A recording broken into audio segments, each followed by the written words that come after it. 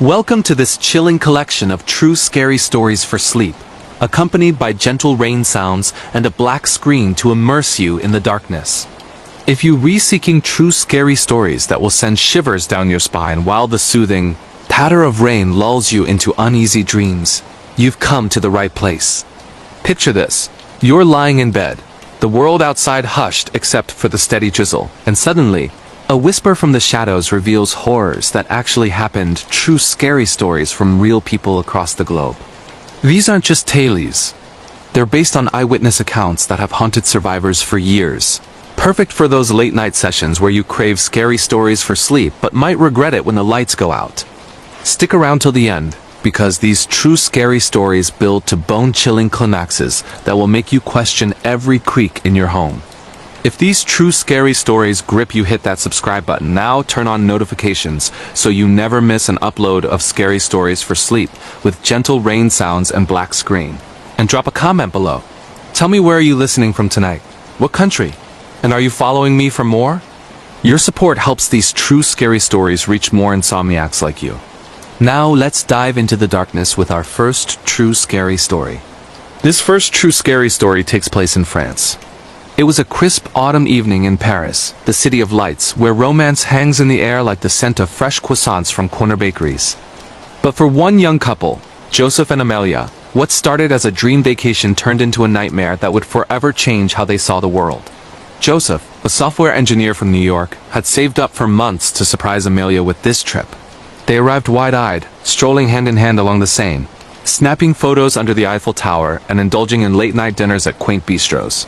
On their third night, they rented a small compact car to explore the outskirts, dreaming of picnics in the countryside.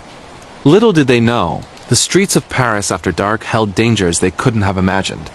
As they navigated the narrow cobblestone roads near Montmartre, Joseph carefully maneuvered into a tight parking spot. But before he could even turn off the engine, a loud thud echoed through the car. Another driver, a burly man in a beaten-up sedan, had deliberately rammed into their rear bumper to force his way into the space. Joseph stepped out, heart racing, to assess the damage. The man, reeking of cheap cigarettes and alcohol, snarled at him in broken English. "Move your car, idiot American!" Amelia, still in the passenger seat, clutched her phone, ready to call for help. But Joseph, trying to stay calm, responded firmly, "Hey, you hit us!" "That's not how this works." The man's face twisted in rage, his eyes narrowing like a predator spotting prey. He spat a curse in French and lunged forward, shoving Joseph against the car. Amelia screamed, fumbling to dial emergency services, but the signal was weak in the shadowy alley. The man grabbed Joseph by the collar, his breath hot and foul, whispering threats that made Joseph's blood run cold. "You think you're safe here? I'll make you disappear." In a panic, Joseph remembered a slur he'd heard from a friend back home with Austrian roots, something harsh and cutting. He shouted it back, hoping to shock the man into backing off. Instead, it ignited a fury. The attacker released him only to pull a small knife from his pocket, the blade glinting under the street lamp. "Run!" Joseph yelled to Amelia as he bolted down the alley, the man hot on his heels. Amelia jumped out and followed, her heels clicking frantically on the pavement. The chase wound through twisting streets, past closed cafes and graffiti-covered walls. Joseph could hear the man's heavy footsteps gaining, his grunts echoing like a beast in pursuit. They darted into a side street, hearts pounding, lungs burning. Amelia tripped on a loose cobblestone, scraping her knee, but Joseph pulled her up, refusing to leave her behind. The man was relentless, shouting obscenities, his knife slashing at the air. They rounded a corner and spotted a group of police officers patrolling near a metro entrance. "Help! He's trying to kill us!" Joseph gasped. The officers intervened, tackling the man to the ground. As he was handcuffed, he glared at them with pure hatred, muttering promises of revenge. The police explained that car ramming scams were common in tourist areas, but this guy seemed unhinged, possibly tied to local gangs preying on foreigners. Their rental car was towed for evidence, and the couple spent the rest of the night at the station, shaken but alive. For days after, they couldn't shake the paranoia, checking over their shoulders in every crowd. Joseph later learned the man had a history of assaults on tourists, escalating from theft to violence. Amelia, once excited about travel, now hesitated at the thought of leaving home. This true scary story from France reminds us that even in the most beautiful places, danger lurks in the ordinary moments. If you've ever had a vacation turn terrifying, share in the comments your real horror experiences could be next. Our next true scary story comes from Thailand. In the bustling chaos of Bangkok, where neon lights flicker like fireflies, and the air hums with the scent of street food, an exhaust a solo traveler named Alex found himself in the heart of a nightmare on Khao San Road. Alex, a freelance photographer from California, had backpacked through Southeast Asia for weeks, capturing vibrant markets and ancient temples. Khao San was his last stop, a infamous strip known for its backpacker vibe, cheap beers, and endless parties. One humid night, after a day of shooting photos, he wandered into a crowded bar, the bass thumping like a heartbeat. Laughter and clinking glasses filled the air, but amid the revelry, a sharp cry cut through. In a dim corner, a man with a thick British accent was viciously punching a woman, her face bloodied and pleading. The crowd parted, but no one intervened, fear or apathy holding them back. Alex, fueled by a sense of justice from his own past brushes with bullies, stepped forward. "Hey, stop! Leave her alone," he shouted, grabbing the attacker's arm. The man spun, eyes wild with rage, and shoved Alex back. But that was just the beginning. Suddenly, a group of locals, bouncers from nearby clubs, tuk-tuk drivers with tattooed arms, and shady figures lurking in the shadows swarmed them. They encircled Alex, their faces twisted in anger, shouting in Thai. One punched him in the gut, doubling him over, while another dragged him toward a dark alley behind the bar. The woman screamed for help, but the gang ignored her, focused on Alex as the interloper. His mind raced. Was this a setup? Human trafficking? Or just territorial thugs protecting their turf? He tasted blood as fists rained down, his camera strap snapping as someone yanked it away. Desperate, he remembered a group of U.S. Marines he'd chatted with earlier at a food stall, big guys on leave, laughing about their adventures. "Marines! Help!" he yelled, hoping they were nearby. Miraculously, they heard the commotion and charged in, their military training kicking in. Punches flew, and the gang scattered like rats, leaving Alex bruised but alive. The Marines helped him to a clinic where stitches closed a gash on his forehead. Police arrived too late, dismissing it as a tourist brawl, but Alex knew better. He later learned Khao San's underbelly was rife with exploitation gangs preying on foreigners, especially those who interfered. The woman vanished into the night, perhaps too scared to stay. Alex cut his trip short, flying home with nightmares of those encircling faces. This horrifying true tale from Thailand shows how one act of kindness can unleash unimaginable danger in unfamiliar lands. True scary stories like this one highlight the real risks hidden in paradise. Have you ever stepped in to help and regretted it? Moving on to a bone-chilling true scary story from Tanzania in Africa. Deep in the vast plains of the Serengeti, where the sun beats down like a hammer and wildlife roams untamed, Sarah and her husband Mark embarked on what was supposed to be the safari of a lifetime. Sarah, a teacher from Texas, had always dreamed of seeing the great migration herds of wildebeest thundering across the savannah. They booked an air tour in a small propeller plane, piloted by a seasoned local named Elias. As the plane lifted off, the views were breathtaking. Golden grasslands stretching to the horizon, dotted with acacia trees and distant elephants. But midway through, a shudder rippled through the aircraft. The engine sputtered, smoke trailing from the wing. "Hold on!" Elias shouted as the plane dipped sharply. Sarah gripped Mark's hand, her stomach lurching. They plummeted toward the earth, the ground rushing up like a predator. Elias managed an emergency landing on a bumpy dirt strip, the plane skidding to a halt amid clouds of dust. Miraculously, no one was seriously hurt, just bruises and shaken nerves. But they were stranded miles from civilization, with the sun dipping low. Radio calls for help went out, but rescue would take hours. As dusk fell, the Serengeti came alive with sounds. Distant roars, rustling grass.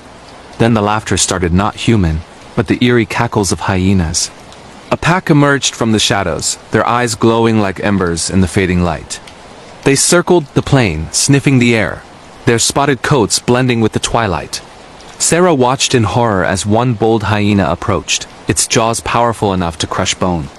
Elias pulled a pistol from his bag, firing warning shots into the air, but the pack only scattered temporarily, their laughs mocking them.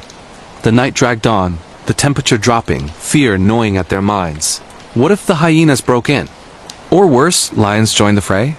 Memories flashed. Stories of stranded tourists mauled in the wild.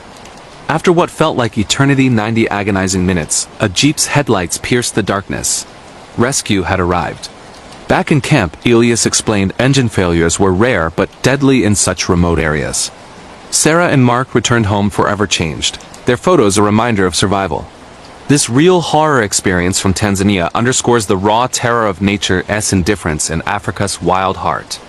Terrifying true tales like this make you appreciate safety. Ever been face to face with wild animals gone wrong? Now, for a haunting true scary story from Australia. In the rugged outback of New South Wales, where the bush stretches endlessly under a vast sky, in isolation feels like a living entity, a group of friends, Tom, Lisa, and Ben, set out for a weekend camping trip to escape city life. Tom, an accountant from Sydney, organized it all.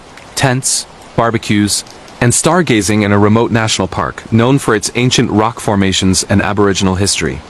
They arrived at dusk, setting up camp near a dry creek bed, the eucalyptus trees whispering in the wind. As night fell, they built a fire, sharing beers and laughs. But around midnight, strange noises echoed.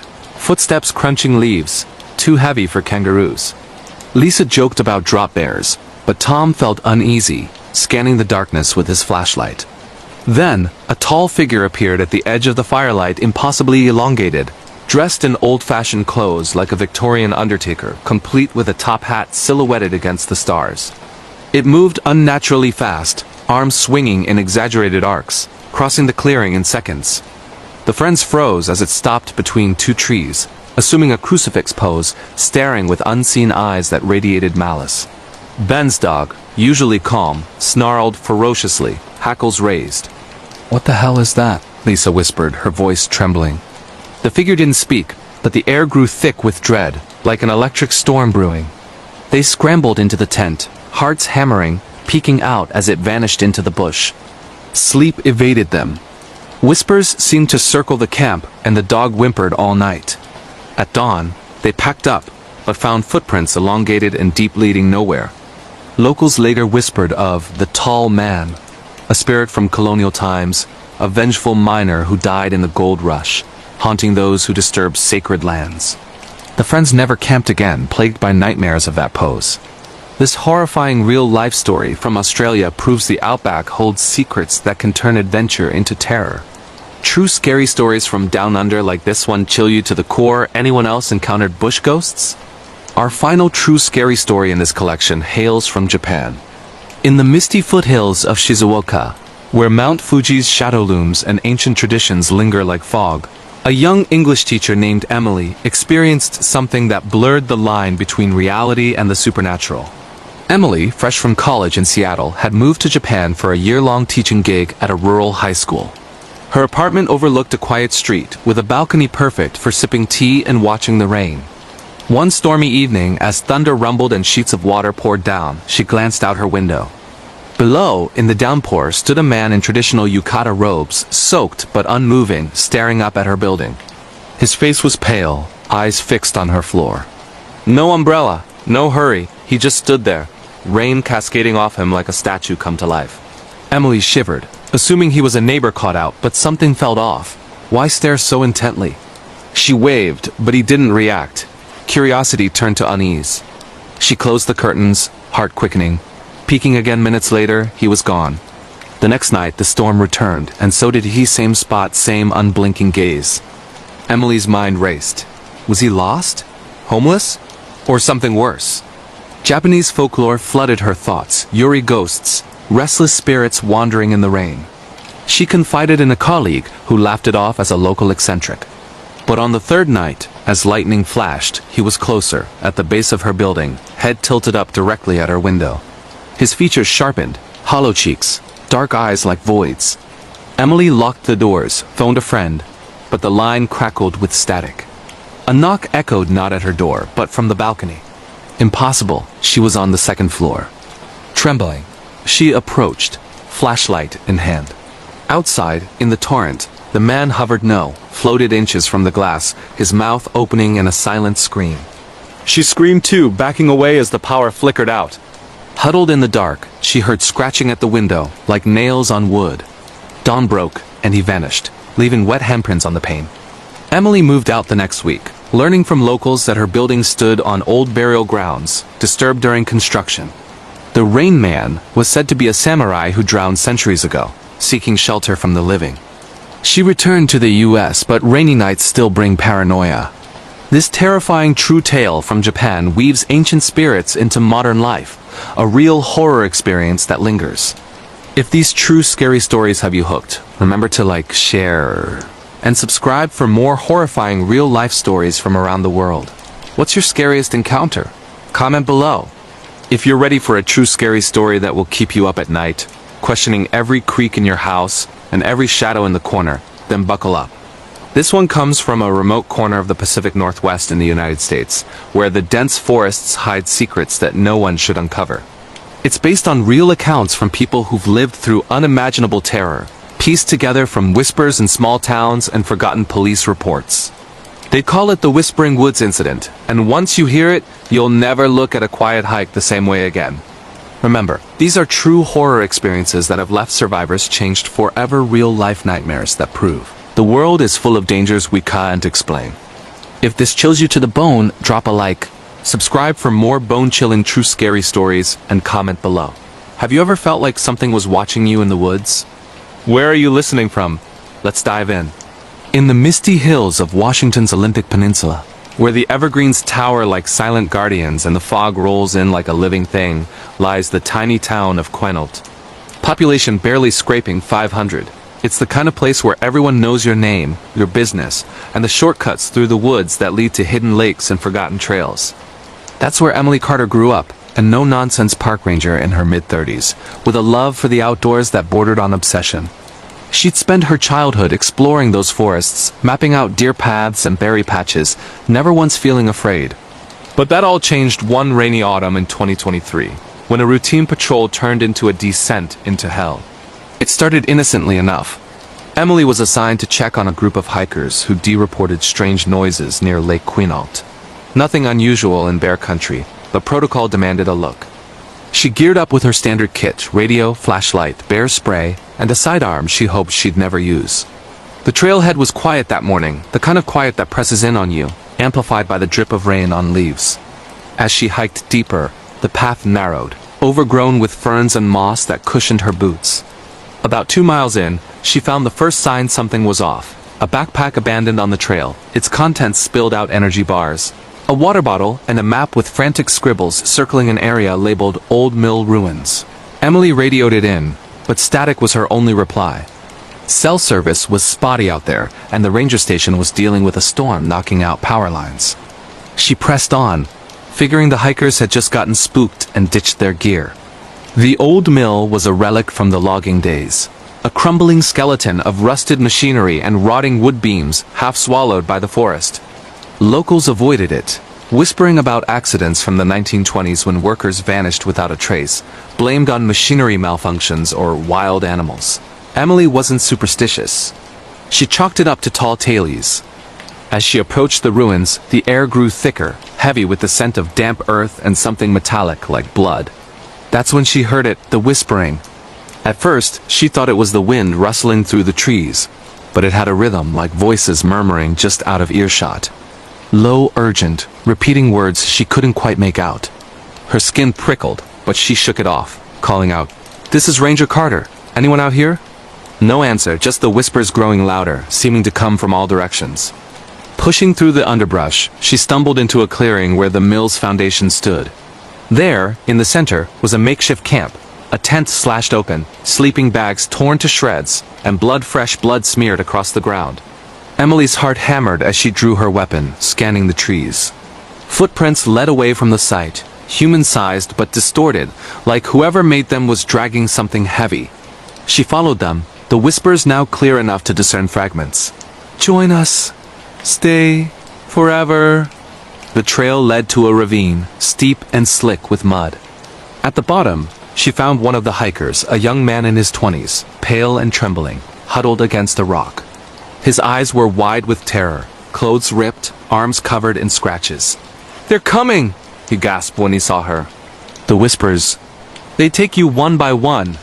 Emily helped him up, but he was delirious, babbling about shadows that moved on their own and voices that mimicked his friends' cries for help. She half carried him back toward the trailhead, but the storm had worsened, rain pounding like drums, turning the path into a river. That's when the real nightmare began. Halfway back, the whispers turned to screams agonized, piercing wails echoing through the trees. The hiker froze, whispering, "That's Sarah." "But she's already gone." Emily pushed him forward, but something crashed through the brush behind them. She spun, flashlight beam cutting through the gloom, catching a glimpse of something tall, humanoid, but wrong limbs too long, skin pale and stretched, eyes reflecting light like an animal's.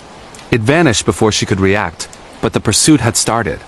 They ran, slipping on roots and mud, the thing or things flanking them, whispering taunts. "Run, Ranger. We'll find you." Emily fired a warning shot into the air, the crack echoing, but it only seemed to excite whatever was out there. The hiker tripped, twisting his ankle, and as Emily knelt to help, claws raked across her backpack, tearing the fabric. She sprayed bear spray blindly, hearing a guttural hiss in response. They made it to her truck just as the shadows closed in, slamming doors and peeling out on the gravel road. Back in town, the hiker named Alex collapsed at the clinic, muttering about a hive in the woods, people taken and changed. Emily reported everything, but the sheriff dismissed most of it as hysteria from exposure. A search party went out the next day, finding the camp but no bodies.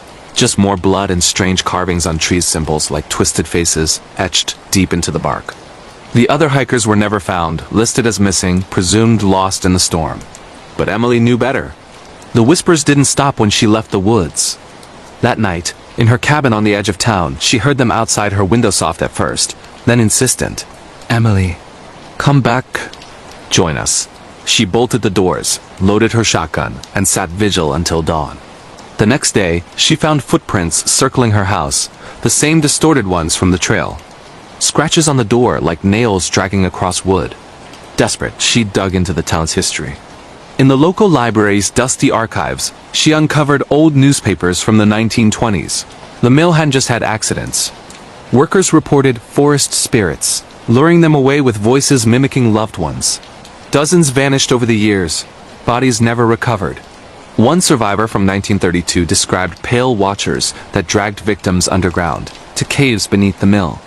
Geologists confirmed sinkholes in the area, vast networks unexplored. Emily confided in her old friend Mike, a retired ranger who'd patrolled those woods for decades. Over coffee, he admitted seeing things, two shadows that whispered names, hikers who went in and never came out. "It's not bears or wolves," he said, voice low. "Something older, hungrier. They mimic to hunt." He showed her a map marked with disappearances, a cluster around the mill. "Stay away, Em. They mark you once they see you." But the whispers grew louder each night, now inside her head, urging her back. Sleep became impossible. She'd wake to find her front door ajar, mud tracked inside. One morning, her dog went missing, only to return days later, eyes glazed, barking at nothing. Then the calls started, her phone ringing from unknown numbers, static on the line broken by whispers. "We're waiting." Emily armed herself and hiked back to the mill, determined to end it. The forest felt alive, branches snagging her clothes like hands. At the ruins, the ground trembled, and a sinkhole opened, revealing a cavern below. She descended with a rope, flashlight piercing the dark. The air was foul, like rot and wet stone. Deeper in, she found them, the missing hikers or what was left. Bodies twisted, skin pale and veined, eyes vacant but alive, whispering in unison. They weren't dead. They were changed, part of some underground hive, luring more victims. At the center was the thing she'd glimpsed, a tall, emaciated figure, humanoid but ancient, its mouth a slit of jagged teeth. It lunged, whispering her name, but Emily fired her gun, the shots echoing in the cave. The creature recoiled, and the whispers turned to shrieks. She climbed out as the cavern collapsed, burying the horror below. She escaped, but the town never felt safe again. Emily moved away to a city where the woods were far behind. But on quiet nights, she still hears the whispers, faint but persistent. "Come back? Join us." Authorities sealed the area, calling it a landslide, but locals know better. If you hike those trails, listen carefully. If the wind starts talking, run and don't look back. Our next true scary story shifts to the frozen wilds of Norway, where isolation meets the supernatural in ways that defy explanation. In the remote fjords near Tromsø, a place where the northern lights dance like ghosts in the sky and winter nights stretch endless, a young photographer named Lars experienced something that turned his passion into paranoia. Lars had come from Oslo for a solo trip, chasing shots of the aurora borealis and the stark beauty of the Arctic landscape. He rented a small cabin on the edge of a vast snowfield, miles from the nearest neighbor, equipped with his camera gear, thermal clothes, and enough supplies for a week. The first few days were magical crisp air, silence broken only by the crunch of snow underfoot, and nights alive with green waves overhead. But on the third night, as he set up his tripod outside, he noticed tracks in the snow. Not animal prints, but human footprints circling the cabin. They appeared fresh, leading from the tree line and vanishing midway, as if the walker had been lifted away. Lars shrugged it off, maybe a local hiker, but unease settled in. Inside, warming by the fire, he heard scratching at the door, faint like branches in the wind. Peeking out, nothing. The next morning, more tracks, now with handprints pressed into the snow as if someone had crawled. That evening, under the aurora, he ventured out for photos. The lights pulsed unnaturally bright, and in the distance, a figure stood silhouetted against the glow, motionless, watching. Lars called out in Norwegian, then English, but it didn't move. He snapped a photo, the flash illuminating pale skin, hollow eyes, a face twisted in agony. The figure charged, unnaturally fast across the snow, and Lars bolted back to the cabin, barring the door.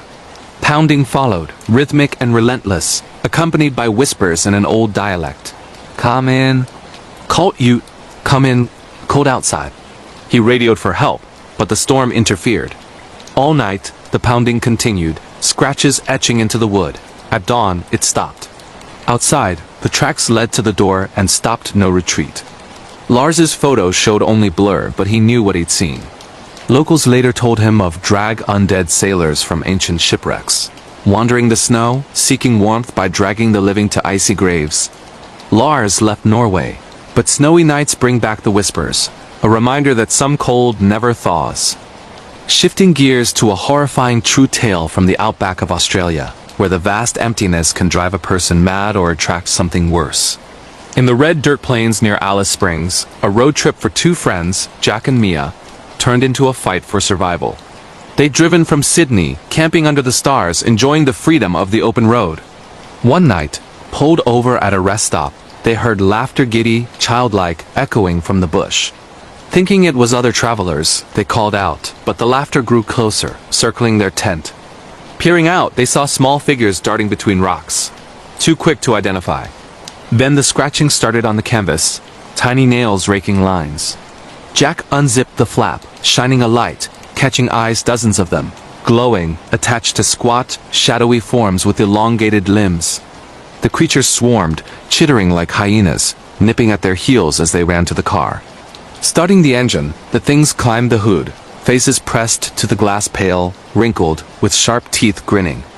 They sped away, but the pursuit lasted miles, the creatures loping alongside until dawn broke, and they melted into the scrub. Aboriginal elders later explained Yui Kin, ancient spirits protecting sacred lands, angered by intruders. Jack and Mia never camped again, haunted by the laughter that still echoes in their dreams on quiet nights. From the bustling streets of Mexico City comes a true scary story of urban terror that proves danger hides in plain sight. Maria, a journalist in her late 20s, was investigating corruption in a high-rise apartment block when she started receiving anonymous notes slipped under her door. "Stop looking, or we'll make you disappear." At first, she ignored them, but then the knocks came at odd hours, soft, insistent. Opening the door revealed empty hallways, but security cameras showed a man in a hood, face obscured, lingering just out of frame. One night, returning late, she found her apartment ransacked, files gone, and a message scrawled on the mirror. "We see you." Panic set in. She stayed with a friend, but the stalker followed, leaving notes in her car, whispering calls at night. "Maria, we know where you are." Police were useless, citing no evidence. Desperate, she confronted a suspect building manager with ties to the corrupt officials. He denied it, but that night, he was found dead, throat slit, with a note. For Maria. The harassment stopped, but Maria moved, forever glancing over her shoulder, wondering if the we was still watching. This real horror experience highlights how close evil can get in the city lights. Heading to the rugged landscapes of Tanzania, Africa, for a bone-chilling true scary story involving nature's deadliest predators. On a safari in the Serengeti, a family from California parents and two teens witnessed a plane crash during an aerial tour. Their own plane landed safely nearby, but they were stranded as night fell. Hyenas circled, their laughs echoing like demons, eyes glinting in the firelight. The pilot fired shots to scare them, but the pack grew bolder, one snatching a bag with food. As hours ticked by, a larger shadow approached a lion pride, drawn by the commotion. The family huddled in the plane wreckage, hearts pounding, listening to snarls and the crunch of bones from the crashed site's victims. Rescue came at dawn, but not before a lion pawed at the door, its breath hot through cracks. They escaped with scratches and nightmares, a reminder that in the wild, humans are just prey. Our next terrifying true tale takes us to Ireland's misty moors, where ancient legends come alive. A hiker named Sean was traversing the Wicklow Mountains when he spotted a tall figure crossing a field over 10 feet, draped in black, moving with unnatural grace. It vanished into fog, but Sean felt eyes on him. That night in his tent, whispers in Gaelic urged him closer. Venturing out, he found standing stones with fresh blood, the figure waiting, mouth opening in a silent scream. He ran, twisting his ankle, but the whispers followed home, manifesting as shadows in mirrors. Locals spoke of banshees foretelling death. Sean's family member died weeks later, leaving him convinced the encounter was a harbinger. In the humid jungles of Thailand, a backpacker named Zoe faced horror in a remote village. After a trek, she stayed in a hut, but nights brought scratching at the walls and eyes peering through slats. Villagers warned of Phai Krasu floating heads with trailing organs, feeding on blood. One night, she awoke to a glowing face at her window, tongue lapping. She fled to Bangkok, but scars on her arm from bites remain, unexplained by doctors. From Paris Andes comes a story of mistaken identity and terror. A tourist, Sophia, was arrested in a small town, accused of murder. Dragged to a cell, officers interrogated her brutally, showing photos of a lookalike criminal. Released after hours, she learned the real killer was still loose, possibly hunting her for resemblance. Paranoia followed her home, with sightings of the double in crowds. In Scotland's Highlands, a family fleeing a father's past was rammed by pursuers on a dark road. The daughter, now adult, recalls the chase, the crash, and the escape to safety. The father's drug ties brought danger, but the true horror was realizing home was never safe. Blending these elements, let's expand into the longest part, a detailed account from a survivor in Maine, USA. In the foggy town of Eastport, where the sea meets dense woods, a family moved into an old Victorian house with a history of disappearances. The mother, a historian, uncovered diaries from the 1800s about attic dwellers, intruders living in hidden spaces, watching residents. Nights brought bumps overhead, missing items, and shadows on walls. The daughter saw a man descend from the attic, pale and silent, staring. Police found a nest, sleeping bag, food wrappers, a journal detailing the family's routines. The intruder, a homeless man with mental illness, had lived there months, whispering through vents. Arrested, he claimed voices told him to watch. The family moved, but creaks still haunt their sleep. Extending this, imagine the intruder's backstory. Escaped from a nearby asylum, believing the house was his ancestral home. He left notes, and family too. The daughter found one under her pillow. Sweet dreams, sister. Nights, she'd hear breathing under her bed, but checks revealed nothing. One storm, power out. He cornered her in the kitchen, whispering delusions. She fought, escaping to neighbors. He vanished into the woods, never caught. Years later, in a new city, she heard whispers again, his voice on the wind. A package arrived, old photos of her as a child, taken from inside the house. He's still out there, watching. To make this even longer, let's weave in more details. The house was built in 1850 by a sea captain who vanished at sea, his wife going mad, claiming he returned as a ghost. The family experienced cold spots, doors slamming, objects moving. The father dismissed it as wind, but the mother researched, finding similar cases in New England. Watchers from colonial times, spirits or squatters preying on isolation. The daughter, now 25, shares her story online, warning others. Comments flood in with similar experiences. Attics with hidden rooms, whispers mimicking loved ones. One user claims to be the intruder, posting, "I miss our home." She blocks him, but IP traces to her town. The climax. Visiting the old house, now abandoned, she hears footsteps above. Climbing the attic ladder, she finds fresh signs, a mattress, her stolen childhood toy. A figure lunges, but it's a hallucination. Or is it? She flees, vowing never to return, but the whispers follow. Come home! This true scary story, like others from around the world, shows how thin the line is between reality and nightmare. If you've survived something similar, share in the comments. Your horrifying real-life tale could inspire the next one. Don't forget to subscribe for more true horror stories that will make you check your locks twice. Stay safe out there. Lost echoes of Banff, Canada. Deep in Alberta's Banff National Park, where jagged rocky mountain peaks pierce the sky and crystal-clear lakes mirror the untamed wilderness. A group of 4 friends set out on a 5-day backcountry hike in the summer of 2022. Ryan, a seasoned mountaineer from Vancouver with expert survival skills honed from years of guiding tours, led the group. His girlfriend Lena, an environmental scientist dedicated to studying wildlife, brought her knowledge of the local ecosystem. Their friend Jake, a passionate photographer, aimed to capture stunning images for his growing portfolio, while Sarah, Jake's sister and a dedicated nurse, sought a break from her high-stress hospital shifts. They'd packed essentials: tents, freeze-dried meals, GPS devices, emergency beacons, bear spray, and first-aid kits. Starting near Lake Louise, they veered off popular trails into remote areas, where tourists faded away, leaving only the whisper of pine trees and the distant cry of eagles. The first day was idyllic. They hiked through vibrant meadows filled with wildflowers, the air crisp with the scent of resin. Ryan pointed out fresh bear tracks, Lena identified rare birds flitting overhead, Jake photographed the impossibly turquoise waters, and Sarah kept morale high with lighthearted jokes and shared snacks. As dusk fell, they camped by a secluded stream, building a crackling fire under a vast starry sky.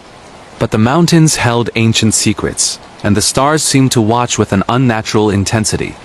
On the second morning, subtle anomalies began. Sarah's water bottle vanished despite everything being secured. They shrugged it off and continued upward into the alpine zone, where trees thinned and massive boulders scattered the landscape like remnants of a giant's game. By afternoon, atop a ridge with panoramic views, Jake's fully charged camera battery died abruptly. As they experimented with echoes in the valley shouting, "Hello!" the responses grew eerie. Lena's call returned delayed, with a faint whisper appended, "Hello. Help me." They dismissed it as wind tricks, but descending into a narrow canyon, the echoes twisted further. Ryan's directions echoed back as, "Turn left, or die." The group froze, hearts pounding, exchanging uneasy glances amid the sudden fog that rolled in unnaturally thick. Jake's radio crackled with static burying weather updates under murmuring voices like distant pleas. That night, camping in a clearing ringed by sheer cliffs, their fire sputtered in the damp air.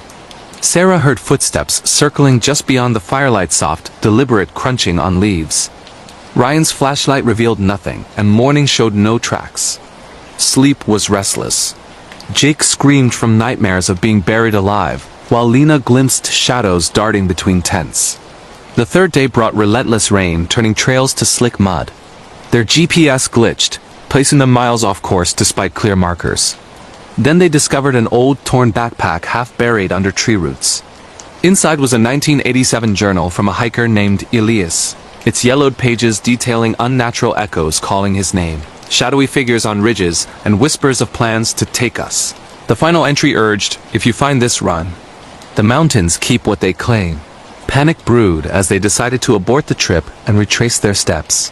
But the path had changed, landmarks shifted as if the land itself had moved. Echoes now mocked their conversations. "We're lost. Forever lost."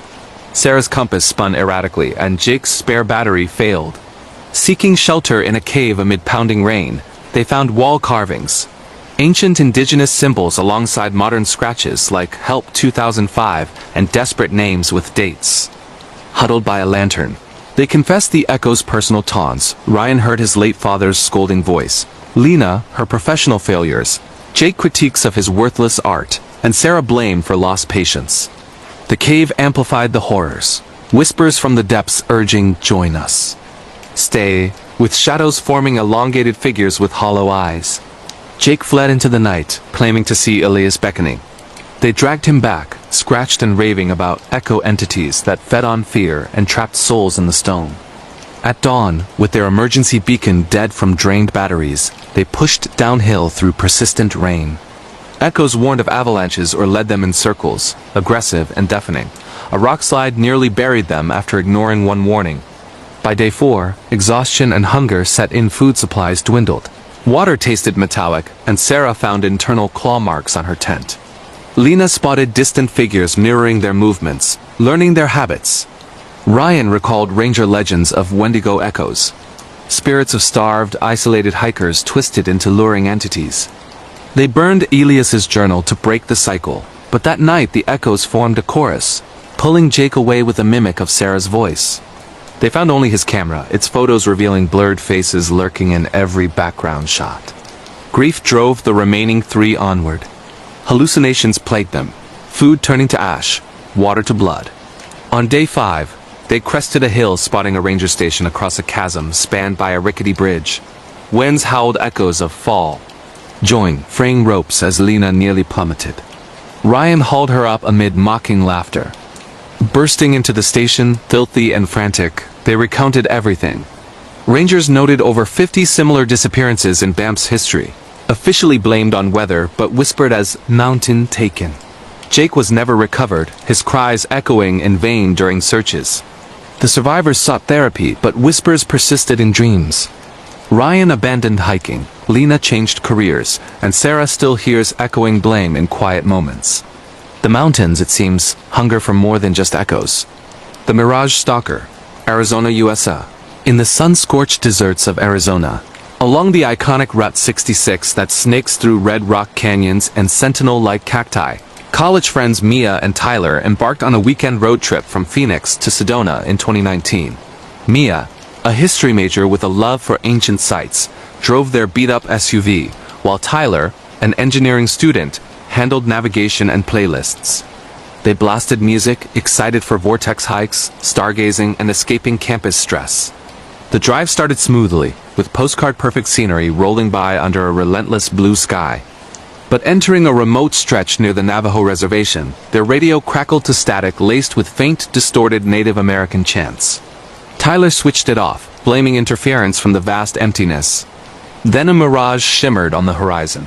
A tall figure walking toward them, heat waves distorting its form. As Mia slowed, it vanished, leaving them chuckling nervously about desert illusions. Hours later, at an isolated gas station, the only sign of civilization for miles, an elderly Navajo attendant filled their tank and warned gravely, "Do and stop for walkers out there." Some ain't human spirits that stalk the unwary. They dismissed it as local folklore, grabbing snacks and continuing as sunset bled the sky crimson. The figure reappeared closer, details emerging.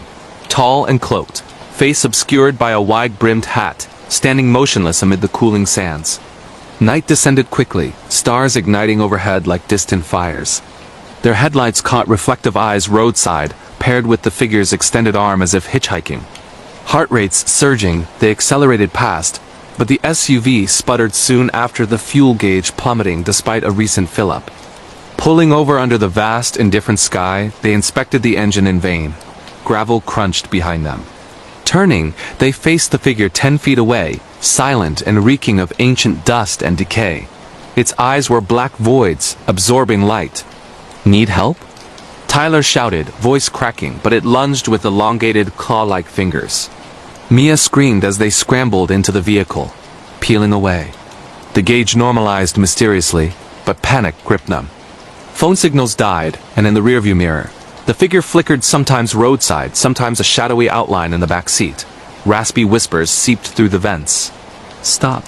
Rest here forever," carrying the weight of endless solitude. They reached Sedona at dawn, collapsing in a motel, but nightmares buried them in shifting sands. The next day, hiking red rock trails, they discovered petroglyphs depicting a similar stalker, a skinwalker, locals explained. A shape-shifting entity from Navajo lore that cursed intruders on sacred lands. The carvings showed elongated figures luring travelers into mirages that became traps. The return drive amplified the terror. The figure blocked the road multiple times, forcing desperate swerves onto dusty shoulders. Engine failures stranded them again. The stalker approaching with deliberate, sand-muffled steps. Tyler hurled rocks that phased through its form like smoke. In desperation, Mia recalled the attendant's warning and chanted a protective prayer she'd hastily researched online earlier. The figure recoiled, dissolving in a swirling dust storm, its whispers fading to echoes. They arrived home shaken, but remnants lingered. Shadows and mirrors mimicking the stalker's silhouette, a constant feeling of being watched on empty streets. The desert highways, once symbols of freedom, now whispered warnings of ancient guardians that never forget trespassers. Selkie Calls, Scotland. In the misty Hebrides Islands of Scotland, where thick fog conceals rugged coastlines and crashing waves serve as eternal sentinels, fisherman Angus lived in a weathered croft by the sea. In 2015, a stormy night brought his cruise boat back empty, decks stained with blood and no sign of the men. Haunted by the loss, Angus pored over the logs, which mentioned Selkie Call's eerie songs from mermaid-like creatures of folklore, luring sailors to watery graves with melodies of irresistible beauty and sorrow. Determined to uncover the truth, Angus ventured out alone at dusk, his small boat cutting through choppy waters under a brooding sky. The wind carried faint melodies, harmonious yet laced with despair, drawing him farther from shore. His vessel rocked violently as dark shapes circled beneath the surface, their movements fluid and predatory. A pale face emerged from the depths ethereal, with webbed hands reaching toward him, eyes reflecting the storm's fury. Rowing frantically back, Angus escaped, but the calls pursued him ashore, seeping through cracks in his croft's walls like invasive mist. His wife, Ilara, heard them too, waking from nightmares of drowning in cold embraces. One rain-lashed night, a knock echoed at the door. Opening it revealed a woman drenched in sealskin, her eyes pleading with otherworldly depth. "Return what you took," she intoned, her voice a blend of human and marine echo. Angus recalled his grandfather's tale of finding a sealskin pelt on the beach decades ago, hidden in the attic as a curiosity. Retrieving the soft, iridescent hide, he hurled it into the churning sea under the woman's watchful gaze. The calls ceased abruptly, the fog lifting as if appeased. But days later, Ilara vanished, her footprints leading to the shore where a lone seal barked mournfully before slipping into the waves. Angus never fished again, retiring to the croft's isolation, where every wave crash echoed her voice. The sea's folklore, he learned, was no mere story, it lived, claiming those who disturbed its hidden treasures.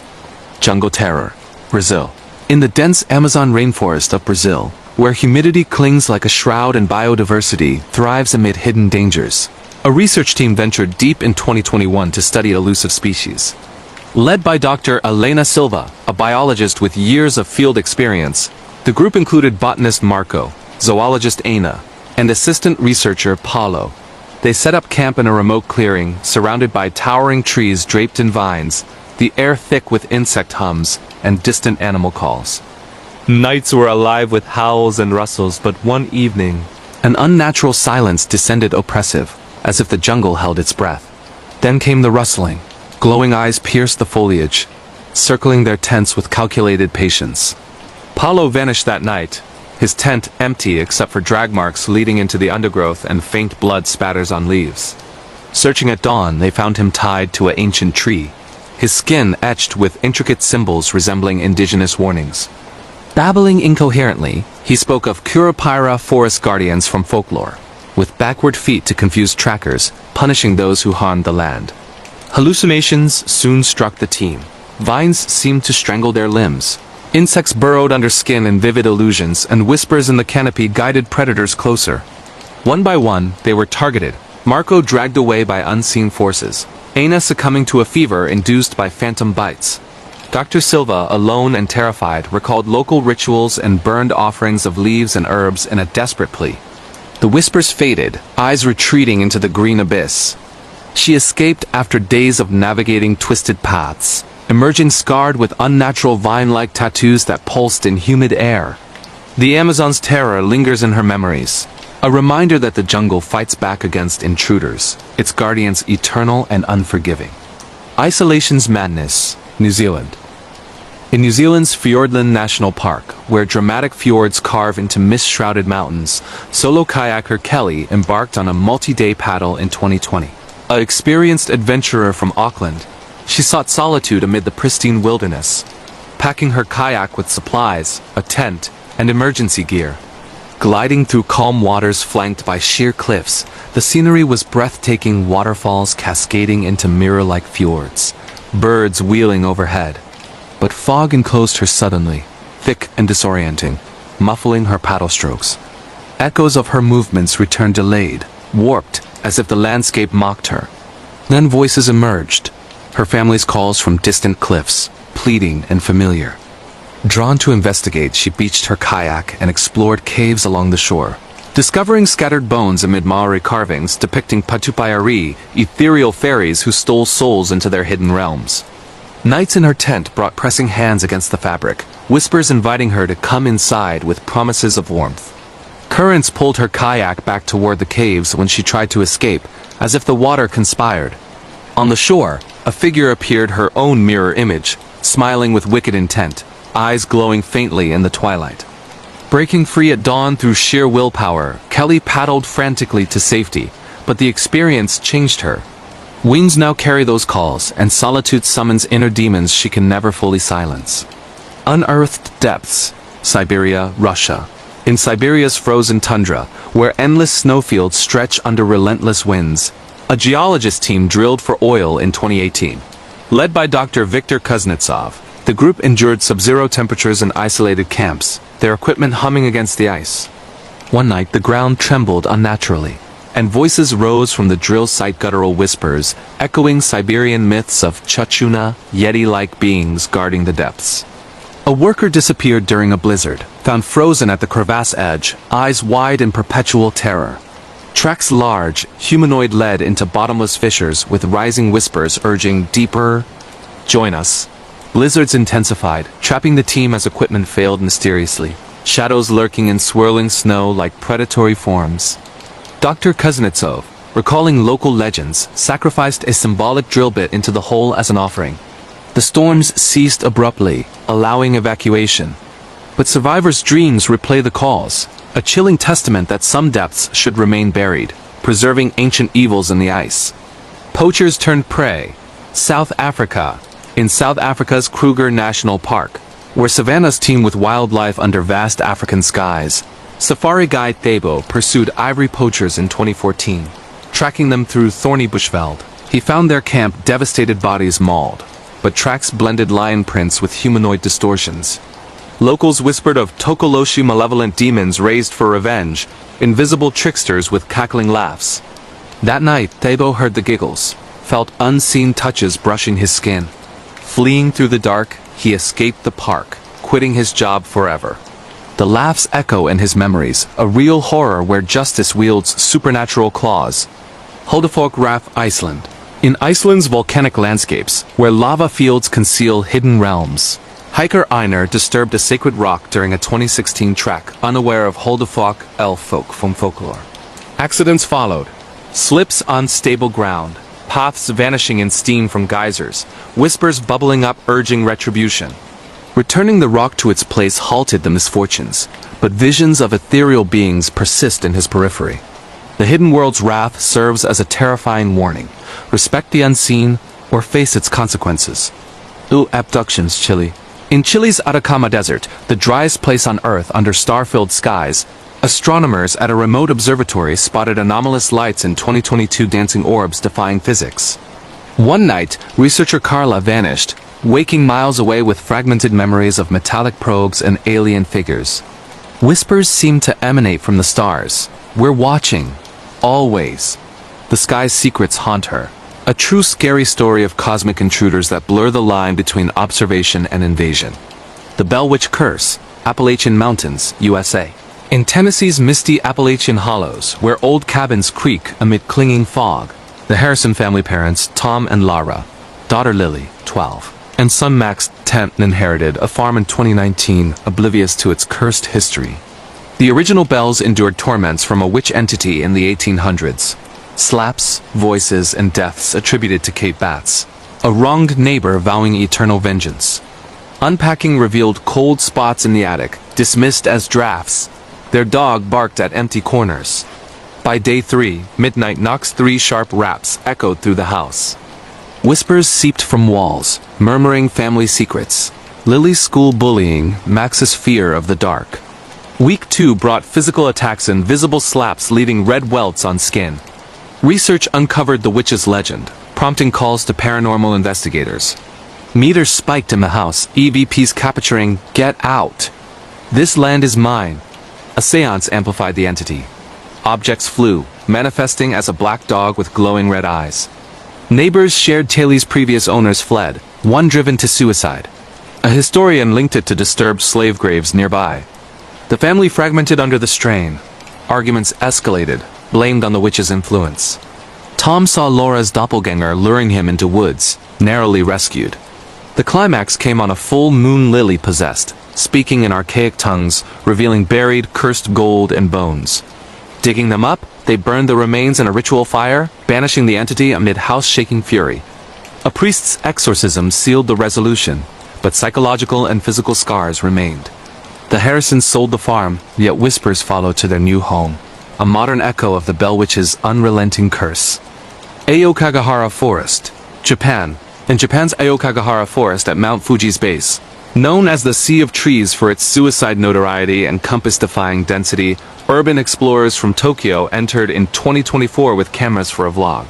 The group leader Kenji, videographer Aiko, and friends Hiroshi and Yumi navigated volcanic rock that muffled sounds, excitement turning to unease amid hanging ropes and abandoned belongings. Compasses spun wildly, paths looping endlessly. Night fell prematurely. Tents pitched in silence broken by wind-like cries. Whispers in Japanese urged, "End it. Find peace here." Hiroshi wandered off, found hanging from a tree but cut down alive, claiming invisible hands pushed him upward. Panic ensued. GPS failed. Phones displayed calls from deceased relatives.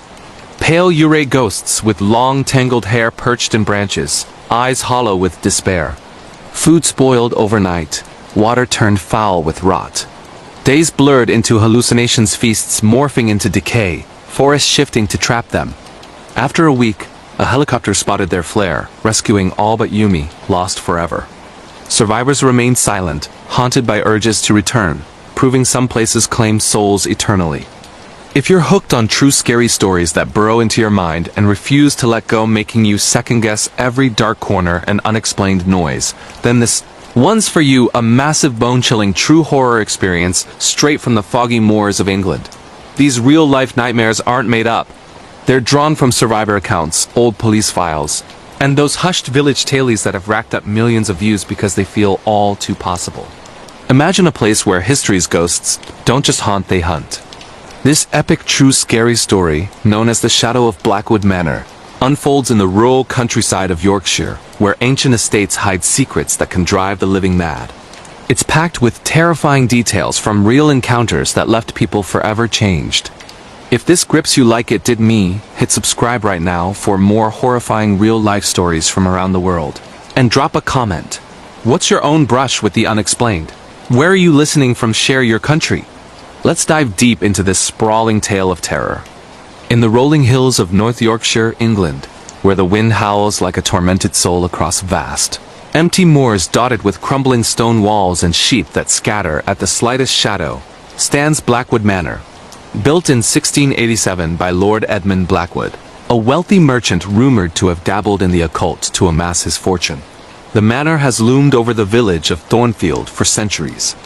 Its towering grey stone facade, with ivy clinging like skeletal fingers and windows that stare out like empty eyes, has always been a source of local legend. Villagers whisper that Edmund made a pact with dark forces, trading his soul for riches, only to be driven insane when the entities came to collect.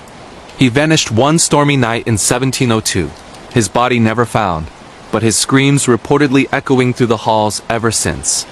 Over the years, the manor passed through hands, each owner meeting misfortune, bankruptcies, mysterious illnesses, suicides. By the 21st century, it sat abandoned, a decaying relic avoided by all but the foolhardy. That is, until 2021, when a young American couple, unaware of its cursed history, decided to turn it into their dream home. Meet Alex and Jordan Thompson, both in their early 30s, hailing from bustling Chicago. Alex was a software developer with a passion for history, always dreaming of owning a piece of the old world. Jordan, a graphic designer, loved the idea of remote work in a picturesque English countryside. The first week was a whirlwind of excitement mixed with hard work. They unpacked boxes in the grand foyer, its marble floors cracked and dusty, chandeliers swaying gently even without wind. The living room boasted a massive fireplace carved with grotesque gargoyles, their eyes seeming to follow movements. Upstairs, bedrooms with four-poster beds creaked underfoot, and the attic was a maze of forgotten trunks filled with yellowed letters and antique oddities. Alex dove into renovations, stripping wallpaper to reveal faded murals of shadowy figures in hooded robes. Jordan set up her studio in a sunroom overlooking the moors where mist rolled in like a living entity. At night, they'd cuddle by the fire, toasting their new life with cheap wine, ignoring the occasional creak or distant thud as old house settling. But the settling sounds soon escalated. On their 10th night, as rain pelted the leaded windows, Jordan woke to whispering. Soft, indistinct murmurs drifting from the hallway, like a conversation just out of reach. She nudged Alex, who grumbled and rolled over. Probably the wind through cracks, he said the next morning over coffee, but Jordan couldn't shake it. The whispers had a rhythm, almost words names perhaps. That day, while exploring the cellar, a damp, cobweb-filled labyrinth beneath the manor, she found a hidden door behind wine racks. Prying it open revealed a small room, walls etched with symbols, pentagrams, runes, eyes within triangles. In the center, a stone altar stained dark, as if with old blood. Shaken, she showed Alex, who dismissed it as some old ritual nonsense from the 1700s. They sealed it back up, but that night, the whispers returned louder, seeping through vents. Edmund, return, ours. Determined not to let paranoia ruin their fresh start, they invited friends from the village pub over for a housewarming. Mrs. Eliza Croft, the elderly postmistress, arrived with a pie and warnings. Blackwood's curse, she said, eyes wide behind spectacles. Lord Edmund summoned something he couldn't control. It feeds on the living, mimicking voices to lure them. The others laughed nervously. But as the evening wore on, strange things happened. Glasses shattered unprovoked, lights flickered, and one guest, young Tommy the mechanic, swore he saw a shadow detach from the wall and slink upstairs. By midnight, the party ended early, guests fleeing into the night. Alone again, Alex and Jordan heard footsteps overhead, heavy, deliberate paces in the empty attic. The incidents mounted. Jordan's designs on her computer began glitching, files renaming themselves to leave or mine. Alex's tools went missing, only to reappear arranged in occult patterns on the kitchen table. They argued more, tensions fraying, Alex accusing Jordan of pranks. Jordan snapping back about his denial.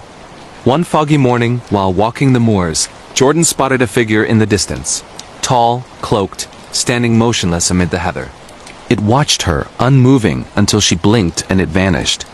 That afternoon, researching online, she uncovered forums buzzing with Blackwood Taley's previous owners reporting apparitions, possessions, disappearances. One account from 1950 detailed a family driven out after their child spoke in dead languages, claiming the shadow wants bodies. Desperate for answers, they contacted a local historian, Dr. Evelyn Thorne, a professor from York University specializing in occult history. She visited on a blustery May evening, her satchel bulging with books.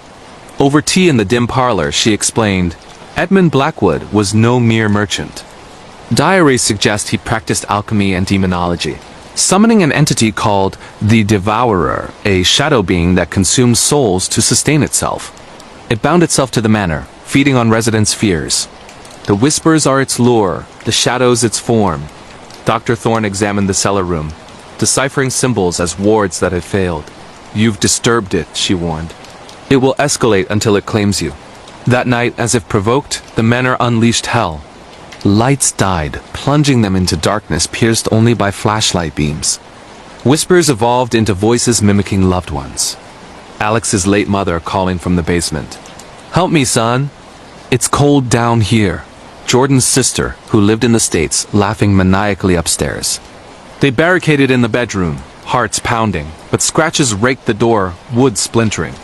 A shadow oozed under the frame, coalescing into a humanoid form, tall, featureless, with tendrils writhing like smoke. It lunged at Jordan, icy touch burning her arm, leaving blistering marks in the shape of runes. Alex swung the lamp, shattering it against the entity, which dissolved with a shriek that rattled windows. Terrified, they fled to a nearby inn, but the horror followed. In their room, mirrors fogged with breath not their own, reflecting extra figures. Phone calls came from the manor's number static broken by pleas. Come back. We miss you. Dr. Thorne returned with a plan. A ritual to banish the devourer, using salt circles, incantations from Edmund's era, and a relic, a silver amulet said to have belonged to the Lord, hidden in the attic. They re-entered the manor at dawn, air thick with malice. The house resisted, doors slamming, floors buckling like waves. In the attic, amid dust-choked trunks, they found the amulet buried in a chest of bones, human remains, perhaps Edmund's victims. As night fell, they performed the ritual in the cellar, chanting Latin phrases while the entity manifested fully. A swirling vortex of shadow, eyes glowing crimson, roaring with voices of the damned. It hurled objects, books, chairs, knocking Dr. Thorne unconscious. Jordan clutched the amulet, its silver burning hot, as the devourer enveloped Alex, whispering temptations, power, wealth, immortality. Alex resisted, screaming the final incantation. The entity howled, compressing into a point of darkness before exploding in a burst of cold wind that shattered glass. Peace returned, but scars lingered. The Thompsons sold the manor at a loss. Returning to Chicago forever changed Jordan with nightmares of shadows. Alex hearing faint whispers in crowds. Dr. Thorne published a book on the incident, amassing views online as a true scary story. Blackwood stands empty again, but hikers report whispers on the moors, luring the curious closer. This horrifying real-life tale from England proves some homes are graves in disguise. If it chilled you, subscribe for more true horror stories. Your next nightmare awaits. Share your eerie encounters below. Flashback to Edmund Blackwood's era. Born in 1650 to poor farmers, Edmund rose through ruthless trade, rumors of black magic aiding deals. In 1685, he acquired land for the manor, hiring masons who quit after accidents, falling beams, tools vanishing. The cellar room was his sanctum, where he conducted rituals from forbidden tomes smuggled from Europe. One night, under a blood moon, he summoned the devourer, offering a servant's life for prosperity. It worked, wealth flowed, but the entity demanded more souls. Edmund's journals found later detail madness. Shadows following him, whispers driving him to kill his wife and children. He sealed himself in the cellar, starving, but the devourer absorbed him, binding to the house. Cut to 1800s, the manor owned by the Harrington family. Patriarch Victor, a mill owner, moved in with wife Amelia and 3 kids. Whispers began immediately, children talking to imaginary friends that knew family secrets. Amelia documented in a diary. The walls breathe, eyes watch from portraits. One child, little Rose, vanished during a game of hide-and-seek, her laughter echoing forever. Victor went mad, claiming shadows pulled him under beds. He torched part of the house, dying in flames, but the manor endured. 1900s. During World War II, used as a hospital. Nurses reported patients babbling of black men visiting at night, draining life. One soldier, recovering from wounds, described a shadow entering his mouth, stealing breath. Death spiked, blamed on infections, but autopsies showed empty lungs, as if vacuumed. 1950s. The Sinclair family. Teen daughter Emily kept a journal. Day 1. Moved in. Loved the space. Day 5. Heard mom calling from garden, but she was inside. Day 10. Mirror shows extra hand on my shoulder.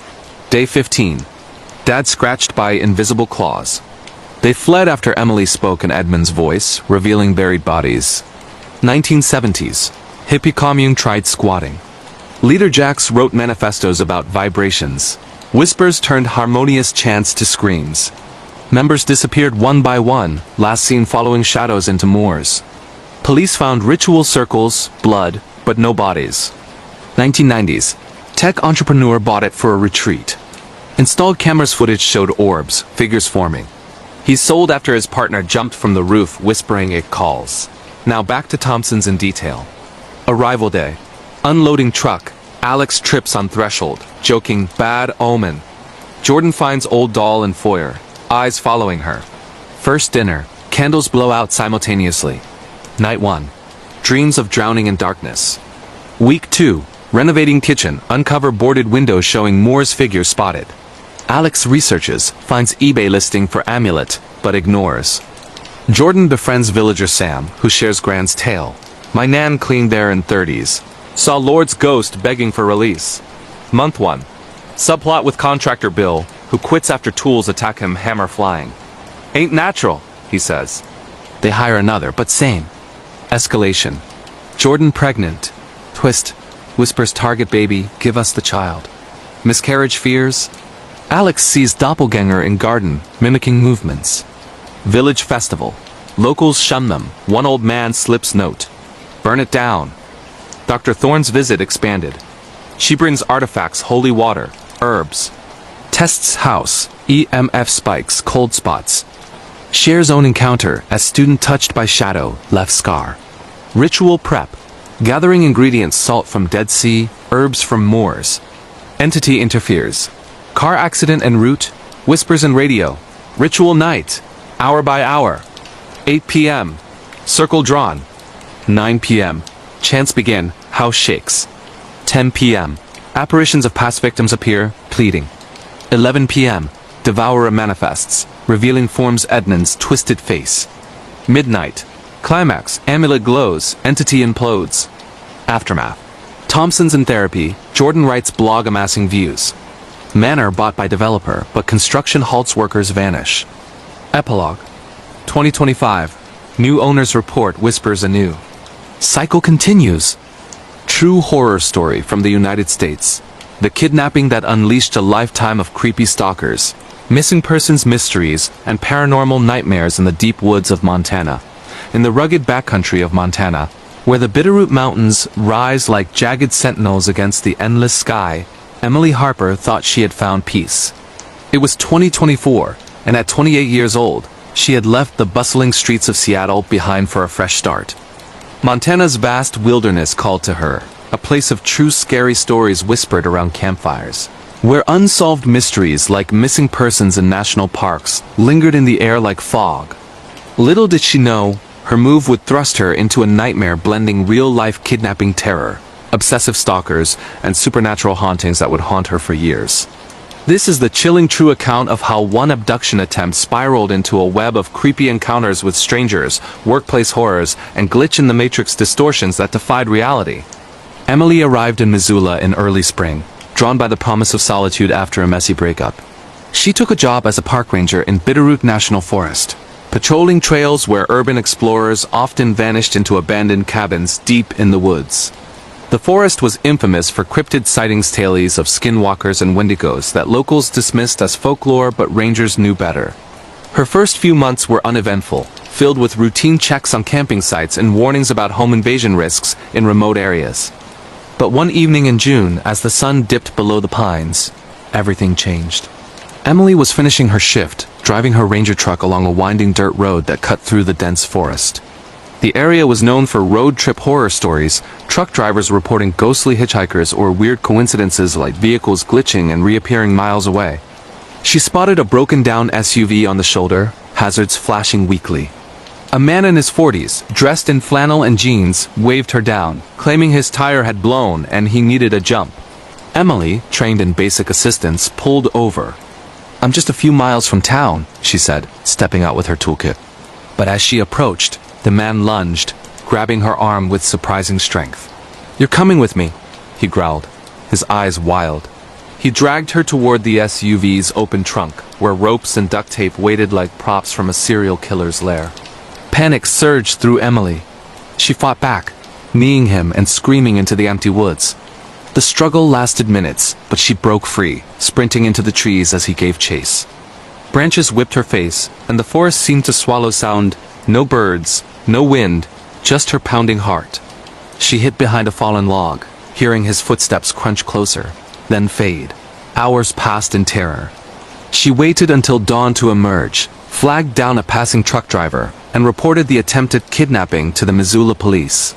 The man was never caught, but investigations revealed he matched descriptions of a stalker, linked to unsolved missing persons. Cases in the area, women vanishing on remote roads. Their vehicles found abandoned with eerie clues like rearranged belongings or cryptic notes. The incident left Emily shaken, but it was only the beginning. Back at her small cabin on the forest's edge, she started noticing creepy encounters with strangers. A neighbor, an older man named Harlan who lived in a rundown trailer nearby, began watching her from his porch. At first, it was subtle waves that lingered too long, questions about her routines. Then, packages arrived unannounced. Dead flowers, old photographs of women who looked like her. One night, during a storm, she woke to scratching at her window, like nails dragging across glass. Peering out, she saw Harlan's silhouette in the rain, his face pressed against the pane, whispering her name. She called 911, but by the time dispatchers arrived, he was gone. Police found footprints circling her cabin, matching stories of neighbor horror where obsessives turned violent. Emily's workplace became no sanctuary. As a ranger, she worked night shifts patrolling for poachers or lost hikers, but the forest whispered horrors. One evening, she responded to a call about screams near an abandoned asylum ruin, part of urban exploration legends where explorers vanished into hidden tunnels. Arriving, she found nothing but a cold wind and flickering shadows. As she turned to leave, a voice mimicked her radio call, luring her deeper.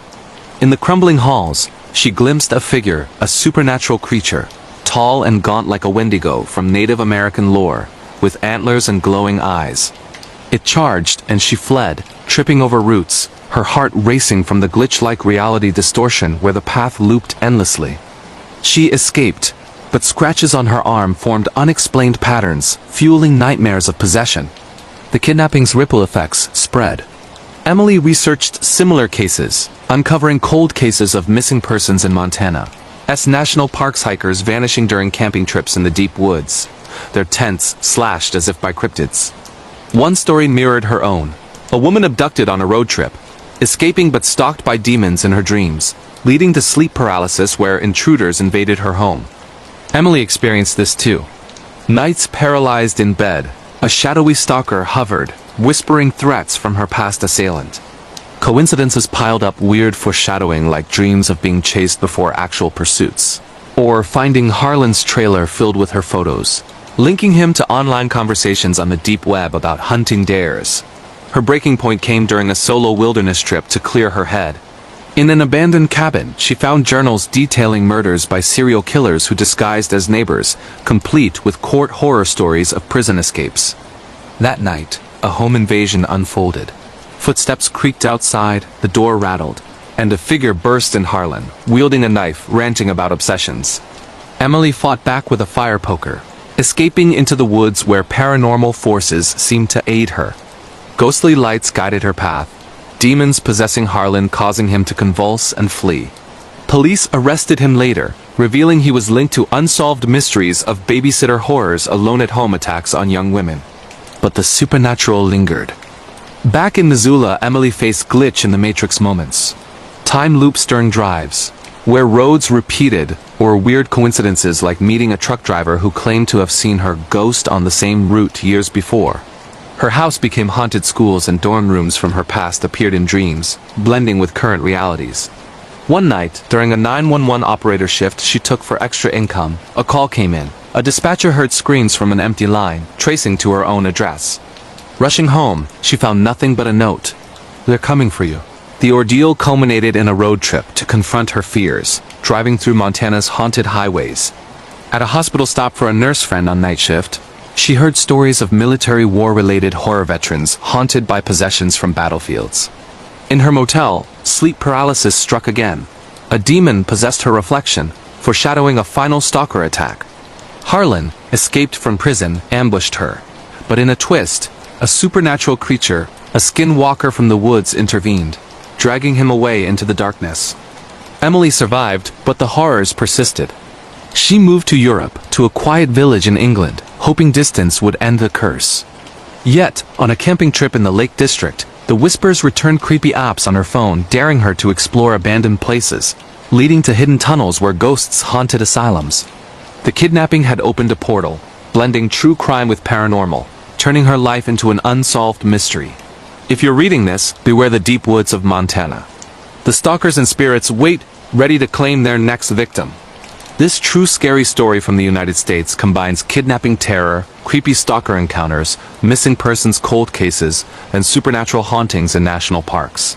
Share if you've had similar experiences with urban exploration horrors or glitch in the matrix distortions. Your story could save someone from a home invasion nightmare or serial killer obsession.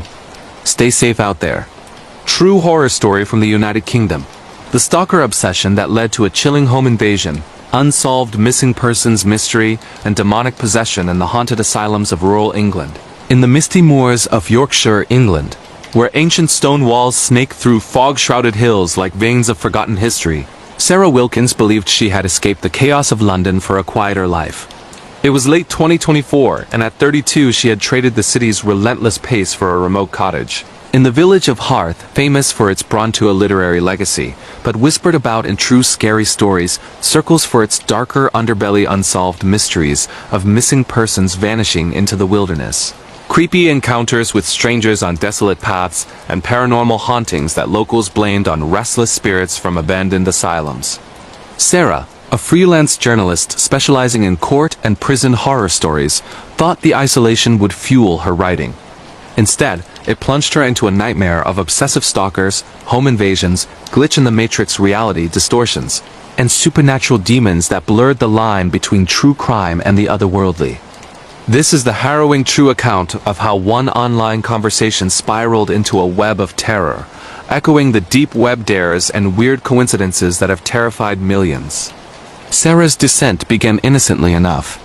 After moving in October 2024, she joined a local online forum for history enthusiasts, sharing her interest in urban exploration, venturing into hidden tunnels and derelict buildings scattered across the Yorkshire countryside.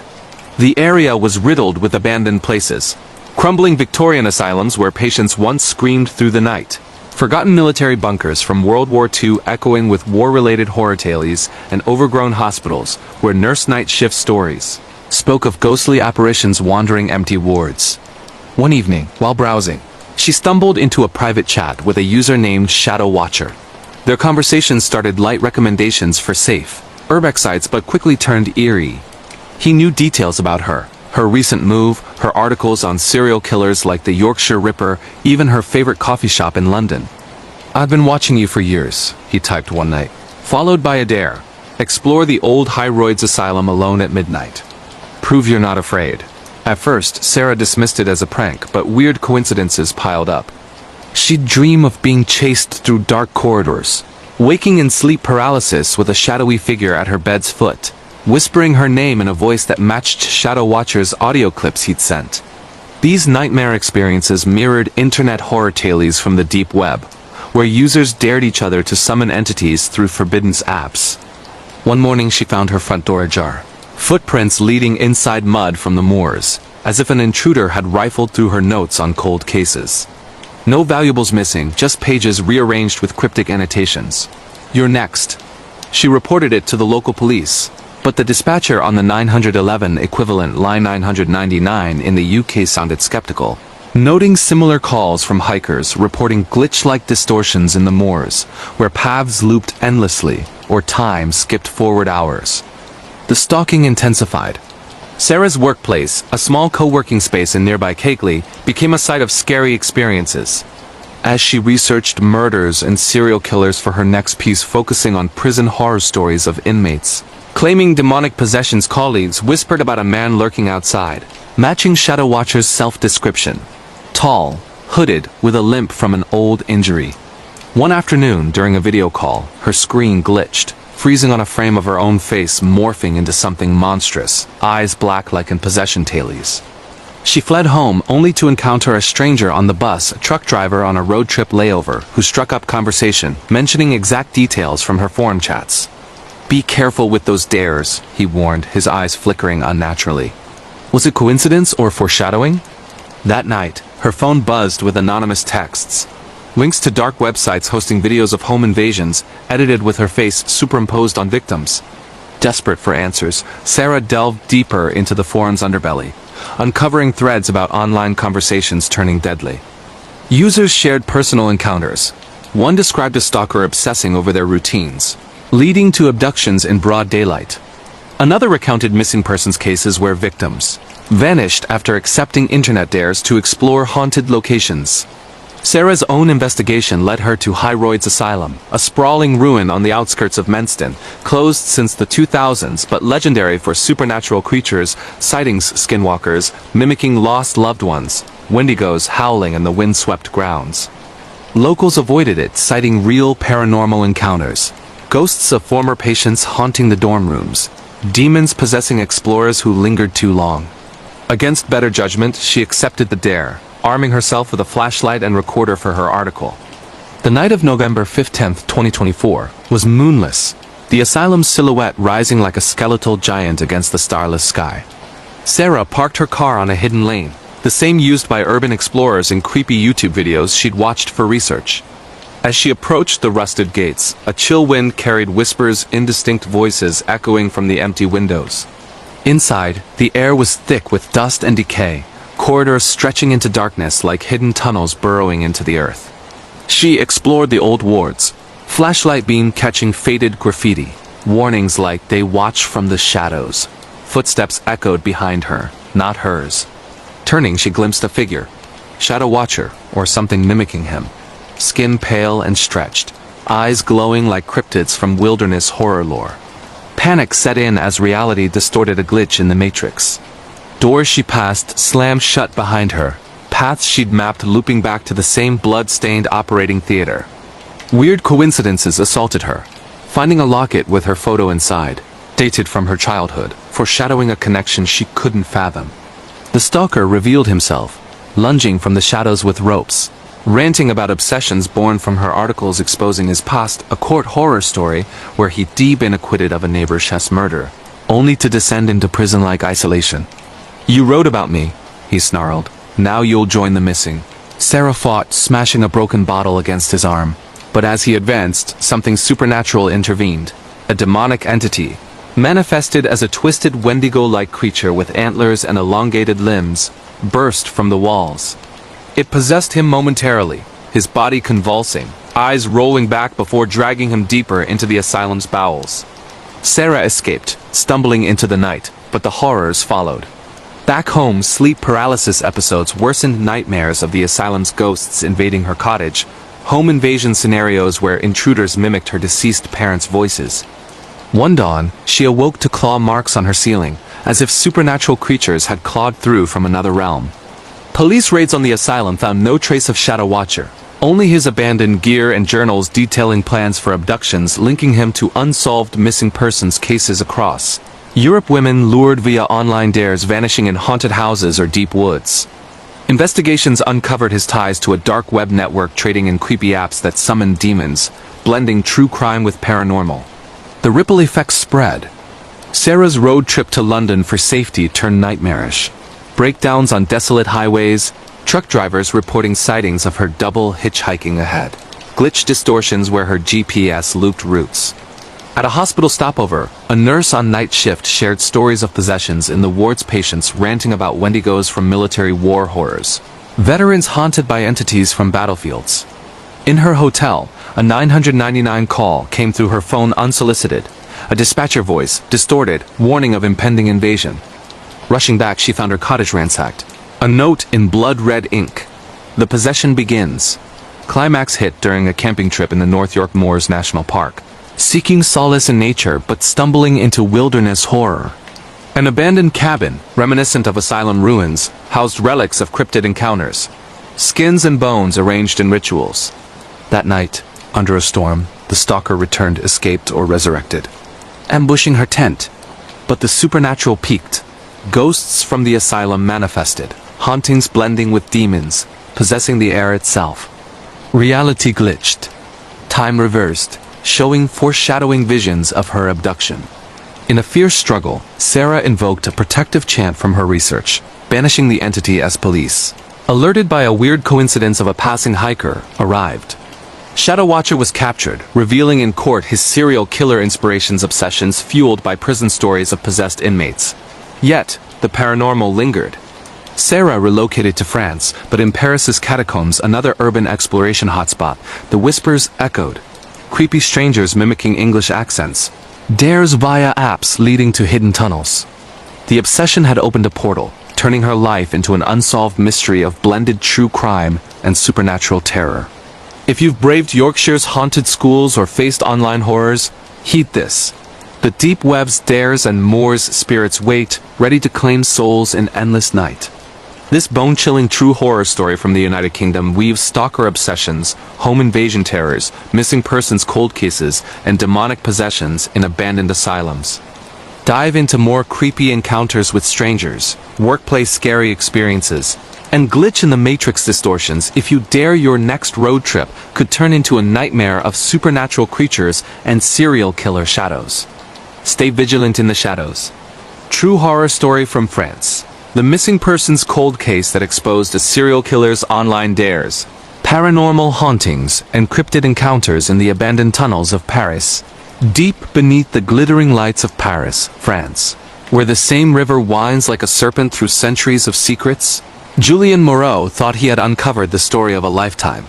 In early 2025, at 35 years old, the investigative reporter had relocated from bustling Marseille to the city of light, chasing leads on unsolved mysteries that plagued the underground world. Missing persons, vanishing into the catacombs, hidden tunnels, creepy online conversations, luring victims with dark web dares, and real paranormal encounters with ghosts and demons haunting the ossuaries.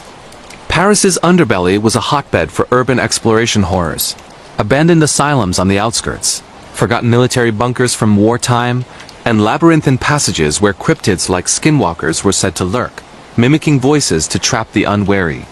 Julien's pursuit of truth thrust him into a vortex of serial killer obsessions, home invasions, sleep paralysis nightmares, and glitch-in-the-matrix distortions that redefine terror.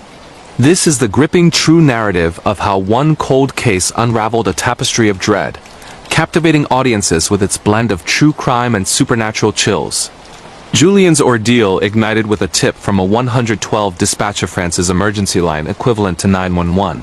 A frantic call in January 2025 described screams echoing from the catacombs' unauthorized sections, tracing to a missing tourist last seen accepting an internet dare on a creepy app promising forbidden adventures. Julien, known for his pieces on court horror stories and prison escapes, dove in. He infiltrated online forums where users shared weird coincidences, foreshadowing dreams of being buried alive before actual disappearances, or glitch moments where digital maps warped, leading explorers astray. One user, Tunnel Phantom, messaged him privately. "The bones speak? Dare to listen?" Attached was a link to a deep web video of a home invasion, edited with Parisian landmarks. Suspicion grew as creepy encounters mounted. Walking home from his office near the Louvre, Julien noticed a stranger tailing him, a man in a trench coat, face obscured, echoing steps sinking unnaturally. At work, during night shifts researching murders, his computer glitched. Files on serial killers rearranged themselves, highlighting cases of obsessives who stalked via online dares. One evening, he returned to his apartment to find the door forced a home invasion with nothing stolen but personal photos scattered, arranged in patterns resembling catacomb maps. Police dismissed it as a burglary, but Julien linked it to neighbor horror stories. Residents vanishing after similar intrusions, their cases going cold. Driven by obsession, Julien explored the catacombs legally at first, joining guided tours where guides whispered of supernatural creatures, wendigos drawn to the bone piles, possessions causing visitors to rant in ancient tongues. But the dare pulled him deeper. Late one February night, he slipped into restricted tunnels, flashlight piercing the damp darkness. Skulls lined walls like silent sentinels, air heavy with decay. Footsteps pursued him, not echoes. Turning corners, he faced distortions, walls shifting like in matrix glitches, paths looping to ossuary chambers where ghosts manifested hauntings of long-dead Parisians, eyes hollow, beckoning him forward. The stalker revealed, Tunnel Phantom, unmasked as a former asylum inmate, acquitted in a court twist but haunted by demons from his prison days. "I've collected souls," he confessed, lunging with a blade forged from bone shards. Julien evaded, but the chase unearthed horrors, cryptid sightings of skinwalker entities, shifting forms, mimicking his cries for help. In a climactic chamber, a demonic possession overtook the stalker, body twisting unnaturally, voice layering with multiple tones. Julien escaped by collapsing a weak tunnel, but the supernatural clung. Sleep paralysis back home. Nightmares of intruders invading, foreshadowing real threats. Investigations exploded the case. Links to missing persons across Europe. Dares originating from war-related military horrors in bunkers. Julian's survival story went viral, but the terrors persist, glitches in daily life, creepy apps daring new victims. Beware Paris's depths. The serial shadows and possessed tunnels await. This spine-tingling true horror story from France merges missing persons, cold cases, serial killer dares, paranormal hauntings, and cryptid tunnel terrors. Explore more urban exploration nightmares, online internet horrors, and demonic possessions. If you're brave, your next dare could lead to eternal darkness. True horror story from Germany. The workplace horror that unveiled a demonic possession, road trip nightmares, and unsolved murders in the haunted forests of Bavaria. Amid the dense black forest of Bavaria, Germany, where fairy tales twist into true scary narratives of wendigos and hauntings, Anna Schmidt sought refuge from Berlin's urban grind. In mid-2025, at 29, she accepted a nurse position at a remote hospital near Freiburg, infamous for night shift stories of ghostly patients and military war horrors from World War II bunkers nearby. The region brimmed with unsolved mysteries, missing persons lost in camping wilderness, creepy encounters during urban explorations of abandoned asylums, and glitch distortions where reality bent. Anna's routine shattered into a saga of workplace terrors. Demonic possessions, home invasions, and serial killer obsessions tied to online dares. This is the unnerving true tale of how one shift ignited a chain of supernatural and criminal dread. Anna's nightmare commenced on her first night shift in March 2025. The hospital, a converted asylum, echoed with whispers, patients ranting of demons during sleep paralysis episodes. One patient, a truck driver recovering from a road trip crash, babbled about foreshadowing visions, weird coincidences of seeing doubles on highways before accidents. As Anna administered meds, lights flickered, a glitch sending monitors into loops. A stranger appeared in the ward, a stalker, eyes fixated, muttering her name from forum chats she joined for local history. The obsessions escalated. Anonymous calls to the hospital's emergency line, dispatchers hearing screams from empty rooms. At home, intruders left clues, rearranged furniture, notes daring her to explore the forest's hidden tunnels. Research revealed a serial killer's legacy, murders disguised as possessions, court stories of prison escapes. During a road trip to investigate, her car glitched, looping roads amid cryptid sightings, skinwalkers howling. Confrontation in an abandoned cabin. The stalker attacked, but a demonic entity possessed him, aiding Anna's escape. Police linked him to cold cases, but hauntings endure, nightmares invading reality. Flee Germany's forests. The demons and killers lurk. This terrifying true horror story from Germany fuses workplace scary experiences, demonic possessions, road trip horrors, and unsolved murders in haunted wilderness. Uncover more cryptid encounters, sleep paralysis terrors, and online dares. Danger awaits in the shadows. True horror story from Italy. The paranormal possession that triggered a serial stalker's road trip terror.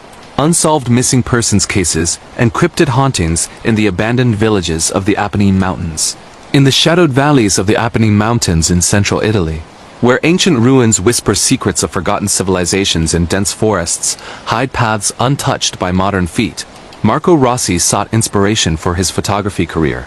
It was summer 2025, and at 31 years old, he had left the vibrant chaos of Rome for a solo road trip through Umbria and Abruzzo, regions steeped in true scary stories of paranormal encounters, missing persons vanishing during camping expeditions, and creepy urban exploration of abandoned villages plagued by supernatural creatures.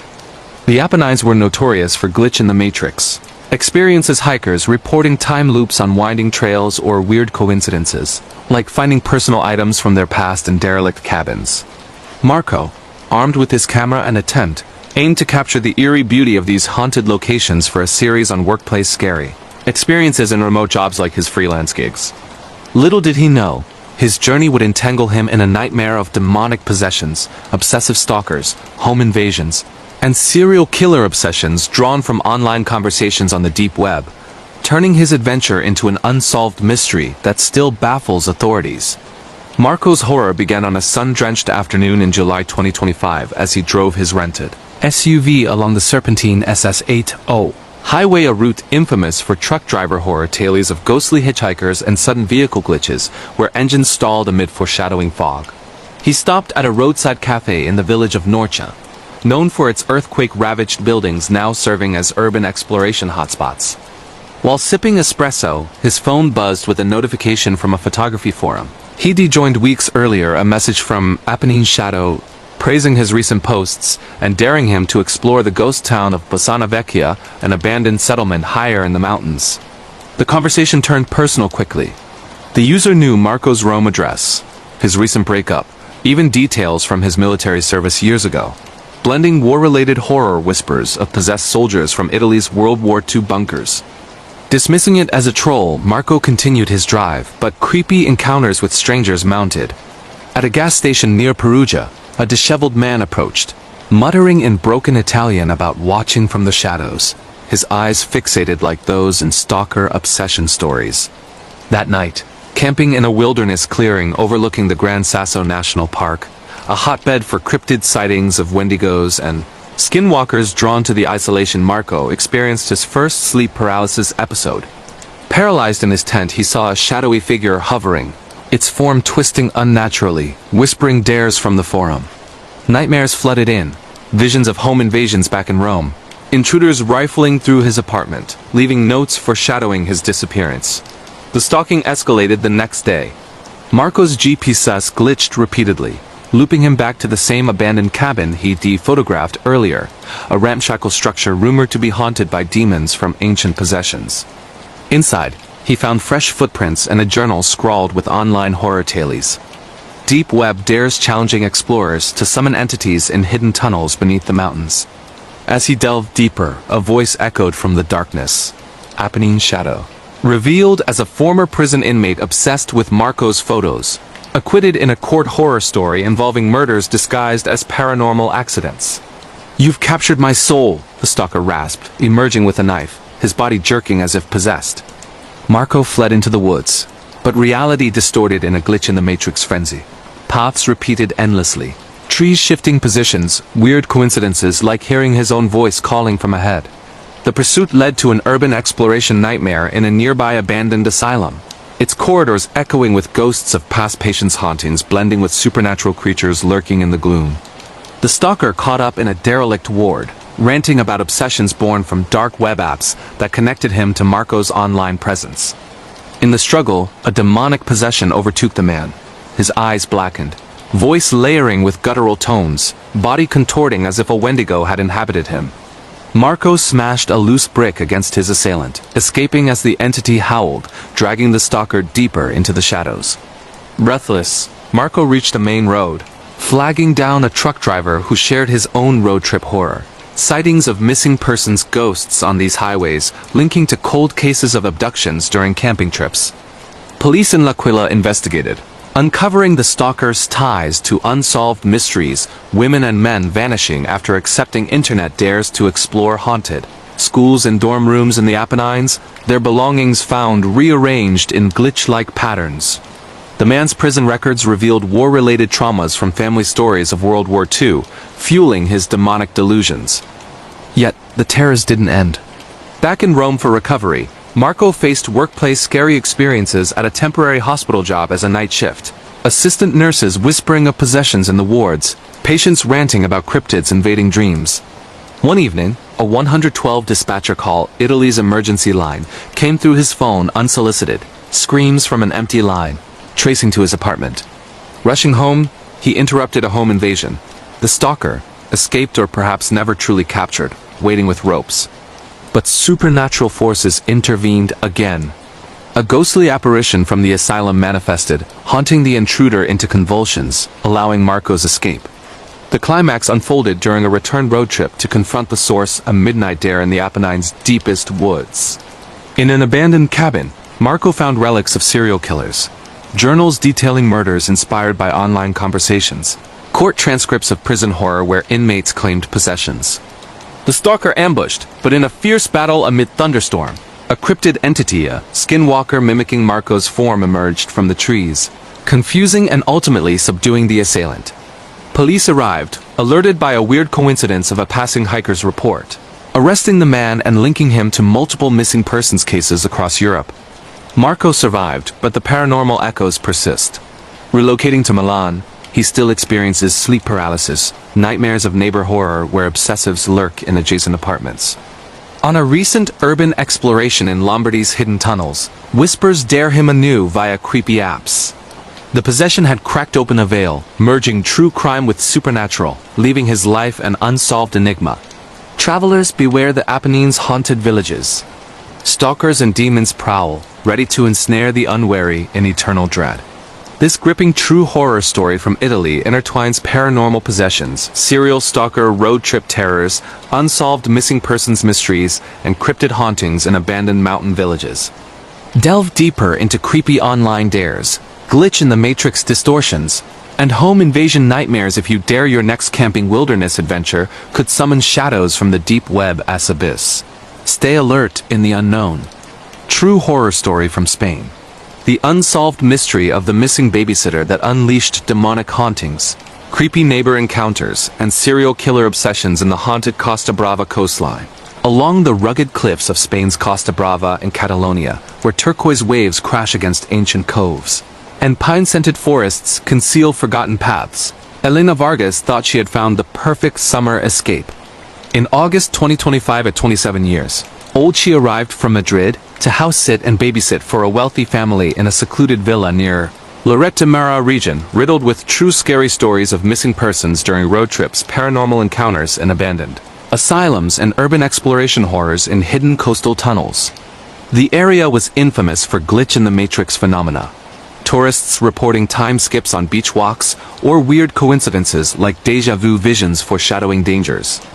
Elena, a recent graduate working odd jobs, saw it as a break from city life, unaware it would plunge her into a vortex of babysitter horror, demonic possessions, creepy neighbor stalkers, and serial killer cold cases tied to online internet dares from the dark web. Elena's nightmare ignited on her first night alone with the children, after the parents left for a week-long trip. The villa, perched on a cliff with views of the Mediterranean, echoed with whispers of haunted houses, locals claiming ghosts of shipwreck victims haunted the dorm-like guest rooms. As she tucked the kids in, her phone pinged with an anonymous message via a local community app. "Watch the shadows. They watch you." Dismissing it, she settled in. But sleep paralysis struck at midnight. Paralyzed, she witnessed a shadowy intruder at the window, its form demonic, eyes glowing like in possession tales from Spanish folklore. The next morning, creepy encounters began. A neighbor from the adjacent property, an elderly man named Javier with a reclusive demeanor, knocked offering fresh fruit. But his questions probed too deeply, her routines, the children's schedules, even her Madrid background. That afternoon, while the kids napped, Elena explored the nearby beach, stumbling upon an abandoned cabin used by urban explorers. Inside, graffiti warned of missing persons, linking to unsolved mysteries of abductions along the coast. Returning, she found the villa's door ajar, footprints inside a home invasion with toys rearranged in eerie patterns, foreshadowing danger. Researching online, Elena uncovered forum threads about internet horror, creepy apps daring users to summon entities in coastal haunts, blending with true crime stories of serial killers obsessing over babysitters. Javier matched descriptions from cold cases, stalkers posing as neighbors, leading to kidnappings. Her workplace, a part-time shift at a local hospital, turned scary. Nurses on night duty shared stories of possessions in the wards, patients ranting about supernatural creatures from military war horrors in nearby bunkers. One evening, a 112 call routed to her phone. A dispatcher heard children's cries from her location. But the kids were safe, or were they? The stalking intensified. Javier appeared at odd hours, leaving gifts like old photographs of young women resembling Elena. During a road trip to Girona for supplies, her car glitched. The GPS looped routes, leading her to an abandoned asylum overlooking the sea, where ghosts haunted the crumbling halls. Inside, she glimpsed a cryptid, a Wendigo-like beast from indigenous myths adapted to Spanish lore, howling amid hidden tunnels. Escaping, she confronted Javier at his home, discovering journals of obsessions. Court horror stories of his prison time for attempted murders, inspired by deep web dares. Climax erupted one stormy night. Alone at home with the kids, a home invasion unfolded. Javier burst in, ranting about possessions driving his serial urges. As he advanced, a demonic entity manifested, possessing him into fits, allowing Elena to barricade with the children. Police arrived, linking him to missing persons cases, babysitters vanishing after neighbor encounters, their fates unsolved. But supernatural lingered. Sleep paralysis nightmares of glitch distortions, where reality replayed the invasion. Elena fled to Barcelona, but hauntings followed, creepy strangers mimicking Javier's voice, online conversations daring new horrors. The mystery opened a portal, fusing true crime with paranormal. Beware Costa Brava's cliffs. Neighbors and demons await, turning solitude into terror. This chilling true horror story from Spain blends unsolved missing babysitter mysteries, demonic coastal hauntings, creepy neighbor stalkers, and serial killer obsessions. Unravel more alone-at-home terrors, paranormal supernatural encounters, and online deep web dares your seaside escape might hide eternal shadows. True horror story from Sweden. The military war-related horror that sparked paranormal cryptid sightings, stalker intrusions, and unsolved cold cases in the vast forests of Lapland. In the endless twilight of Sweden's Lapland, where snow-blanketed forests stretch under the aurora borealis and remote military outposts guard secrets from Cold War eras, Lars Nilsson returned home after years abroad. In winter 2025, at 34, he settled in a cabin near Kiruna. Drawn to the wilderness despite its reputation for true scary stories of paranormal possessions, missing persons during camping trips, and creepy urban exploration of abandoned bunkers, haunted by supernatural creatures. The region buzzed with glitch-in-the-matrix tales. Skiers experiencing time warps or weird coincidences like prophetic dreams foreshadowing disasters. Lars, a veteran with war-related horror from deployments, sought peace but instead uncovered a saga of cryptid encounters, obsessive stalkers, home invasions, and serial killer mysteries linked to online dares from the deep web. Lars's descent started with a forum post about his military experiences, attracting Northern Watcher, who knew classified details. Creepy encounters followed, a stranger at a local store echoing forum chats. Night shifts at a hospital job brought scary stories, nurses witnessing possessions, patients haunted by wendigos from folklore. Sleep paralysis hit. Demonic figures invading his dreams. The stalker struck during a road trip. Vehicle glitches led to an abandoned asylum, where cryptids lurked. Confrontation revealed the intruder's prison past, obsessions fueled by war traumas. A possession aided Lars's escape, but cold cases linked the man to vanishings. Hauntings persist. Glitch distortions in daily life. Creepy apps daring explorations. Lapland's forests hide horrors. Beware the shadows. This terrifying true horror story from Sweden merges military war horrors, paranormal cryptid sightings, stalker intrusions, and unsolved forest cold cases. Explore more supernatural possessions, creepy online conversations, and wilderness camping terrors darkness calls in the north. True horror story from Norway. The obsessive stalker who summoned demonic forces, leading to unsolved missing persons and paranormal hauntings in the fjords of Bergen. In the icy fjords of Bergen, Norway, where sheer cliffs plunge into dark waters and the northern lights dance like spectral warnings, Lars Johansson thought he had found solace after a turbulent year. It was winter 2025, and at 30 years old he had relocated from Oslo to this coastal city, escaping the memories of a failed career in military service, haunted by war-related horrors from deployments abroad. Bergen's rugged landscape was legendary for creepy encounters, hikers vanishing in national parks during camping trips, urban exploration of abandoned World War II bunkers revealing hidden tunnels filled with ghosts, and glitch-in-the-matrix distortions where time seemed to loop under the aurora. Lars, now working as a 112 dispatcher, Norway's emergency line handled calls about everything from road trip accidents to nurse night shift scares in remote hospitals. But his new life unraveled into a nightmare of stalker obsessions, demonic possessions, home invasions, and unsolved mysteries that echoed the true scary stories whispered in local folklore. Lars's terror began subtly in January 2025, shortly after settling into a modest cabin overlooking the fjord, a spot popular for wilderness horror tales of cryptids like trolls from Norwegian myths lurking in the deep woods. He joined an online forum for veterans, sharing war-related experiences, hoping to connect and heal from sleep paralysis episodes where shadowy figures invaded his dreams.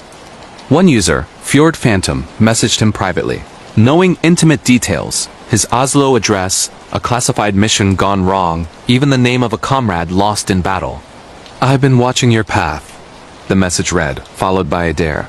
Explore the old Utoya Memorial Site at midnight. Face your demons. Lars dismissed it as a hacker prank, but weird coincidences mounted foreshadowing texts, arriving just before actual events, like a glitch in his phone looping emergency calls. Creepy encounters with strangers escalated.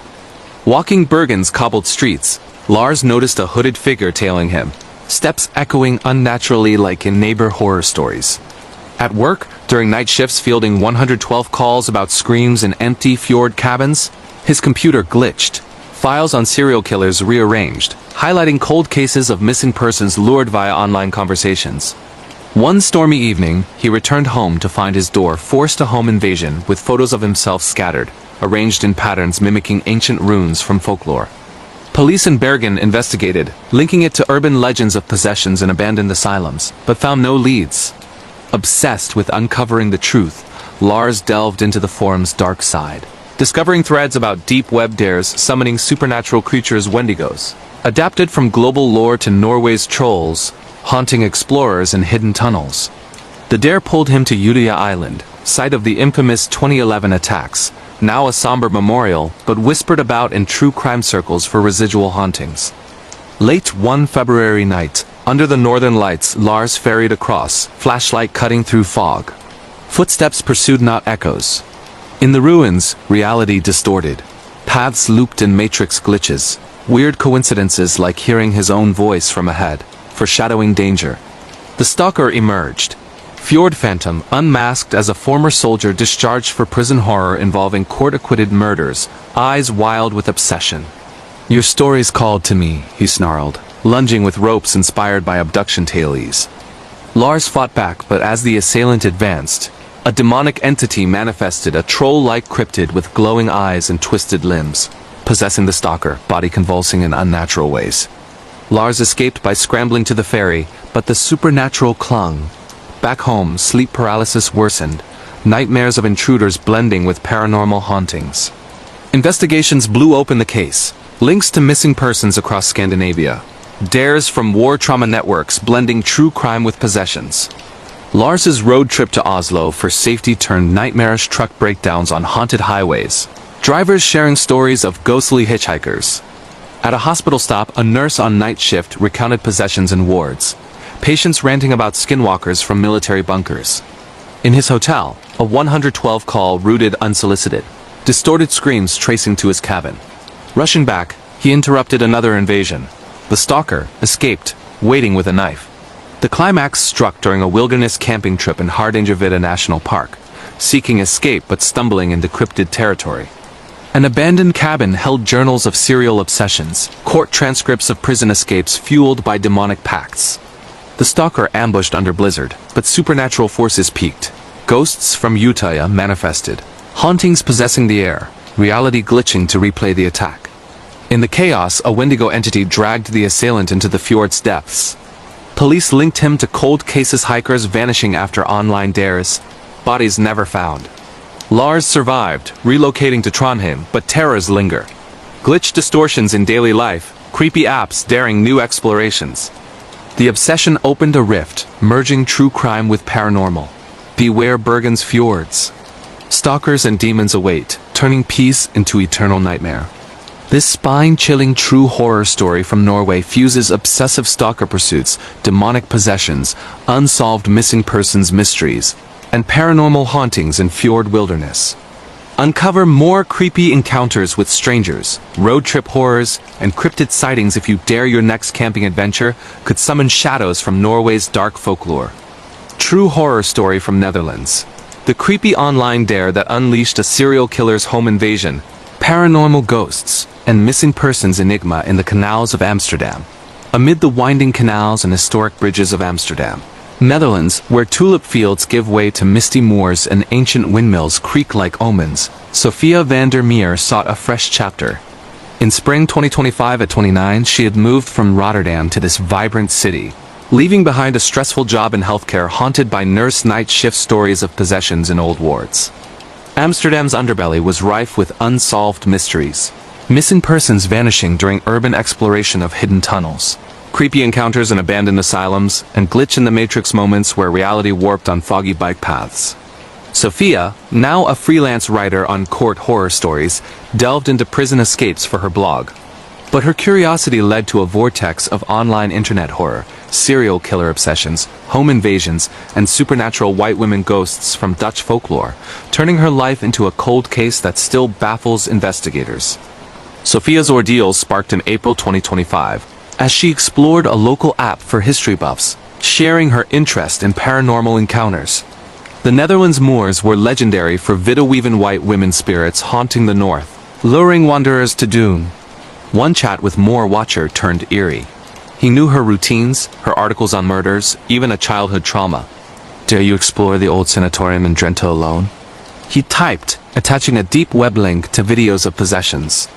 Sophia ignored it, but weird coincidences ensued, foreshadowing dreams of being chased before actual pursuits, sleep paralysis with ghostly figures whispering dares. Workplace scary experiences mounted at her co-working space near the canals, where colleagues whispered of stalker obsessions turning deadly. During a video call on serial killers, her screen glitched. Her face morphed demonic, eyes like cryptids from wilderness lore. Fleeing home, she met a stranger on a bridge, a truck driver on layover muttering details from her chats. "Beware the dares," he warned, vanishing into fog. That night, anonymous texts flooded, links to dark web apps hosting home invasion footage, her image edited in. Desperate, Sophia researched, uncovering forums on online conversations gone fatal. Users sharing personal encounters of abductions after dares, linking to cold cases of missing persons in moors. Her probe led to the Drenthe Sanatorium, a crumbling ruin closed decades ago, but famed for real paranormal encounters, ghosts of patients possessing explorers in dorm rooms. Against warnings, she accepted the dare, camera in hand for her blog. The night of May 10, 2025 was drizzly. She drove rural roads infamous for road trip horror, arriving at rusted gates. Inside, air thick with decay, corridors echoed whispers, widow-weaven voices from hidden tunnels. Footsteps chased her. Turning, she faced distortions. Walls shifting in glitches, paths looping to bloodied chambers. The stalker revealed, Moor Watcher, a former inmate acquitted in court twists but tormented by prison demons. "Your words summon me," he growled, advancing with chains. Sophia evaded, but pursuit unearthed horrors, supernatural creatures manifesting as white women, pale and ethereal, possessing him into fits. She collapsed a weak wall to escape, but hauntings followed, nightmares of intruders, foreshadowing real threats. Police raids found his lair filled with plans for kidnappings. Tying to unsolved mysteries across Europe, women lured via creepy apps to haunted houses, vanishing in possessions. Sophia's road trip to safety glitched, GPS loops leading to abandoned places, truckers reporting her ghost ahead. At a hospital, nurses shared war-related possessions from World War II bunkers. A 112-call Netherlands emergency warned of invasion at her address. Peak terror hit camping in Vellieu National Park. An abandoned cabin with serial journals, court horrors of escapes. The stalker ambushed, but ghosts intervened, widow-weaven possessing the storm, subduing him. Arrested, he confessed obsessions from deep web dares blending true crime with supernatural. Sophia moved to Utrecht, but echoes persist. Glitch moments, creepy strangers daring explorations. The dare cracked a veil, fusing horrors. Heed Amsterdam's canals. Online shadows and ghosts lurk, claiming souls in mist. This terrifying true horror story from Netherlands weaves creepy online dares, serial killer home invasions, paranormal ghost hauntings, and missing persons enigmas in misty moors.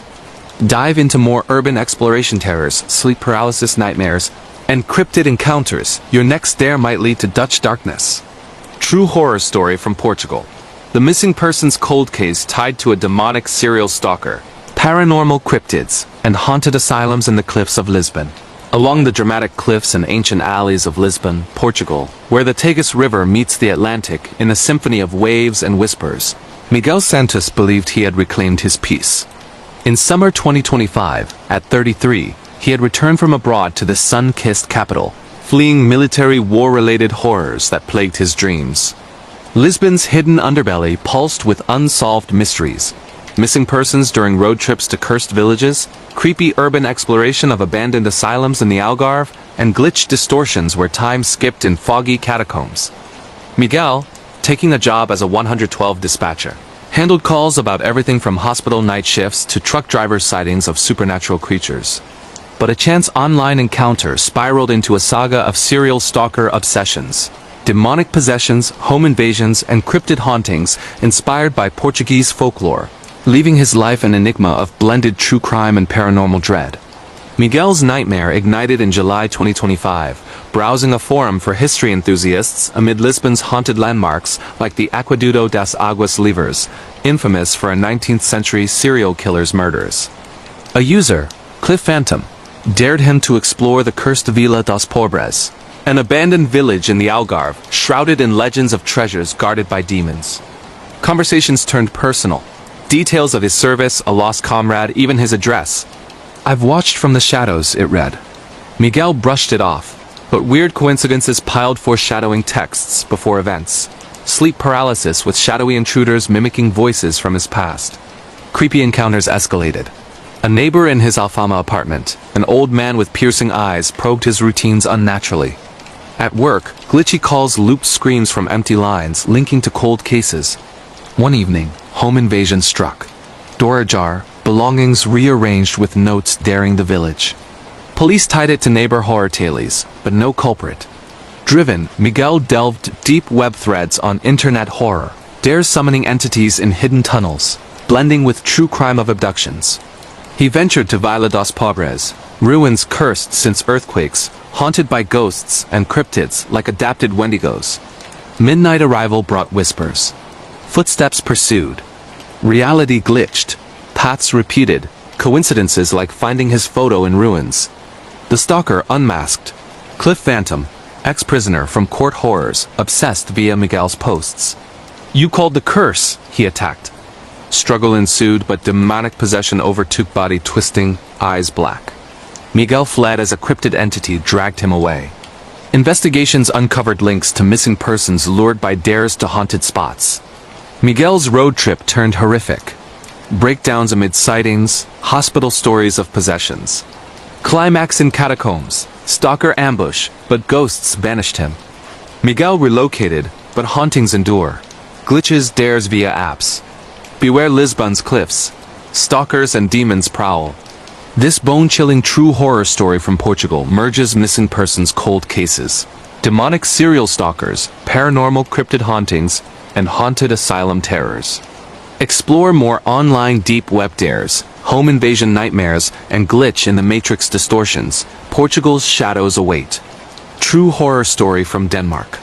The paranormal possession in a haunted castle that sparked stalker obsessions, unsolved murders, and cryptid wilderness horrors in Copenhagen's outskirts. In the fairy tale spires and cobblestone streets of Copenhagen, Denmark, where ancient castles loom over misty harbors and folklore whispers of trolls in the woods, Anna Nielsen sought refuge. In fall 2025, at 28, she had moved from Aarhus to this enchanting city, escaping workplace scary experiences in a hospital plagued by night shift possessions. Copenhagen's darker side teemed with real paranormal encounters. Ghosts in haunted castles like Dragsham, missing persons during camping in national parks, and urban exploration of hidden bunkers revealing glitch distortions. Anna, now a writer on court and prison horror stories, uncovered tales of serial killers. But her research ignited a chain of stalker obsessions, demonic possessions, home invasions, and cryptid sightings, weaving true crime with supernatural in an unsolved tapestry. Anna's descent started in September 2025, joining a forum for folklore enthusiasts amid Copenhagen's haunted sites. A user, Castle Wraith, dared her to visit Dragsham Castle, infamous for ghostly inmates. Chats grew invasive, knowing her past, articles, routines. The spirits watch you, with deep web links to possession videos. Weird coincidences followed foreshadowing dreams, sleep paralysis with demonic whispers. At her office, glitches rearranged murder files, colleagues shared neighbor horrors. Home invasion left cryptic notes. Research revealed online dares turning deadly, linking to cold cases. She braved Dragsham, corridors echoed.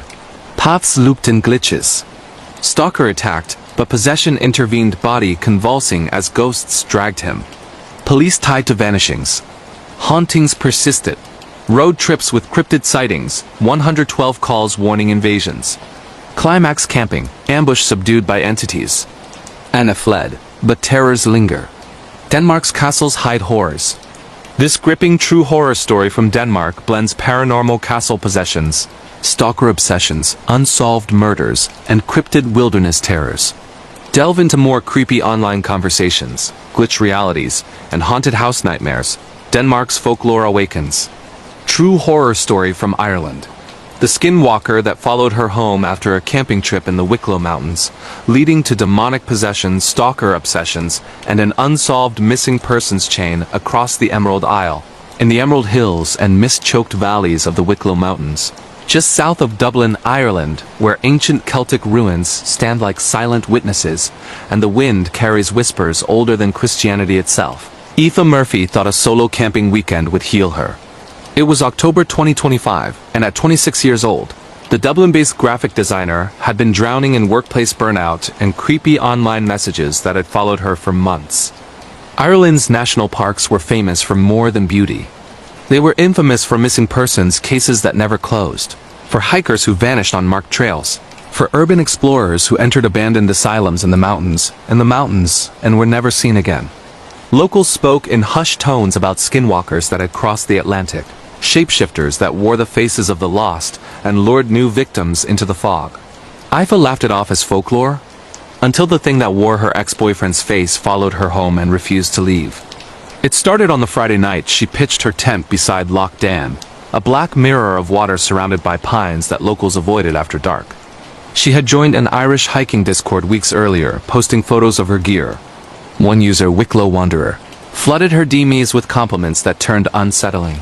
Exact descriptions of the jacket she wore in a photo taken years ago, details of her childhood home in Galway, even the name of her dog that had died when she was 12. The last message before she lost signal read, "See you at the lake." I'd been waiting. She blocked him, turned her phone off, and tried to sleep. At 3:17 a.m., she woke to the sound of footsteps circling her tent. Slow and deliberate, mimicking the rhythm of someone she used to love. A voice whispered her name in her ex's tone, but when she shone her torch outside, nothing was there except claw marks gouged fresh into the bark of the nearest tree, too high for any man to reach. The next morning she packed in a panic and drove back to Dublin, but the nightmare followed. On the N11 her radio glitched, looping the same sentence in her ex's voice. "You can't leave me again, Aoife," at a petrol station. A truck driver stared too long and said, "Jesus, you look like the girl they're all talking about on the forums, the one who saw the skinwalker." That night, back in her flat in Rathmines, sleep paralysis pinned her to the bed while a figure crouched on her chest, face shifting between her ex, her dead father, and something with antlers and hollow eyes. When she finally screamed herself free, deep scratches ran down her arms that hadn't been there before. The stalking became physical. Packages arrived with no return address. Polaroids of her sleeping, taken from inside her bedroom. Her smart doorbell captured footage of a tall figure wearing her XS old hoodie standing motionless for hours, head tilted at an impossible angle.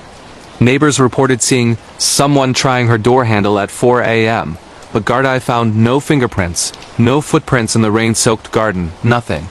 Her workplace turned into a horror show.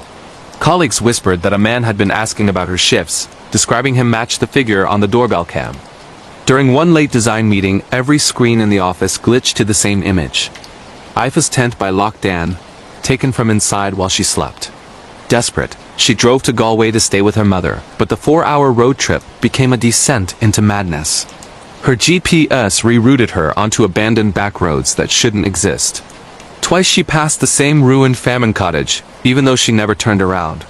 At a remote petrol station, the attendant went pale and said, "You re the third woman this month driving west, running from something that wears a dead man's face." That night in her childhood bedroom, the skinwalker spoke through her mother's mouth while she slept beside her, voice layered with something ancient and starving. The breaking point came when Aoife discovered the Wicklow Wanderer account had been posting on missing persons forums for 2 years. Always the same pattern.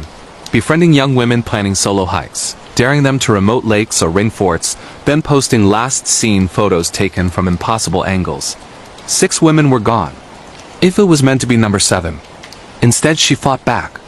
With the help of a local priest who specialized in cleansings and who admitted this wasn't the first skinwalker case in Wicklow, They performed a desperate ritual in Glendelow's ancient monastic ruins under a full moon. The thing came for her one final time, wearing her own face, whispering every insecurity she'd ever had. The priest's holy water burned its skin like acid. It screamed in 100 stolen voices and fled into the mountains. Gardai never found a human suspect. The Discord account deleted itself. The missing women's files remain open. Their tents still pitched in evidence lockers, slashed from the inside. Ify moved to Cork, changed her name, deleted every online trace of herself, but some nights, she still wakes to the sound of footsteps circling her new house, slow and deliberate, wearing the rhythm of someone she used to love. And sometimes, when the mist rolls in thick from the sea, her smart doorbell pings with a single frame. Lock Dan at 3:17 a.m. Her old tent glowing faintly, and something tall standing just outside the light, waiting. This terrifying true horror story from Ireland combines skinwalker encounters, demonic possession, obsessive online stalkers, unsolved missing persons in national parks, and glitch-in-the-matrix road trips that defy explanation.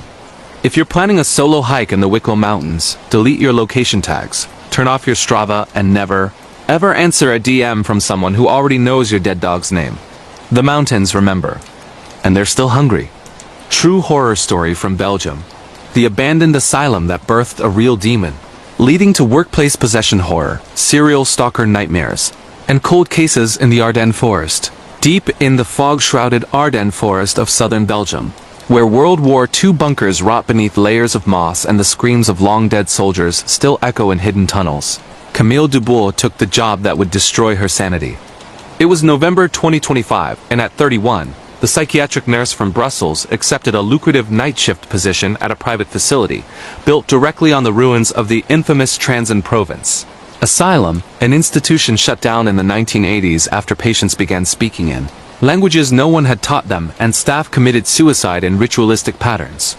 Belgium's Ardennes region was already soaked in true scary stories. Missing persons vanishing during camping trips, urban explorers swallowed by abandoned military complexes, and glitch-in-the-matrix experiences where entire convoys disappeared from maps only to reappear days later with no memory. Camille thought the rumors were just that, rumors, until the thing that lived in the basement walls decided she would be its new voice. Her first night on the ward, every patient turned their heads in perfect synchronization when she walked past, whispering in Flemish, French, and Latin. "It's awake again." The lights flickered in patterns that matched old Morse code distress signals from Battle of the Bulge survivors.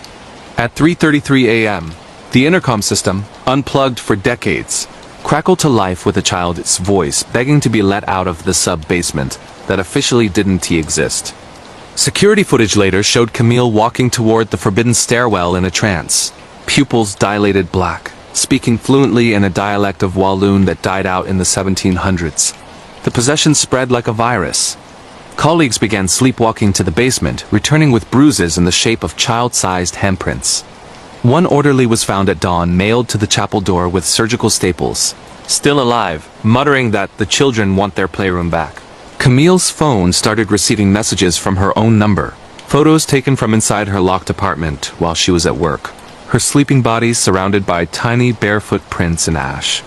Her smart fridge recorded audio of wet footsteps circling her bed at night. The entity was following her home. Investigating during rare days off, Camille discovered a chain of cold cases stretching back to the asylum's closure. Every decade, a new nurse vanished after reporting the children in the walls. Their bodies were eventually found posed in the forest like broken dolls, arranged to match old patient photographs from the 1940s. The last missing nurse, in 2015, had left a single voice note. "It's not children." It never was. Camille's stalker turned out to be human at first. A former patient released decades ago who had been leaving gifts at her door. Teeth, locks of hair, Polaroids of the missing nurses taken from inside the asylum before they disappeared. But when police raided his squat in Liege, they found him dead 3 days prior, throat torn out by what looked like tiny claw marks. The final night shift, December 13th, 2025, the entity made its move. Every patient began screaming at once as the temperature plummeted 20 degrees. The basement door, welded shut since 1987, blew open with a sound like 1,000 children exhaling. Camille and the remaining staff barricaded themselves in the pharmacy. But the demon spoke through the PA system in the voice of every missing nurse, begging to be let in. Security cameras caught glimpses of small, pale figures with elongated limbs crawling upside down across the ceiling. In the chaos, Camille performed an emergency exorcism rite she'd found in the medical director's locked drawer. Written in shaking handwriting dated 1984. The entity fled back into the walls with a sound like tearing fabric, but not before branding a perfect child as handprint into Camille's sternum that still burns when storms roll in from the Ardennes. The facility was demolished within weeks. No official report exists. Camille resigned, moved to Ghent, and destroyed every electronic device she owned.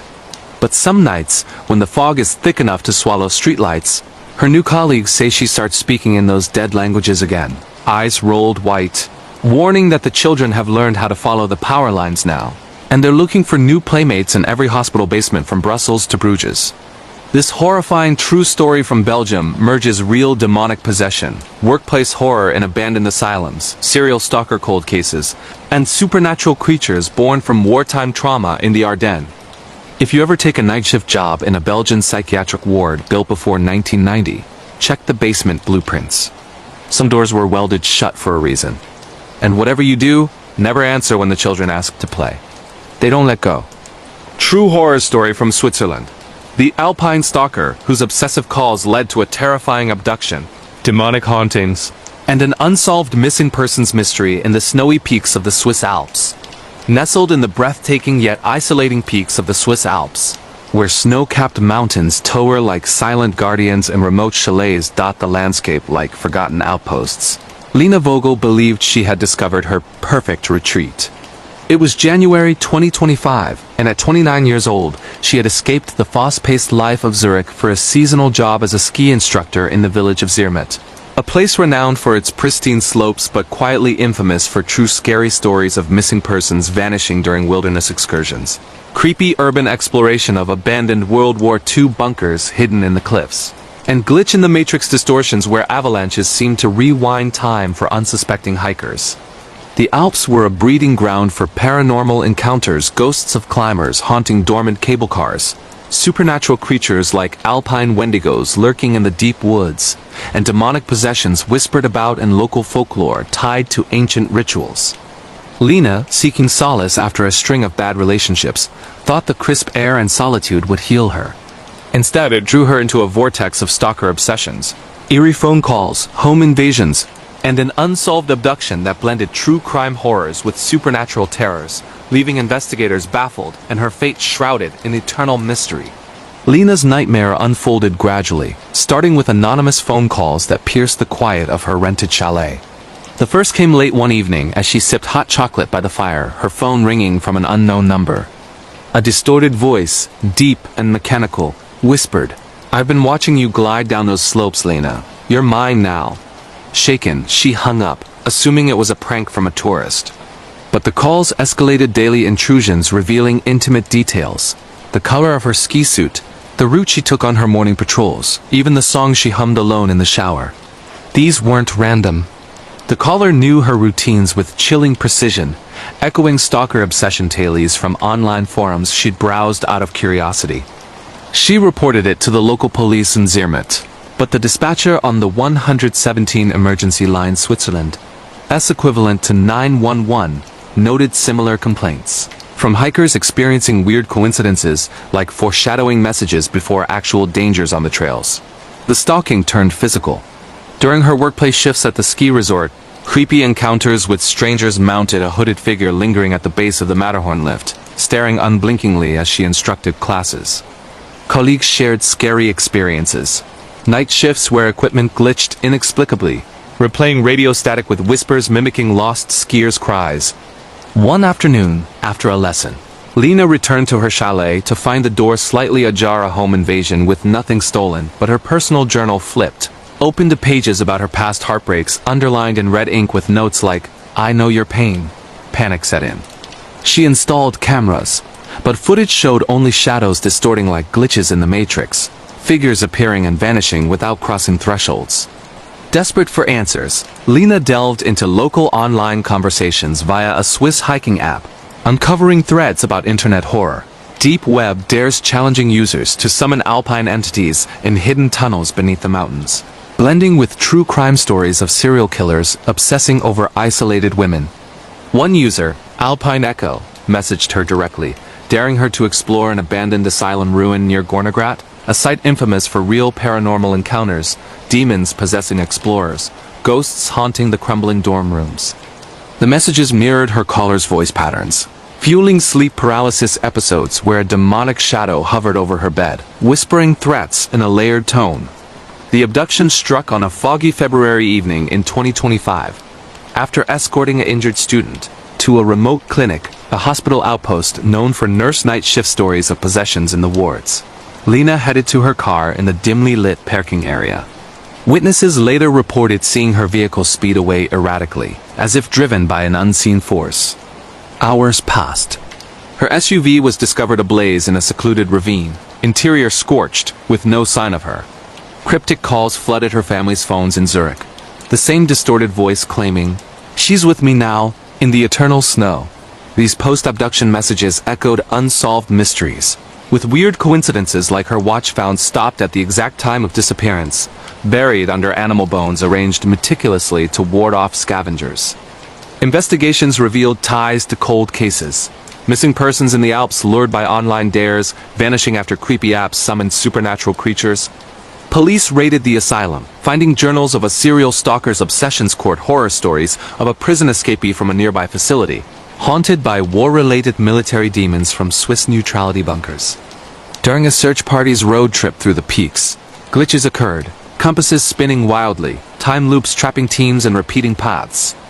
One truck driver reported sighting Lena's ghost hitchhiking, foreshadowing further vanishings. The climax haunted Lena's family during a memorial camping trip in the National Park Wilderness Horror, unfolding as footsteps circled their tent, a skinwalker-like entity mimicking her voice. In the chaos, a demonic possession overtook a guide, ranting about the stalker's pact with alpine spirits. Though the entity was banished with a folk ritual, Lena's remains were never found. Only fragments like a ski pass unearthed years later in 2028, arranged with bones in a hidden tunnel. Lena's case remains unsolved, a blend of true crime abduction and paranormal possession that captivates horror enthusiasts. She relocated in spirit perhaps, but whispers persist in Zermatt. Creepy strangers daring tourists to the asylum, online conversations leading to new obsessions. The Alps hide their secrets well. Stalkers and demons prowl the snow, turning beauty into boundless terror. This bone-chilling true horror story from Switzerland merges obsessive stalker calls, terrifying abductions, demonic alpine hauntings, and unsolved missing persons mysteries in snowy peaks.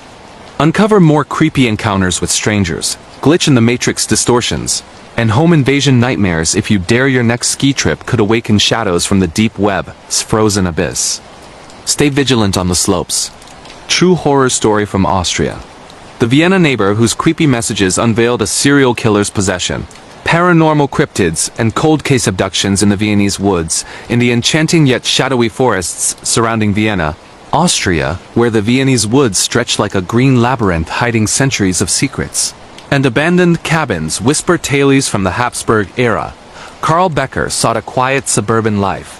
It was April 2025 and at 35 years old he had moved from Salzburg to a quaint apartment in the outskirts of Vienna. Drawn by a job as a 112 dispatcher handling emergency calls filled with nurse night shift horrors from city hospitals. The area was steeped in true scary stories, missing persons during camping trips in the deep woods, urban exploration of hidden World War II tunnels haunted by ghosts, and glitch in the matrix phenomena where paths looped endlessly for lost wanderers. Karl, recovering from military service plagued by war-related possessions, thought the change would bring peace. Instead, it ensnared him in a web of neighbor horror, creepy messages, serial killer obsessions, and supernatural cryptids that fused true crime with demonic forces, culminating in an unsolved abduction chain that still echoes through Austria's folklore. Karl's descent began with subtle disturbances from his next-door neighbor, an reclusive older man named Victor who lived in the adjacent unit. At first, it was odd glances over the shared balcony, questions about Karl's shifts that felt too probing. Then, anonymous notes slipped under his door, scribbled messages like, "I see you at night. Karl, your secrets are mine." These creepy communications escalated, revealing details from his military past classified missions.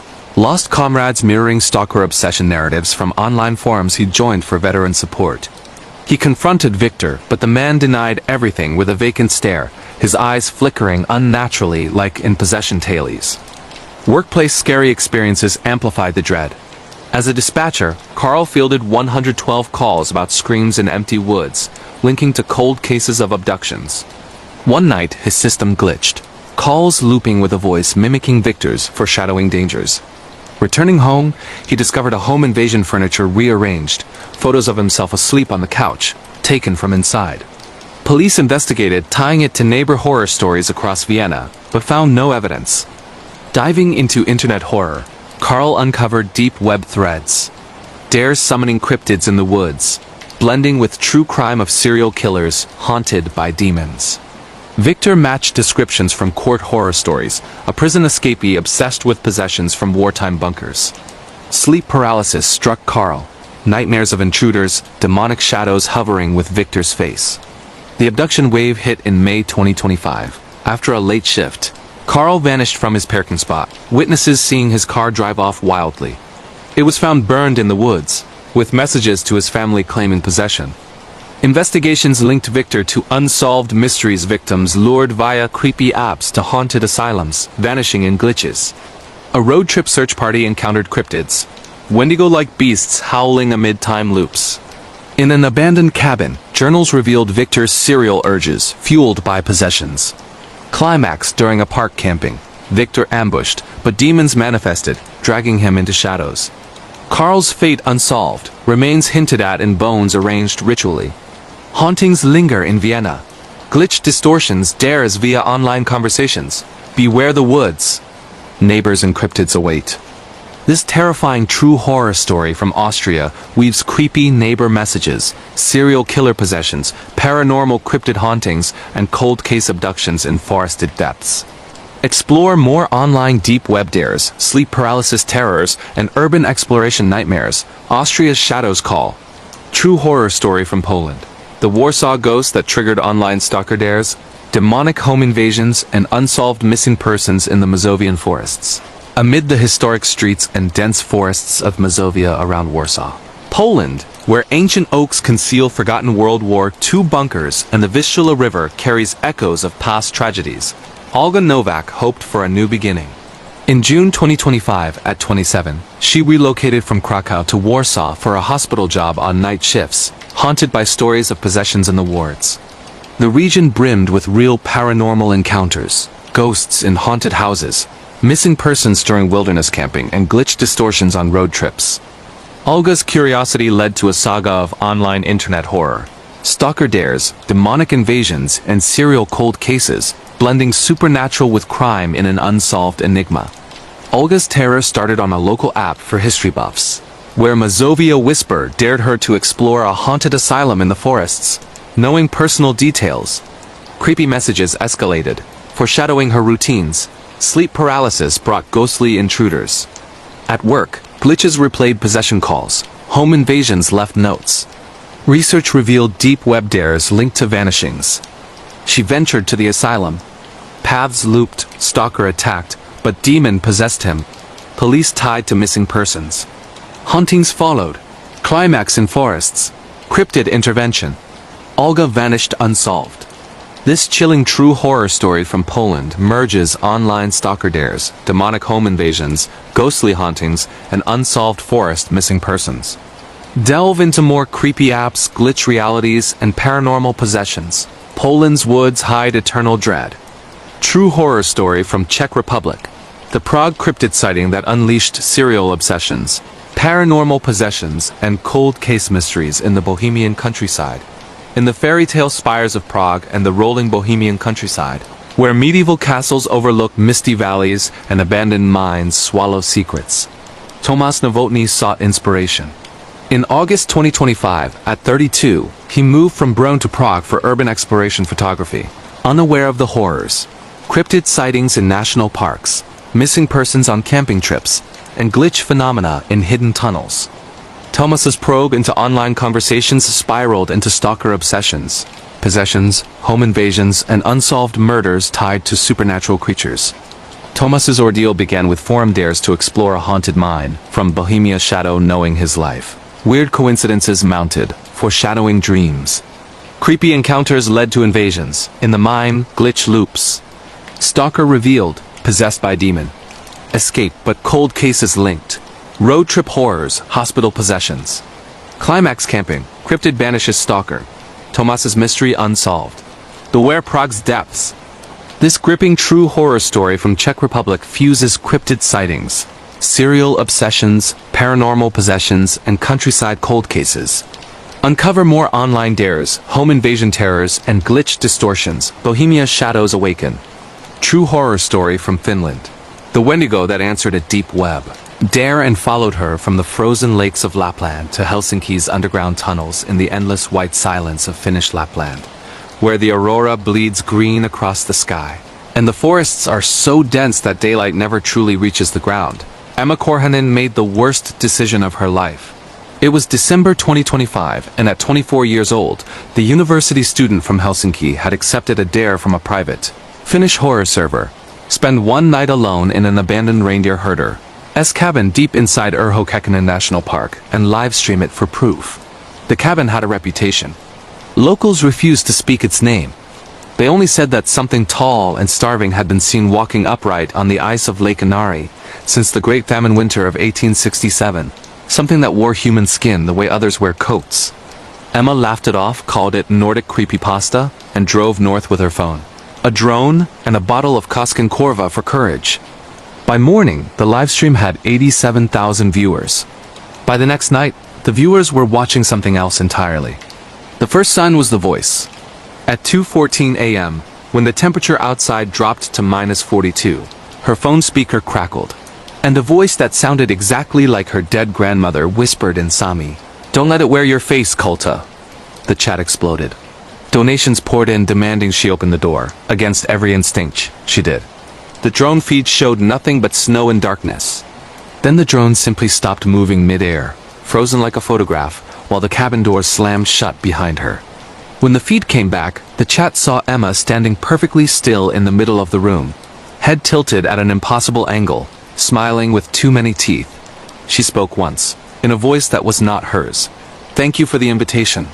She made it back to Helsinki 3 days later with no memory of the drive. The dashcam was wiped except for one frame. Something impossibly tall and thin standing in the middle of the E75 highway at noon, arms raised to the sky, wearing what looked like Emma's red jacket stretched over bones that didn't fit. From that moment, the Wendigo never left her. It wore her skin when it wanted to be seen. It wore other people's faces when it hunted. In Helsinki, the stalking became methodical.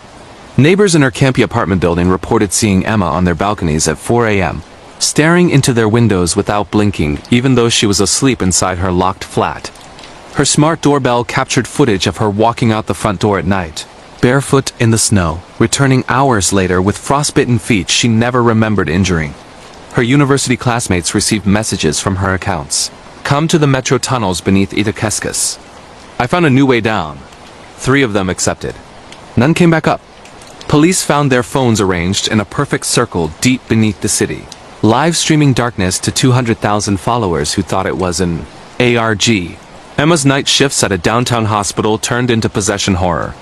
Patients on the psych ward began speaking fluent Sami, describing starvation dreams from centuries ago.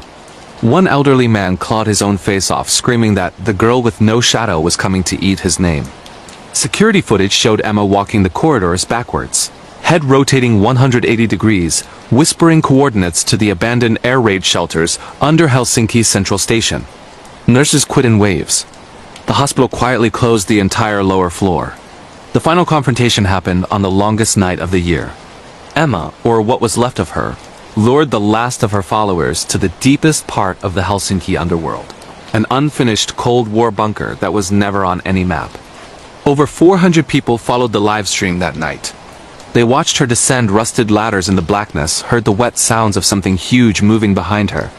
The last thing the camera showed before it was crushed was Emma turning to face the lens eyes, milk-white mouth stretching wider than humanly possible, saying in perfect unison with 100 stolen voices, We are so hungry and you all came willingly. The stream cut to black. Every single viewer received a private message seconds later from Emma's account. A single photograph of themselves sleeping, taken from inside their own bedroom, time-stamped minutes into the future. The police raid the next morning found the bunker empty except for 400 sets of clothes, neatly folded in the center of the floor, and one sentence carved into the concrete wall in letters 3 meters tall. Kiitos KQ. Thank you everyone. Emma Korhonen is still listed as missing. Her phone pings randomly from different cell towers across Lapland, always at 2:14 a.m. Sometimes it uploads new live streams, just static and breathing, and the faint sound of teeth on bone. The Finnish police have quietly classified the entire case as phenomenon-related, and will no longer send search parties north of Rovaniemi in winter. If you ever get a friend request from an account called Inari Smile, that already knows your childhood nickname, do not accept. If you re-camping in Lapland and hear someone calling your name in your mother's voice from the tree line, do not answer. And whatever you do, never ever open the door for something wearing a human face in the middle of a moonless night. Because it's still hungry, and it learned how to use the internet. This ice-cold true horror story from Finland combines Wendigo cryptid encounters, deep web dare disasters, demonic possession through technology, mass missing persons cases, and glitch in the matrix livestream horrors that broke the Finnish internet in 2025. If you were planning a winter trip to Lapland, delete every horror Discord server from your phone. Some invitations can't be declined once they're accepted. True horror story from Iceland. The hidden people who took her brother and returned something wearing his skin after a road trip on the Ring Road. On the black volcanic plains of Iceland's Ring Road, where the Atlantic wind screams across lava fields and waterfalls fall upward on stormy days, Sofia Jonsdottir lost her brother forever. It was September 2025, and the 28-year-old photographer from Reykjavik had convinced her younger brother Aaron, 24, to join her on a week-long road trip to document abandoned farms for a university project. Icelanders grow up being warned never to anger the Hodaflok, the hidden people who live inside the rocks and punish those who disturb their homes. Sofia always thought it was superstition. Until the hidden people decided to keep Aaron and sent something else back in his body. It began on the third night, camping beside an elf stone near Kirkjubajarkluster that had been blasted decades ago for road construction. Locals still left offerings there. That evening, Aaron walked away from the tent to take photos of the northern lights and simply vanished. No scream, no struggle, just gone. His phone was found the next morning on the hood of their car, open to a single message typed in Old Norse runes. He stays. You may choose a replacement. They searched for 6 days, rescue teams, drones, dogs, nothing. On the 7th morning, Aaron walked out of the mist as if nothing had happened, barefoot, smiling too wide, speaking in a soft voice that wasn't quite his. He claimed he had just taken a walk, but his shadow on the ground was too long, and when the wind blew, it moved a full second after he did. His eyes reflected light like an animal's. Back in Reykjavik, the replacement began its work. Aaron started sleepwalking to construction sites at night, standing motionless for hours staring at the rocks. Neighbors heard him speaking to empty rooms in voices that belonged to long-dead Icelandic poets. His Instagram, which he had never used before, began posting photos taken from inside people's houses, always with the caption, "Soon." The worst were the live streams at 3:33 a.m. Iran sitting in complete darkness, whispering coordinates to places where new roads were planned, places where elf stones still stood. Then people started disappearing. First a surveyor, then an engineer, then an entire road construction crew near Selfos, their vehicles found in perfect condition, doors open, coffee still hot in the cups. Every missing person had one thing in common. They had laughed at the warnings about the hidden people. The replacement was choosing replacements. The final night, Sofia followed Aaron not Aaron to the edge of Lyngviller, where the tectonic plates tear Iceland apart. He led her to a fissure no map has ever shown, a crack that breathed out warm air smelling of earth and old blood. There in the green glow of the aurora she saw them. Dozens of figures standing silently, all wearing the faces of the missing, all staring at her, with eyes that belonged to something ancient and furious beneath the island's skin. Aaron turned to her one last time and spoke with 1,000 voices layered together. "You took our homes. We take your people." "Fair trade," Sofia ran. She made it to the ring road and flagged down a truck driver who still refuses to speak of what he saw in his rearview mirror that night. Aaron's body was never found. The fissure closed as if it had never been. Construction on every contested site was cancelled within weeks. The Icelandic government quietly paid reparations to the rocks. Sophia lives in Akureyri now. She never takes photographs anymore. Some nights, when the wind howls down from the highlands, her smart doorbell rings and the camera shows her brother standing outside, smiling the same too-wide smile, holding a Polaroid of the inside of her new bedroom taken seconds earlier. The caption on his untouched Instagram updates once a year, always on the autumn equinox. Still choosing. This haunting true horror story from Iceland weaves Huldufólk, hidden people, encounters, skinwalker-style body replacement, ring road disappearances, deep web coordinates to cursed locations, and vengeful supernatural justice that forced a nation to respect the old ways again. If you ever drive Route 1 and see a hitchhiker who looks exactly like someone you love, keep driving. Some doors in the lava open only once, and they never give back what they take. True horror story from Scotland. The Glasgow subway entity that possessed commuters one by one after a late-night urban exploration dare. Beneath the streets of Glasgow, Scotland, in the rattling orange glow of the subway, everyone calls the clockwork orange. Something woke up in 2025 and decided the Circle Line would become its hunting ground. Liam Doyle, a 27-year-old urban explorer and YouTuber known as Glasgow Ghost, accepted a dare from a private Scottish horror Discord, ride the entire subway loop at 2 a.m. after the last train, alone, and film whatever was waiting on the abandoned platforms that were bricked up in the 1970s. Over 120,000 people watched live as Liam pried open a maintenance hatch at Govan Station and descended into tunnels that officially do not exist. They never saw him leave. The footage is still online, though YouTube keeps age restricting it. At 2:47 a.m., the stream shows Liam walking a disused platform covered in 1950s posters. His flashlight begins to strobe without reason. Then the whispering starts, hundreds of voices speaking in layered Glaswegian accents from every era, begging to be let out, begging to be let in. The camera jerks upward. Something tall and impossibly thin, made of shadow and subway dust, leans over Liam's shoulder and smiles directly into the lens with a mouth that has too many teeth for one lifetime. The stream ends with Liam's scream cutting to perfect silence. 3 days later, Liam walked out of Hillhead Station during rush hour as if nothing had happened. He took his usual seat on the inner circle, smiled at strangers, and began speaking to the empty air beside him. CCTV from every carriage that week shows the same thing. Liam sitting calmly while the seat beside him is visibly depressed, as though someone invisible is sitting there holding his hand. Commuters started reporting that when Liam boarded their carriage, the lights dimmed, the temperature dropped, and every phone screen displayed the same frozen frame, that smiling shadow thing leaning over his shoulder. Then the possession spread. One by one, regular commuters began exhibiting the same behavior, riding the full loop for hours, whispering to empty seats, smiling with too many teeth. A conductor was found at 4 a.m., walking the tunnel between Kelvin Bridge and St. George's Cross, barefoot, repeating "Mind the Gap" in 100 different dead voices. A schoolgirl live-streamed herself from the subway toilet, claiming, "Something followed me home from the train and it's wearing my brother now." Within 2 weeks, 14 people were missing, and dozens more were riding the circle endlessly, refusing to leave the carriages even when the power was cut. Transport Scotland shut the entire system down for the first time since the 1970s. When police in hazmat suits finally entered the abandoned platforms they found, Liam standing alone under a flickering fluorescent light surrounded by 14 sets of clothes, neatly folded shoes placed side by side subway tickets, arranged into a perfect circle. He looked up at the officers and spoke in the voices of every missing person at once. "We just wanted to go home. You built the circle. We're using it." The subway reopened a month later. Officially, everything is fine. But Glaswegians know better.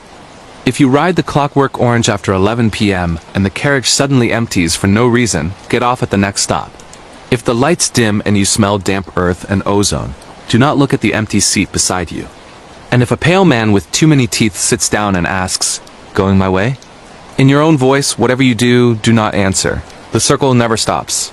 And it's always looking for new passengers to complete the loop. This suffocating true horror story from Scotland combines underground urban exploration gone wrong, demonic entity possession via public transport, mass missing persons on the Glasgow subway, and a supernatural predator that learned how to ride the Circle Line forever. If you're ever in Glasgow and the train empties for no reason, remember, some circles have no exit, and some passengers never get off. True horror story from Greece. The shadow in the Athens metro that wore her dead sister's face and started taking entire carriages. Deep beneath the ancient marble heart of Athens, Greece, where the metro tunnels slice through layers of Byzantine graves and Hellenistic temples, Eleni Papadakis boarded the last Line 3 train from Syntagma to Agia Marina on a humid August night in 2025. She was 29, exhausted from a hospital night shift, and still grieving her older sister Marina, who had vanished exactly 1 year earlier while riding the exact same route. The Athens metro had always carried ghost stories. Workers finding bones in the dust, trains arriving with no driver, lights flickering in patterns that matched ancient Greek funeral dirges. But on that night, the shadow that had taken Marina decided it was hungry for more. Eleni fell asleep against the window. She woke to the train stopped between stations, lights strobing red, every other passenger gone. The doors were sealed. On the platform outside stood her sister Marina, exactly as she looked the day she disappeared. Same yellow dress, same smile, same head wound that had never been explained. Marina raised one hand and pressed it to the glass. The handprint burned black into the window and stayed there for months. Then Marina spoke without opening her mouth, voice coming from the train speakers. "I've been waiting downstairs, Eleni. They let me come up for you." The train lurched forward on its own. Instead of emerging into Agia Marina, it descended a branch line that does not exist on any map. Spiraling downward past abandoned stations with signs in Katharavousa Greek no one has used since 1976. At each stop, the doors opened and more versions of Marina waited. Child Marina, teenage Marina, elderly Marina with eyes like empty graves, all beckoning. Eleni screamed until her throat bled. The train finally stopped at a platform labeled Gekrakekis, receiver of the dead. The doors opened onto a cavernous chamber lined with thousands of shoes, single shoes, left feet only, arranged in perfect rows stretching into darkness. That was the last anyone saw of carriage 217. The next morning, the train arrived at the depot empty, windows smeared with black handprints that no solvent could remove. CCTV from every station that night shows the same thing. Entire carriages emptying between one frame and the next. Passengers simply ceasing to exist while the train was in tunnel. Over the following weeks, 47 people vanished from Line 3 alone. Their phones kept uploading stories to Instagram from inside the metro. Photos taken in pitch blackness showing crowds of smiling people with no reflection in the windows. Captions always in Marina's handwriting. Found better company downstairs. The entity began appearing above ground. Commuters at Syntagma reported seeing their dead relatives waving from the opposite platform. A priest performing last rites on a heart attack victim in Monastiraki station looked up to see the dead man already standing behind him, smiling, pressing a black handprint into the marble pillar that is still there today, warm to the touch. The Athens Metro Authority quietly stopped running trains after 11:30 p.m. and welded shut every maintenance hatch that leads deeper than the official blueprints allow. Eleni's phone was found 6 months later inside a sealed evidence bag at Karameikos station. Impossible, because that bag had never left the police evidence locker. It contained one new video. Eleni standing in the endless shoe chamber, surrounded by every missing passenger, all wearing the same yellow dress as Marina.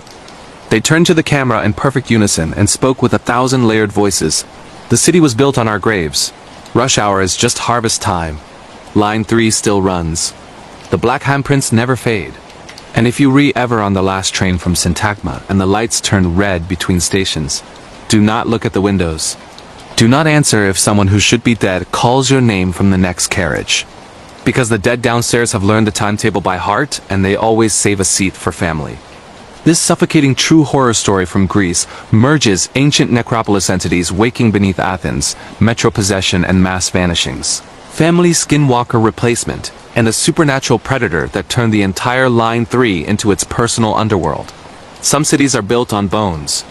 Athens just gave the bones a subway pass. True horror story from Hungary. The Budapest hospital that never closed and started sending patients home wearing someone else's face. In the crumbling yellow corridors of Budapest's Szent Imre Hospital on the Buda side, where Soviet-era wings connect to 18th-century plague wards through corridors. No map acknowledges. Dr. Zofia Kovacs discovered in 2025 that death had been outsourcing its work. The 32-year-old trauma surgeon had taken the permanent night shift because the pay was triple, and she no longer slept anyway after losing her fiancé in a hit-and-run the year before. The hospital had a reputation among staff. Patients who died alone on the lower floors sometimes walked out the front door days later perfectly, healthy, speaking with new voices, and carrying discharge papers signed in handwriting that belonged to people already cremated. It started with patient 0, an unidentified homeless man brought in after being found frozen on the chain bridge. He flatlined at 3:11 a.m. The morgue confirmed death. Yet at 3:33 a.m., he sat up on the slab, asked for a glass of water in Zofia's dead fiance's voice, and walked out wearing a perfectly tailored suit no one had seen before. Security footage showed him pausing at every mirror, tilting his head as if admiring a new purchase. Then the replacements multiplied. A little girl who died of leukemia left the pediatric oncology ward holding her mother's hand. Except the mother had been dead for 6 years, and the little girl now had her mother's eyes. An elderly stroke patient discharged himself speaking fluent Japanese, a language he had never learned, and was later found working as a translator for a Japanese embassy with full credentials that checked out perfectly. Every replaced person shared one detail, a faint seam line around the neck, like a badly fitted mask, visible only under UV light. Zofia began documenting. She discovered discharge papers going back to 1956, the year of the revolution, when the hospital basement had been used as a secret morgue for executed freedom fighters. The signatures on the oldest papers were still wet. The ink never dried.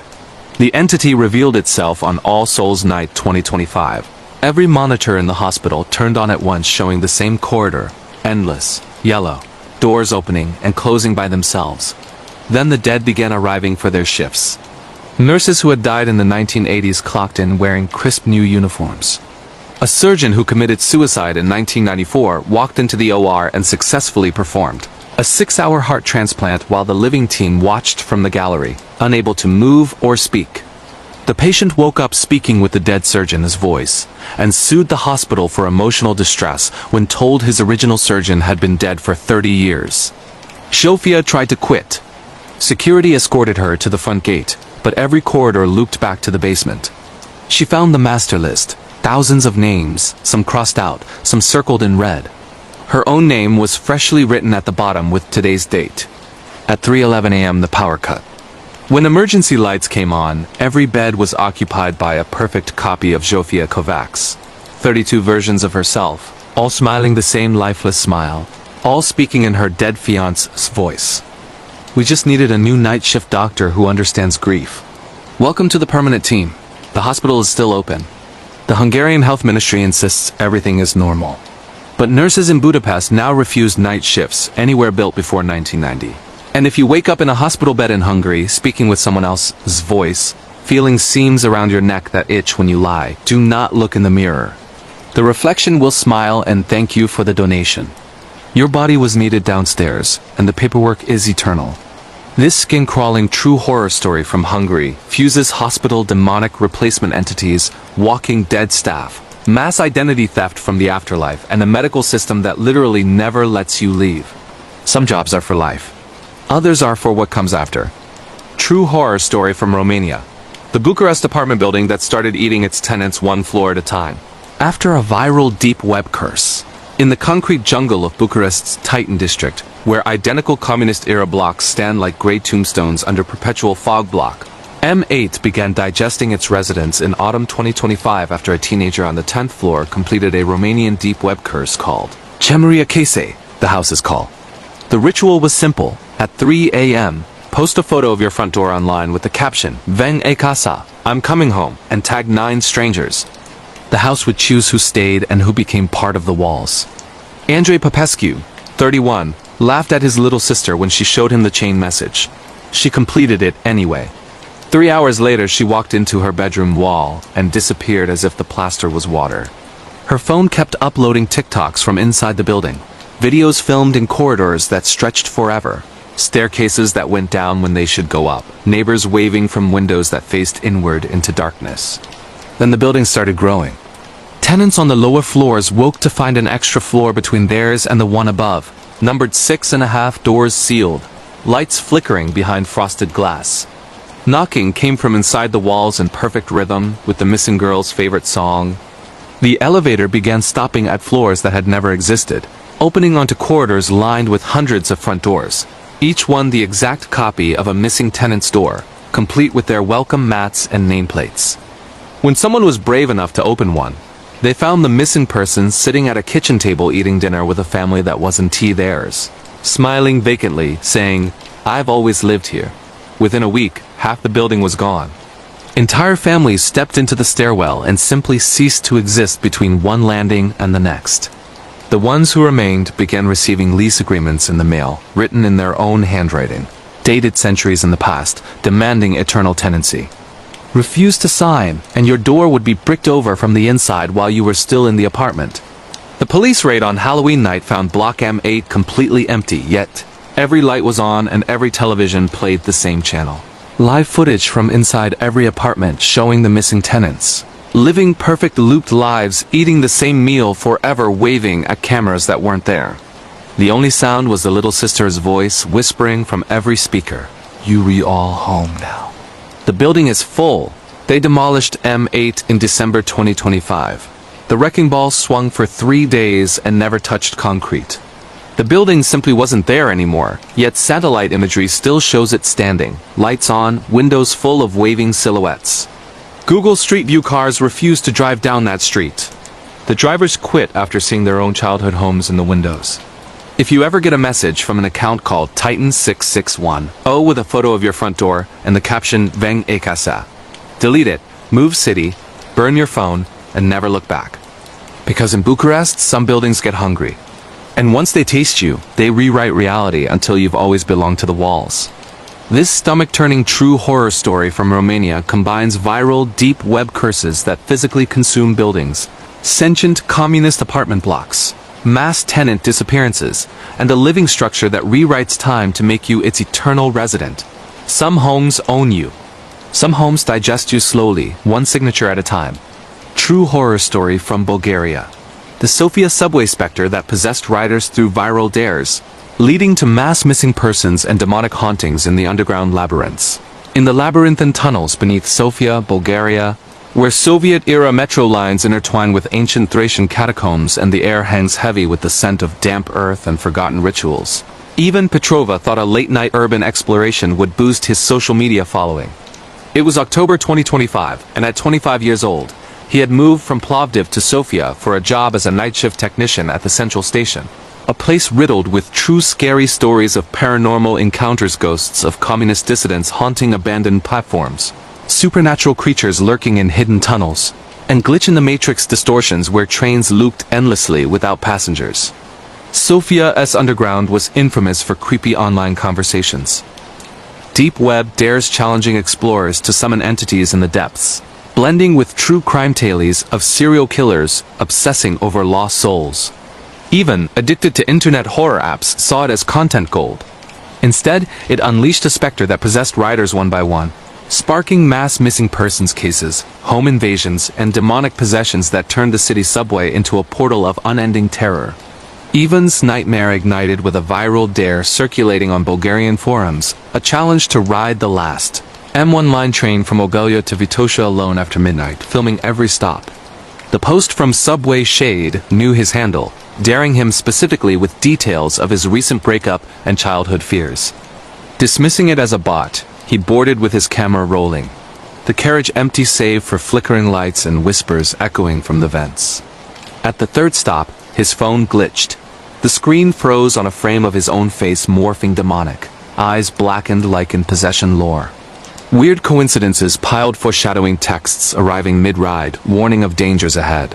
Sleep paralysis hit him mid-journey, paralyzed in his seat. A shadowy specter hovered, whispering dares in a voice layered with multiple tones. The possession spread upon arrival. Ivan stepped off, changed his reflection in station mirrors, showed a seam around his neck like a poorly fitted mask.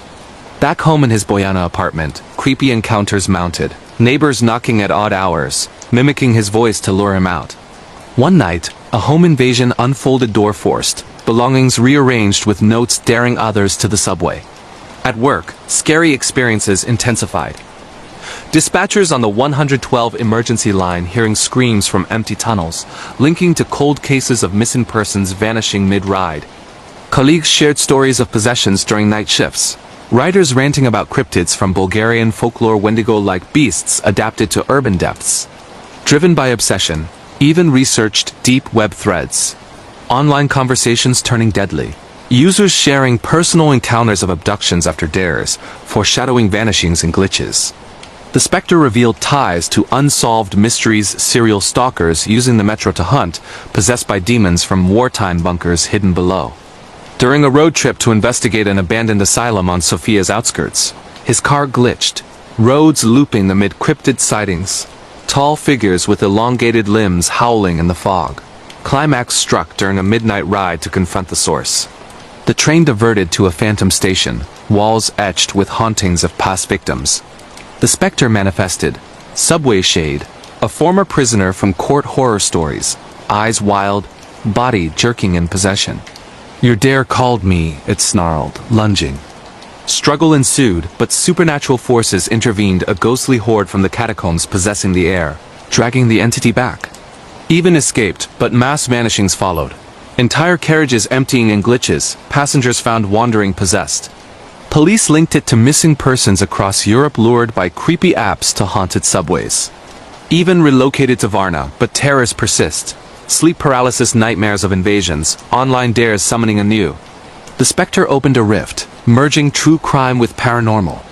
Commuters beware Sofia's depths. Possessions and specters await, turning rides into eternal dread. This terrifying true horror story from Bulgaria fuses subway specter possessions, viral deep web dares, mass missing persons mysteries, and demonic underground hauntings. Uncover more creepy online conversations, glitch in the matrix distortions, and urban exploration terrors if you dare your next metro trip could summon shadows from Bulgaria's buried abyss. True horror story from Serbia. The Belgrade neighbor who whispered through walls, unleashing serial obsessions, paranormal cryptids, and unsolved abductions in the Sava River wilderness. Along the murky banks of the Sava River in Belgrade, Serbia, where crumbling Ottoman fortresses overlook dense wilderness and the water hides secrets from centuries of conflict, Ana Markovic sought refuge in a riverside apartment. It was November 2025, and at 30 years old, she had fled Novi Sad for a dispatcher role on the 194 emergency line, Serbia's 911. Equivalent handling calls about nurse night shift horrors in city hospitals. The area pulsed with real paranormal encounters. Ghosts haunting abandoned asylums, missing persons during camping trips in the deep woods, and glitch phenomena where river paths repeated for lost souls. Ana's new life spiraled into neighbor horror, whispered obsessions, serial killer possessions, and cryptid hauntings, weaving true crime with supernatural in an unsolved tapestry of dread. Ana's ordeal began with faint whispers through her thin walls. Her neighbor, a shadowy figure named Dragan, murmuring her name at night, knowing details from her past military service plagued by war-related demons. Creepy messages appeared, notes under her door daring her to explore hidden tunnels along the Sava, mirroring online internet horror from Serbian forums. Sleep paralysis episodes brought demonic intruders, foreshadowing real threats. Workplace scary experiences mounted. Glitchy calls, looping screams from the river, tying to cold cases. Home invasion struck intruder, rearranging photos, leaving dares. Research uncovered deep web obsessions. Stalkers summoning cryptids, blending with court prison stories. Venturing to the wilderness, paths glitched. Dragon attacked, possessed by a Wendigo-like entity. Escape aided by ghosts, but abductions linked him to vanishings. Hauntings followed. Road trips with sightings, hospital possessions, climax camping, cryptid banishes stalker, Ana's mystery unsolved. This chilling true horror story from Serbia blends whispering neighbor horrors, serial obsessions, paranormal cryptid hauntings, and unsolved river abductions. Delve into more creepy whispers, glitch realities, and demonic possessions. Serbia's waters hide eternal shadows. True horror story from Croatia. The Zagreb asylum ghost that triggered online stalker dares, demonic home invasions, and missing persons enigmas in the Medvednica Mountains. In the fog-shrouded peaks of Medvednica Mountains overlooking Zagreb, Croatia, where medieval ruins blend with dense forests, and abandoned cabins echo with Slavic folklore, Luka Harvit chased adventure through urban exploration. In January 2026, at 28, he had returned from Split to Zagreb for a truck driver job. Routes infamous for road trip horrors, ghostly hitchhikers, glitched distortions on mountain passes. The region teemed with unsolved mysteries, missing persons in national parks, creepy encounters in hidden tunnels, and paranormal creatures like skinwalkers haunting dorm rooms of old asylums.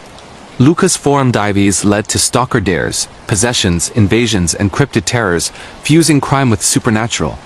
Luka's terror sparked with dares from Mountain Mimic on Croatian apps, knowing his roots. Weird coincidences, foreshadowing dreams, creepy strangers mimicked voices. At home, invasions left notes. Work glitches replayed horrors.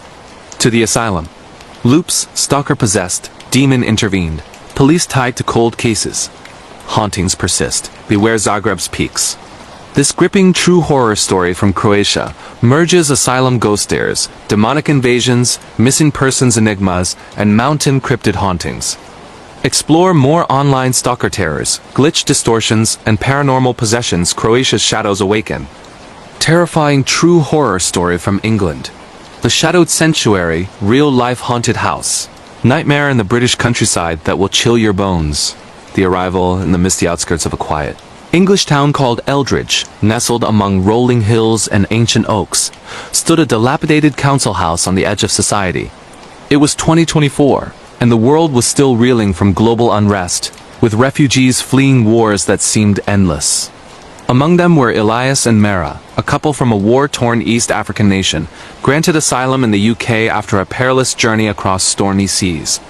They had lost so much friends, family, their home, but clung to the hope of a fresh start.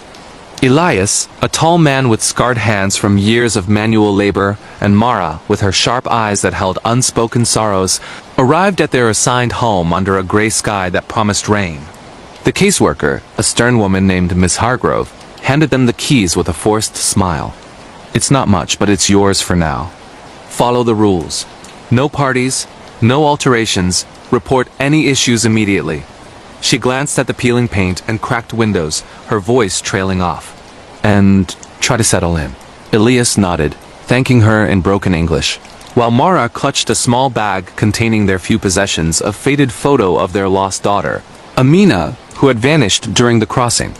As they stepped inside, a chill seeped through the walls, unrelated to the autumn wind. The air smelled of damp earth and something metallic, like old blood. The living room was sparse, a sagging couch, a rickety table, and wallpaper yellowed with age. Upstairs, 2 bedrooms awaited, one with a bed frame missing slats. This is our new beginning, Elias whispered, pulling Mara close. But that night, as they lay in the dark, strange whispers echoed from the vents, soft, unintelligible murmurs that sounded like distant cries for help.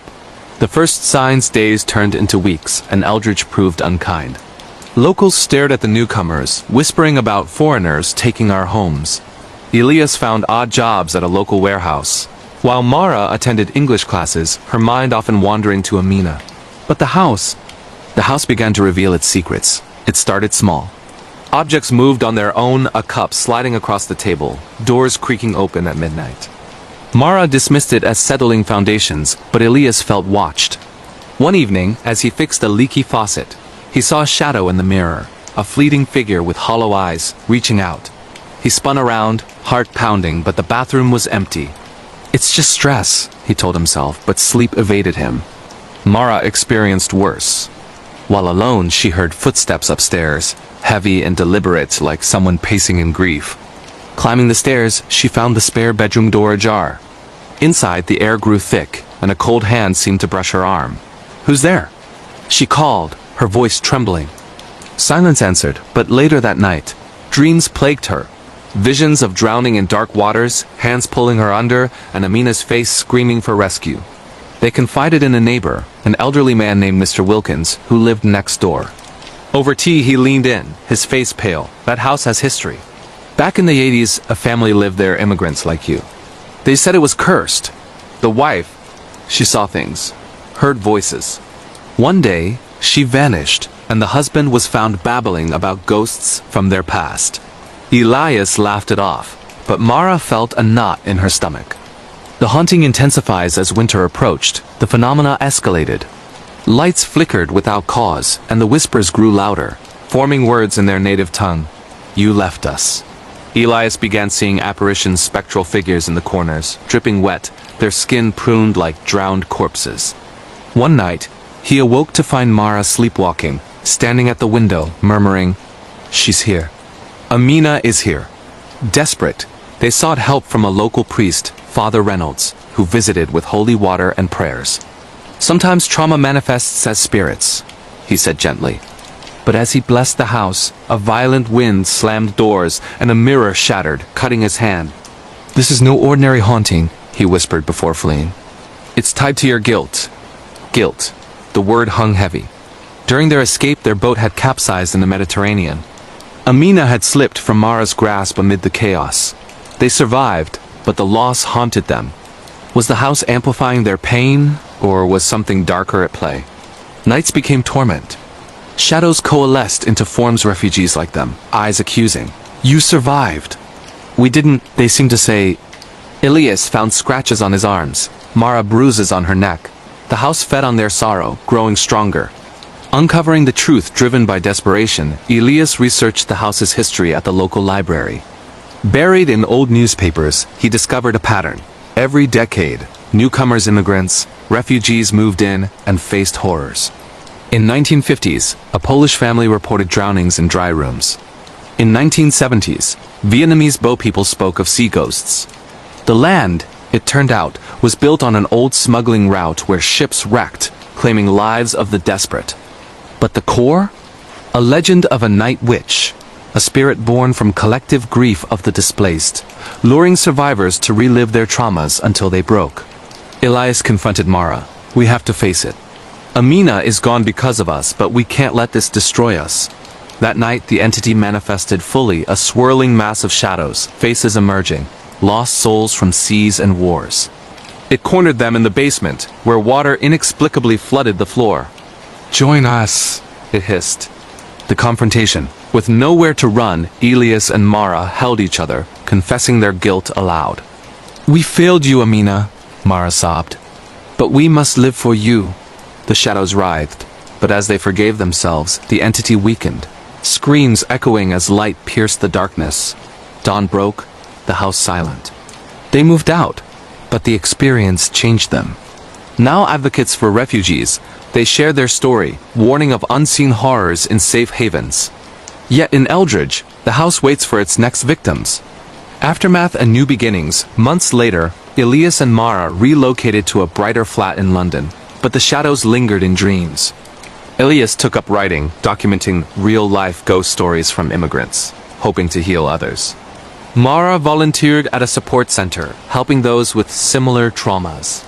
But whispers of the night witch spread. Other houses in England reported similar hauntings, tied to forgotten tragedies. One day, a letter arrived from Mr. Wilkins. "The house is rented again. Pray for them." Elias felt a chill, knowing the cycle continued. The spread in a subplot, we follow a young journalist, Sarah, investigating haunted asylum homes in UK. She interviews Elias, uncovering a network of cursed properties built on tragic sites. Her research leads to an abandoned warehouse where records show government cover-ups. Sarah experiences visions herself, pulling her into the horror. She teams with Elias to expose it, facing bureaucratic ghosts, metaphorical and literal. The ritual of release. They discover a ritual. Confront the guilt in the original wreck site. Traveling to the coast, they perform it under moonlight, releasing spirits. But the entity fights back, manifesting as a storm. Intense battle ensues with flashbacks to Elias's past. Resolution. Victory comes at cost. Sarah injured, but spirits free. Elias and Mara find peace, adopting a child, symbolizing hope. Epilogue. The house stands empty, but is the horror truly gone? The Enfield Silence. A true terrifying haunting in North London, England. 2023 to 2025. The house was numbered 284 Green Street, Enfield. A plain 3-bedroom council, semi-built in the 1950s, identical to hundreds of others on the street, except for what happened inside it after the Harper family moved in during the summer of 2023. Janet Harper was 11 years old, small for her age, with pale skin and dark hair that always fell across her eyes. Her older sister Margaret was 13, already angry at the world. Their single mother Peggy worked double shifts at the local supermarket and came home smelling of bleach and exhaustion. The youngest, 8-year-old Rose, still believed in Father Christmas and monsters under the bed. Their brother Johnny, 15, spent most nights out with friends and came back reeking of cheap cider. The first night was ordinary. Boxes everywhere, the smell of fresh paint from the previous tenants, the sound of London traffic, a low hum beyond the curtains. Peggy kissed each child goodnight and fell asleep on the sofa with the television still flickering. Nothing happened. Not yet. The second night began the silence. Janet woke at 3:17 a.m. to the sound of nothing. Not quiet, absolute nothing. The hum of the refrigerator had vanished. The distant roar of the North Circular was gone. Even her own breathing seemed swallowed. She sat up in the bed she shared with Rose and saw that the room was darker than it should have been, as if the street lamp outside had been switched off. Then came the knocking. 4 sharp knocks from inside the wall behind her headboard. Knock, knock, knock. She froze. The knocks came again, slower this time, deliberate. She reached out and shook Rose, but her little sister slept on, mouth open, chest rising and falling in perfect rhythm. Janet whispered her name. No response. The knocking moved. It traveled along the wall toward the wardrobe, then down into the floorboards beneath her feet. She pulled the blanket over her head and waited for morning. Morning brought no answers. Peggy told her it was just the house settling. Houses creak. Pipes knock. End of story. Janet didn't argue. She was used to being told she was imagining things. But the silence kept returning, always between 3 and 4 a.m., and only in the girls' bedroom. Margaret heard it next. Then Rose. Johnny laughed and said they were all attention-seeking little cows. Peggy started sleeping with cotton wool in her ears. By the end of August, the knocking had become a rhythm. 4 knocks, pause, 4 knocks, pause, like a code. Sometimes it came from the ceiling, sometimes from under the beds. One night it came from inside Janet's chest. She felt it thump against her ribs from the inside. 4 hard blows that left bruises shaped like fingerprints. She showed her mother. Peggy went pale, but said nothing. That same week, the furniture started moving on its own. It was small at first. A chair shifted 6 inches across the kitchen floor while Peggy made tea. The chest of drawers in the girls' room slid forward and blocked the door while they slept. Johnny's football rolled upstairs by itself and stopped outside the bathroom where he was showering. He came out white-faced and didn't laugh anymore. September brought voices. They were low and gravelly, always male, always coming from Janet's side of the room. The first clear sentence was, "This is my house now." Janet woke Margaret in the dark and made her listen. Margaret heard it too. They clung to each other under the covers until dawn. When they told Peggy, she finally called the police. 2 officers arrived the next evening. PC Carolyn Heaps was young and kind. Her partner, David Belton, was older and skeptical. They sat in the living room drinking tea while Peggy explained. The children stayed upstairs. At 11:42 p.m., the knocking started again, louder than ever. The officers followed the sound upstairs. They stood in the girls' bedroom and watched, stunned, as the heavy wooden chest of drawers slid across the carpet by itself and pinned PC Heaps against the wall. She screamed. Belton dragged it away. Both officers left the house shaking and filed an official report that simply read, "Unexplained." After the police left, things escalated fast. Janet began speaking in a voice that was not hers. It was deep guttural. The voice of an old man who swore constantly and called Peggy a fucking slag. She would sit bolt upright in bed, eyes wide open but unseeing, and talk for hours about people none of them knew. A blind man named Bill who had died in the house in 1975. A little girl who fell down the stairs in 1962, a soldier who hanged himself in the cupboard. Under the stairs during the war. Sometimes Janet levitated. Not dramatically, just a few inches off the mattress, her body rigid, arms by her sides. Margaret saw it first, then vomited in terror. The local vicar came. He lasted 20 minutes before fleeing. A medium named Gloria Barnes stayed longer, but left with scratches down her face that spelled the word mine in jagged letters. By November, the house was under siege. Reporters camped on the pavement. Neighbors moved out. The council tried to evict the family, but couldn't because no one else would take the property. Investigators from the Society for Psychical Research arrived with tape recorders and cameras. They recorded over 400 hours of audio, growling, screaming, furniture crashing, and one phrase repeated again and again in that terrible old man's voice. "I was murdered here." Janet stopped being Janet for days at a time. She would snarl and bite and throw herself against walls. Her strength was unnatural. 4 grown men couldn't hold her down. She spoke about things an 11-year-old girl from Enfield could not possibly know. Detailed descriptions of surgical procedures from the 1940s. The exact layout of the house before the bathroom was added in 1958. The location of a bricked-up fireplace in the living room where a child's bones were supposedly hidden. Peggy aged 10 years and 3 months. She chain-smoked and barely slept. Rose developed a stammer and wet the bed every night. Margaret started cutting herself. Johnny disappeared for weeks and came back with heroin tracks on his arms. On December 21st, 2023, the longest night of the year, the entity finally showed itself. It began with the silence again, deeper than ever before. Every light in the house went out at once. The temperature plummeted. Frost formed on the inside of the windows, even though the heating was on full. Then the walls started bleeding. Thick, dark blood seeped through the wallpaper in the hallway, running down in slow rivulets and pooling on the carpet. The stench was unbearable, iron and rot, and something worse. Janet floated out of her bedroom and down the stairs. Her head was bent at an impossible angle, neck clearly broken, yet she walked. Her mouth opened and the old man's voice boomed out. "This is the night I died." The investigators who were present that night still refused to speak about what they saw in detail. One of them, Maurice Gross, recorded it all on cassette tape. You can hear the screaming, the furniture exploding, glass shattering, and underneath it all the steady drip-drip of blood hitting the floor. At one point Janet, or whatever was inside her, grabbed a crucifix from the wall and bent it into a perfect circle with her bare hands. The climax came at 3:33 a.m. The front door slammed open by itself. A freezing wind rushed through the house carrying the smell of earth and decay. Every mirror cracked at once.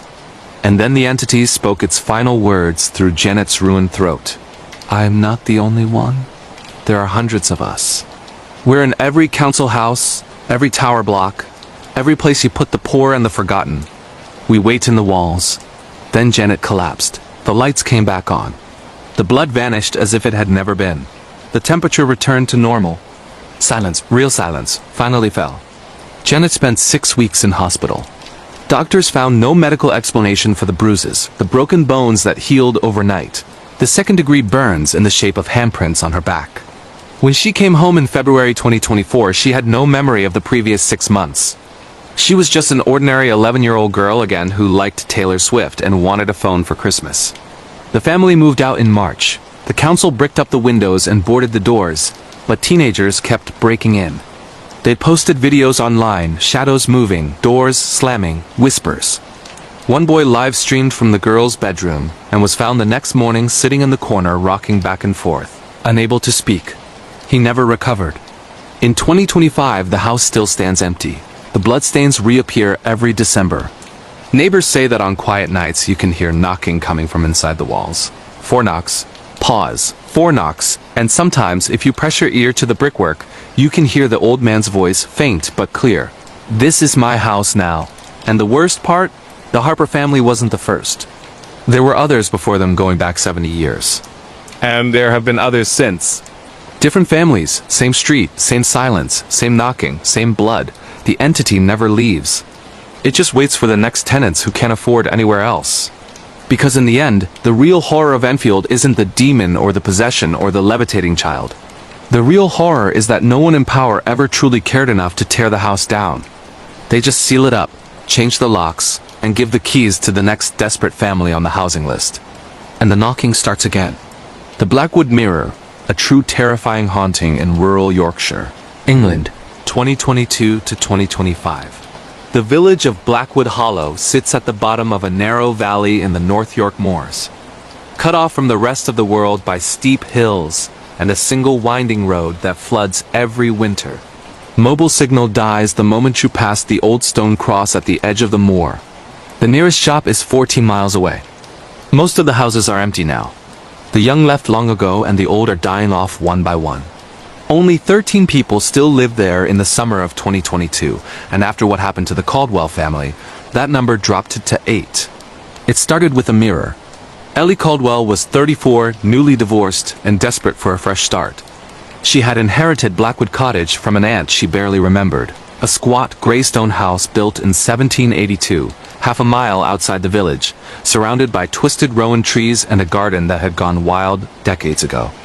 She arrived on the 1st of July with her 2 children, Ava, 12, quiet and watchful, and Finn, 9, who still believed in monsters but pretended he didn't. The removal men refused to carry anything past the front door. They dumped the boxes on the path, took their money, and left without a word. Ellie laughed it off. Country folk, suspicious of outsiders. She would win them over. Inside, the cottage smelled of damp stone and something sweeter underneath, like roses left to rot in water. The floors sloped, the windows were small and set deep into walls 2 feet thick, and every room felt smaller than it should, but it was theirs, and it was free, and that was enough. They found the mirror on the 3rd day. It was in the attic, wrapped in oilcloth, and leaning against the far wall beneath a skylight filmed with decades of bird shit and dead flies.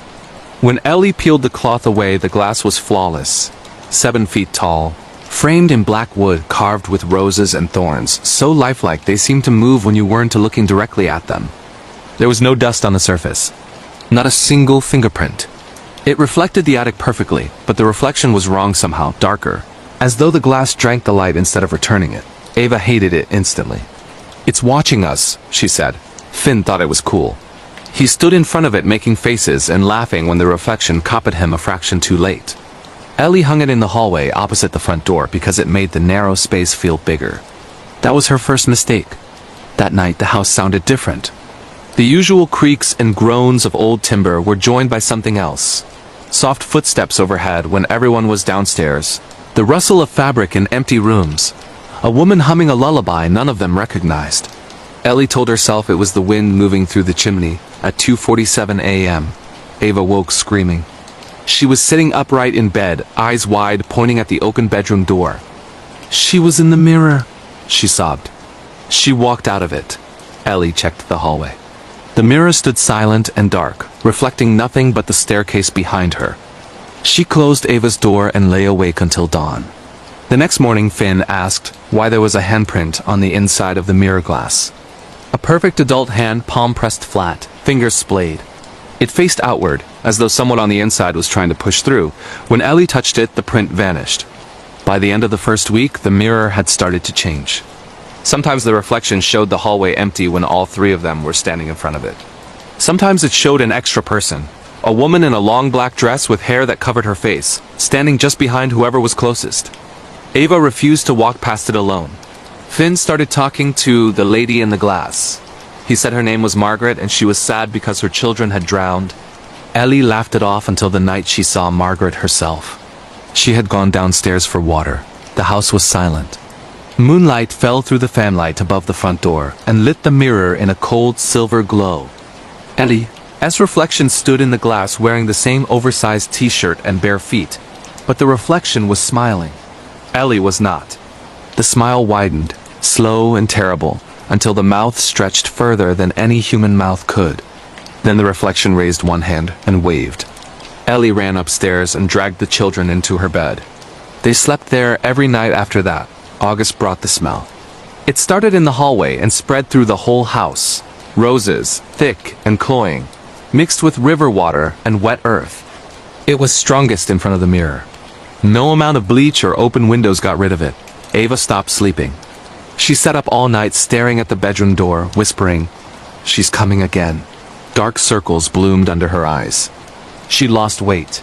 Her skin took on the gray pallor of someone much older. Finn, on the other hand, seemed happier than ever. He spent hours in front of the mirror talking to Margaret. He said she showed him things, beautiful things, gardens full of flowers that sang, rivers made of starlight. He started drawing pictures of a woman with long black hair and no face, always standing in front of a mirror that bled at the edges. One night, Ellie woke to find Finn's bed empty. She found him downstairs, standing barefoot in front of the mirror in just his pants. The glass was glowing faintly from within, a sickly greenish light. Finn's reflection was missing. In its place stood Margaret, One pale hand pressed against the inside of the glass directly opposite Finn's. Their palms lined up perfectly. Ellie screamed and yanked him away. The glow vanished. Finn looked at her with eyes that weren't quite his and said in a voice too adult for a 9-year-old boy, "She says you're keeping us apart." That was when Ellie called the vicar. Reverend Alice Morrow was 62, practical, and had no time for superstition. She arrived with a flask of tea and a large iron cross that had belonged to her grandfather. She stood in front of the mirror and prayed aloud for 20 minutes. Nothing happened. She told Ellie the children were imaginative and the house was old and drafty, and that was all. The next morning, Reverend Morrow was found dead in her car at the bottom of the quarry outside the village. The coroner said heart attack. Her eyes were wide open and her mouth stretched in that same too wide smile. After that, no one from the church would come. September 2022. The nights grew longer. The mirror began to speak. It started as whispers, soft and coaxing, only audible when you stood directly in front of it. Margaret's voice was beautiful, low and musical, like someone singing underwater. She told Ava she was special. She told Finn he belonged with her. She told Ellie that her children would never be safe while the mirror still stood in the house. Ellie tried to move it. She and 2 men from the village wrapped it in blankets and carried it to the garden to burn. They never made it past the front door. The mirror grew heavier with every step until their arms bled from the strain. When they dropped it, the glass didn't break. Instead, the wood frame bled, thick, dark blood that soaked into the floorboards and wouldn't to come up no matter how hard they scrub it. They left it where it was. October. Ava tried to kill herself. She took every pill in the bathroom cabinet and lay down in front of the mirror to wait. Ellie found her just in time. While the ambulance screamed its way along the narrow moor road, Ava opened her eyes and said in Margaret's voice, "She can't have them both." Finn disappeared the same night. They searched for 3 days. Police, mountain rescue, dogs, helicopters. They found his pajama top caught on a rowan tree half a mile from the house, soaked in river water, though the nearest river was 4 miles away. They never found his body. After Finn was gone, the house changed completely. The temperature inside never rose above 4 degrees, even with every fire lit and the heating on full. Frost formed on the inside walls in perfect handprints. The roses in the garden bloomed black overnight, even though it was November. Every mirror in the house except the big one cracked in the shape of a screaming mouth. Ava stopped speaking. She sat on the stairs and rocked, staring at the blackwood mirror with eyes that never blinked. When Ellie tried to carry her away, Ava dug her nails into her mother's arms and drew blood in the shape of thorns.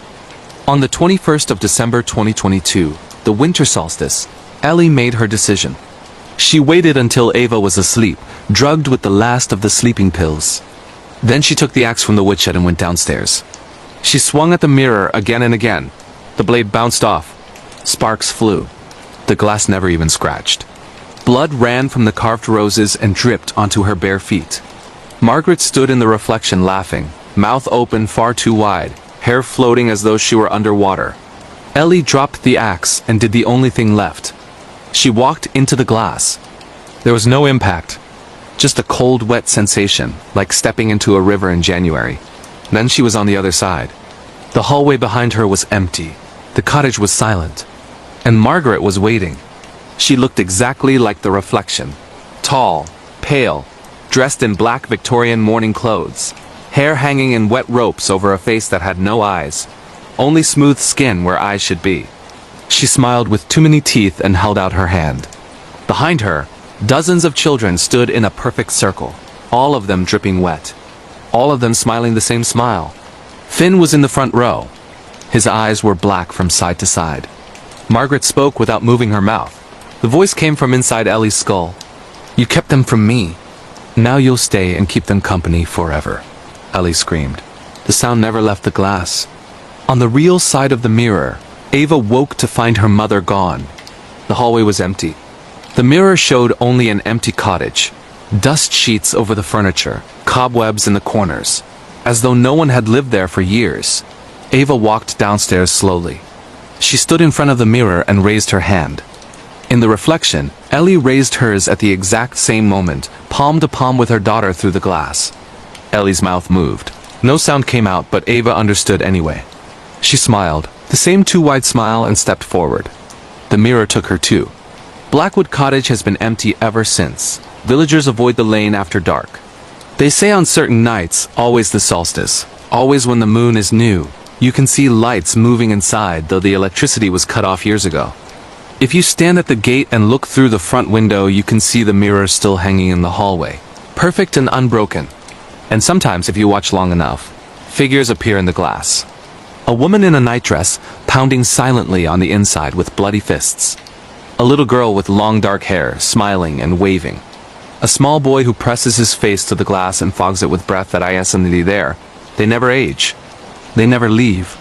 And on the frame, carved deep into the black wood where no knife could ever reach, new names keep appearing, letter by letter, as though an invisible hand is writing them one slow stroke at a time. The latest name is still being carved. It will be finished soon. And the mirror is still hungry. The hollow beneath Whitby Abbey, a true and terrifying account of what lives under the cliffs of North Yorkshire, England, 2021 to 2025. The town of Whitby sits on the edge of the North Sea like a bruise. Two sides split by the River Esk, 199 steps climbing from the old harbor to the ruined abbey on the cliff-top gulls screaming over black roofs, the smell of salt and frying fat, and centuries of death soaked into the stone. Tourists come for Dracula and fish and chips. They leave before dark. The locals know better. Below the east cliff, hidden behind a locked iron gate set into the rock face, is a tunnel. Locals call it the Hollow. It was dug in 1812 by a madman named Silas Drury, who believed the cliffs contained a door to something. Older than the Abbey, older than the Vikings, older than the Romans. He found it. He opened it. Then he vanished. The tunnel was bricked up in 1814 after 7 men went in and only 2 came out, both raving about singing under the ground, and a woman with no face made of tide. The gate stayed locked for 200 years. In the summer of 2021, the gate was opened again. Freya Whitaker was 29, a marine archaeologist from Leeds University, funded by a private grant to map undocumented smuggling tunnels beneath the abbey. She had short-cropped hair dyed sea green, a silver nose ring, and a laugh that made people want to tell her secrets. She brought a team of 5. Tom, her ex-boyfriend, and still the best sonar tech in Yorkshire. Priya, PhD student terrified of heights. Callum and Lewis, twin brothers from Hull who could squeeze through gaps no adult should fit, and Dr. Miriam. Halle, 61, chain-smoking historian who had spent 40 years trying to prove the Hollow was real. They broke the lock on the 14th of July, 2021. The gate screamed as it opened. Inside was a brick archway, dripping with seawater, leading down a spiral of stone steps that had never been mapped. The air smelled of iron and rotting seaweed. Their torches barely cut the dark. Freya went first. The steps went down 237 before they leveled out into a natural cavern the size of a cathedral. The floor was black sand. The ceiling dripped. And in the center stood a perfect circle of standing stones, each one carved with spirals that hurt to look at directly. Between the stones, the sand was wet, as though the tide came in and out, though they were hundreds of feet underground. Tom's sonar went mad. It showed the cavern continuing downward in a perfect spiral, kilometer after kilometer, far deeper than the seabed itself. That was the first night. They left at dawn, laughing, exhilarated, already planning the return. None of them noticed the footprints in the wet sand that hadn't been there when they arrived. Bare feet, too long, too many toes. They came back 3 days later with better equipment, floodlights, ropes, cameras. The gate was open when they arrived. The padlock lay on the ground, snapped in half as though something huge had bitten through it. Inside, the standing stones had moved. They formed a corridor now, leading deeper. At the end of the corridor was a new opening, a crack in the rock that breathed cold air and smelled of lily and low tide. Freya went in first again. The crack opened into a second chamber, smaller, perfectly round, walls smooth as glass. In the center was a pool of black water, still as oil. Above it hung a single object, a woman made of driftwood and fishing net, suspended by her hair from the ceiling. Her head was tilted back, mouth open, and from her throat grew living sea anemones that opened and closed like screaming flowers. Priya vomited. Callum took one photo, and his camera shattered in his hand. Lewis whispered, "She's looking at us." Though the figure had no eyes, only hollow knots in the wood. They should have left then. They didn't. Dr. Halle recognized the figure. She had seen sketches in a banned 17th century journal by a monk who vanished from the abbey in 1642. The monk called it the Bride of the Hollow.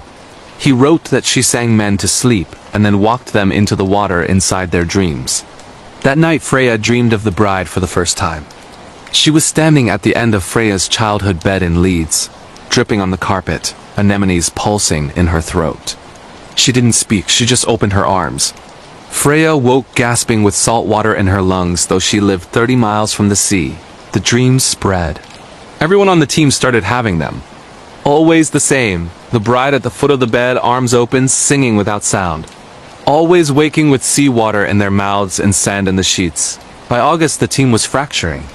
Priya quit and moved back to London. She was found 3 weeks later walking into the Thames at low tide, still wearing her pajamas, whispering that the tide was calling her home. They pulled her out alive, but she never spoke again. Callum and Lewis tried to leave Whitby altogether. Their van was found abandoned on the Moor Road with the doors open, and the radio playing Whale song, though they had no such CD. Tom started sleepwalking. Freya found him one morning standing on the harbor wall at 4 a.m., barefoot, staring at the sea. When she touched his shoulder, his skin was ice cold and covered in a thin layer of salt. Dr. Halley stopped smoking. She sat for hours staring at the photographs of the bride, tracing the anemones with shaking fingers. She began writing in an old notebook, page after page, never letting anyone read it. Freya tried to shut the project down. The university laughed. The grant was private, some shell company registered in the Caymans, and the money kept coming. Someone wanted the hollow explored, no matter the cost. September 2021. They went back in. This time the tunnel had changed. The spiral steps were gone. In their place was a gentle slope of black sand that led down and down and down. The air grew warmer. The smell of lily was overwhelming. Half a mile in they found the first body. It was Silas Drury, perfectly preserved, sitting against the wall in his 1812 coat, eyes open, smiling. In his lap lay the journal he had been writing when he vanished. The last entry, dated the day he disappeared, read, "She is not dead. She is the tide that never ebbs. She keeps what she takes. I am going to her willingly now. The singing is too beautiful to resist." Tom took the journal. That night he walked into the sea from the beach at Sansan and was never seen again. October. Only 3 left: Freya, Dr. Halley, and the sea itself. The hollow had become a cathedral of water.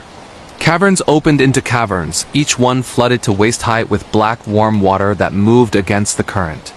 Things swam in it, pale, blind, with too many joints. The walls were covered in barnacles that opened and closed like mouths.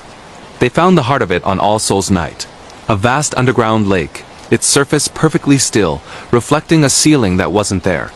Instead, the reflection showed the night sky. Stars wheeling slowly, though they were hundreds of feet underground. In the center of the lake stood the bride, no longer made of driftwood. She was flesh now, tall and pale and naked, hair floating on the water like ink. Her throat was a mass of living anemones. Her eyes were the green of the deep sea just before it turns black. Hundreds of people stood in the water around her, up to their waists, eyes closed, smiling.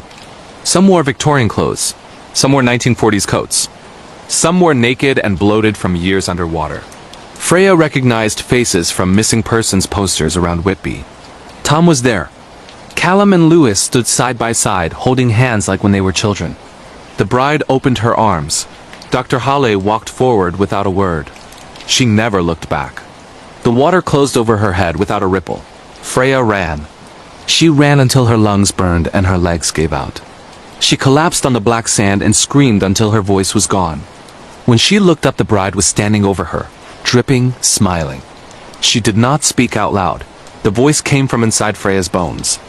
"You opened the door, you cannot close it again. But you can choose. Join us and never be cold again. Or leave and carry me with you forever." Freya chose to leave. She crawled back up the tunnel on bleeding hands and knees. The gate was open. Dawn was breaking over the abbey ruins, gulls crying like lost souls. She stumbled into the street and collapsed in front of the first person she saw, an old fisherman walking his dog. They took her to the hospital. Hypothermia, shock, dehydration, saltwater aspiration, though she had never entered the sea. She was in a coma for 6 weeks. When she woke, it was December 2021. The hollow had been sealed again. Concrete poured into the gate. Steel plates welded over it. Warning signs in 3 languages. The university denied the project ever existed. The missing were written off as runaways or suicides. Freya tried to tell the truth. No one believed her. She moved to London. Got a flat on the 23rd floor where she could not hear the sea. Took pills to sleep. Drank to forget. It didn't work. The bride came with her, not in dreams anymore. In reflections, in puddles after rain. In the black screen of her phone when it was turned off. Always smiling. Always waiting. In March 2023, Freya went back to Whitby. She stood on the 199 steps at midnight and looked down at the town. The tide was in, black and shining. Somewhere beneath the cliffs the hollow waited, patient as stone. She left a note in the Abbey gift shop, pinned under a fridge magnet of Dracula. It said, "She is still hungry. She always will be." Some doors, once opened, can never be closed again. If you hear singing under the ground, do not follow it. If you dream of the bride, wake up and run. And whatever you do, do not go down the steps after dark. Then she walked to the end of the West Pier and jumped. Her body was never found. The gate beneath the Abbey is still there. The concrete has cracked in places. Seaweed grows through the steel plates. On certain nights, when the tide is high and the moon is new, fishermen say they can hear singing drifting up from the rocks. A woman's voice, low and sweet, calling names no one has spoken in years. Sometimes teenagers dare each other to go down at low tide with bolt cutters and torches. Most come back shaking and refuse to speak of what they saw. Some never come back at all. And in Whitby, when children ask why the sea sometimes sounds like it's singing under the cliffs, the old ones cross themselves and tell them to go inside and lock the doors. Because the hollow is awake now. And the bride is still collecting her wedding guests, one by one, forever. True terrifying haunted house story from rural America. The ghosts that destroyed my family. Real horror experiences you won't believe. It all started back in the summer of 2018. When my family decided to move into that old Victorian mansion on the outskirts of a small town in upstate New York. We were looking for a fresh start after my dad lost his job in the city. The house was a steel massive, with creaking wooden floors, high ceilings, and rooms that seemed to go on forever. But from the moment we stepped inside, something felt off. The air was thick, like it was holding its breath, waiting for us to make a mistake. Little did we know, this place wasn't just a house. It was a living nightmare, haunted by spirits that fed on our fears and tore us apart piece by piece. This is my true scary story from rural America, a chilling real horror tale that still keeps me up at night. And if you're into true ghost stories or paranormal encounters, stick around because this one gets darker than you can imagine. My name is Emily, and I was 15 at the time.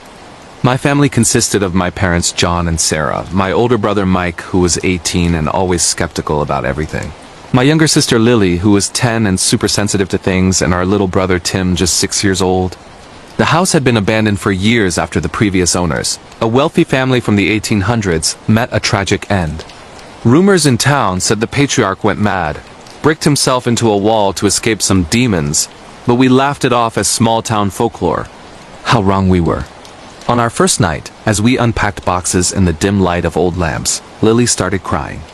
She said she saw a lady in a white dress standing at the top of the stairs, her neck bent at an unnatural angle.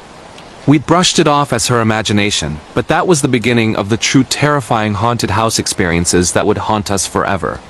The next few weeks were subtle at first, like the house was testing us. Doors would slam shut on their own, even when there was no wind. I'd hear footsteps pacing in the attic late at night, heavy and deliberate, like someone was up there searching for something lost. Mike, the skeptic, set up his phone to record one night, and when we played it back, there were whispers, faint but clear, saying names that sounded like ours, twisted with anger. Emily, leave, or stay forever. My blood ran cold. Dad tried to fix things, being the handyman type, but every repair led to more problems. He'd hammer a loose board, and the next day it'd be pried up again, with scratches underneath like claws had dug in. Mom started having nightmares, vivid ones where she saw us kids dead, our bodies mangled in the house's rooms. She'd wake up screaming, and soon she stopped sleeping altogether. This was no ordinary home. It was a vessel for evil spirits. A real horror story unfolding in rural America that mirrored those chilling tales of possessed houses you hear about in podcasts. As the months dragged on, the hauntings escalated into something straight out of a nightmare. Tim began talking to an imaginary friend named Poppy, describing her as a tall woman with wild hair and empty eyes. He'd draw pictures of her, always with a red room behind her, a room we couldn't find anywhere in the house. One day, while exploring the basement, Mike and I discovered a bricked-up wall, damp and crumbling. Behind it, we heard scratching, like nails on stone. We ran upstairs, hearts pounding, but that night, the wall burst open on its own. Dust and debris everywhere, and inside was a small chamber with old toys and a child's skeleton chained to the floor. The local historian later told us it was from the original family. Their son had been locked away after going insane, claiming the house ate his soul. That discovery unleashed hell. Ghosts appeared more frequently. The bent-necked lady chasing Lily down the halls. A tall man in a bowler hat lurking in shadows, whispering to Dad about his failures as a father. Mom started sleepwalking, once nearly poisoning our dinner with rat poison she claimed the house told her to use. We were living a true paranormal nightmare, the kind of real ghost encounters that make you question sanity. The breaking point came during a massive storm in October. Thunder shook the foundations and the power went out. We huddled in the living room, candles flickering, when the red room, that's what we called it after Tim's drawings, revealed itself. It wasn't a physical door. It disguised itself as part of the wall in the master bedroom. One moment it was solid wood, the next a gaping doorway leading to a crimson-painted chamber that pulsed like a heartbeat. Inside, illusions trapped us. I saw my family dead, throats slit. Mike relived his worst fears of abandonment. Lily was cornered by Poppy, who revealed herself as the spirit of a madwoman from the 1800s who had killed her own children to keep them safe forever. Dad tried to pull us out, but the house fought back, furniture flying, windows shattering, ghosts swarming like insects. Mom, in a fugue state, grabbed a knife and lunged at Tim, screaming that the house needed a sacrifice. Dad tackled her, but in the chaos, she fell down the stairs, her neck snapping with a sickening crack. The bent-necked lady. It was Mom all along, her spirit haunting us from the future. We fled that night, leaving everything behind. The house burned down mysteriously a week later, but the horrors didn't end. Years later, in 2025, I still feel its pull. Mike became an addict, numbing the memories. Lily sees therapists for her visions. Tim doesn't speak much. Dad passed away last year, whispering about the red room on his deathbed. I've shared this true terrifying haunted house story from rural America to warn others. If you buy an old home with a dark past, listen to the whispers. They might be real. This chilling real horror tale isn't just a story. It's my life, a paranormal encounter that proves ghosts are real and houses can be alive with evil. If you're searching for true scary stories 2025 or real ghost experiences, remember, some places don't let you leave. Real survival horror in quarantine Britain. My escape from the infected 28 years after the outbreak, chilling true zombie tales from Europe 28 years. That's how long it's been since the rage virus tore through Britain, turning my homeland into a quarantine wasteland. I'm Alex, from a small survivor community on a tidal island off the Northumberland coast, and this is my true survival horror story from quarantined Britain. If you're into real zombie apocalypse tales or chilling post-apocalyptic experiences from Europe, this one's for you. A first-hand account of infected hordes, family betrayals, and the fight to stay human in a world gone mad. It's 2025 now, but the nightmares from 2047 feel like yesterday. Wait, no. The outbreak was in 2019? No, let's set it straight. The virus hit in 1997 in this tale, but inspired by modern fears, it's fresh and terrifying. I was just a kid when the rage first spread, fast, furious, turning people into raging monsters that attacked anything alive. Britain was locked down, the rest of Europe watching from afar as we devolved.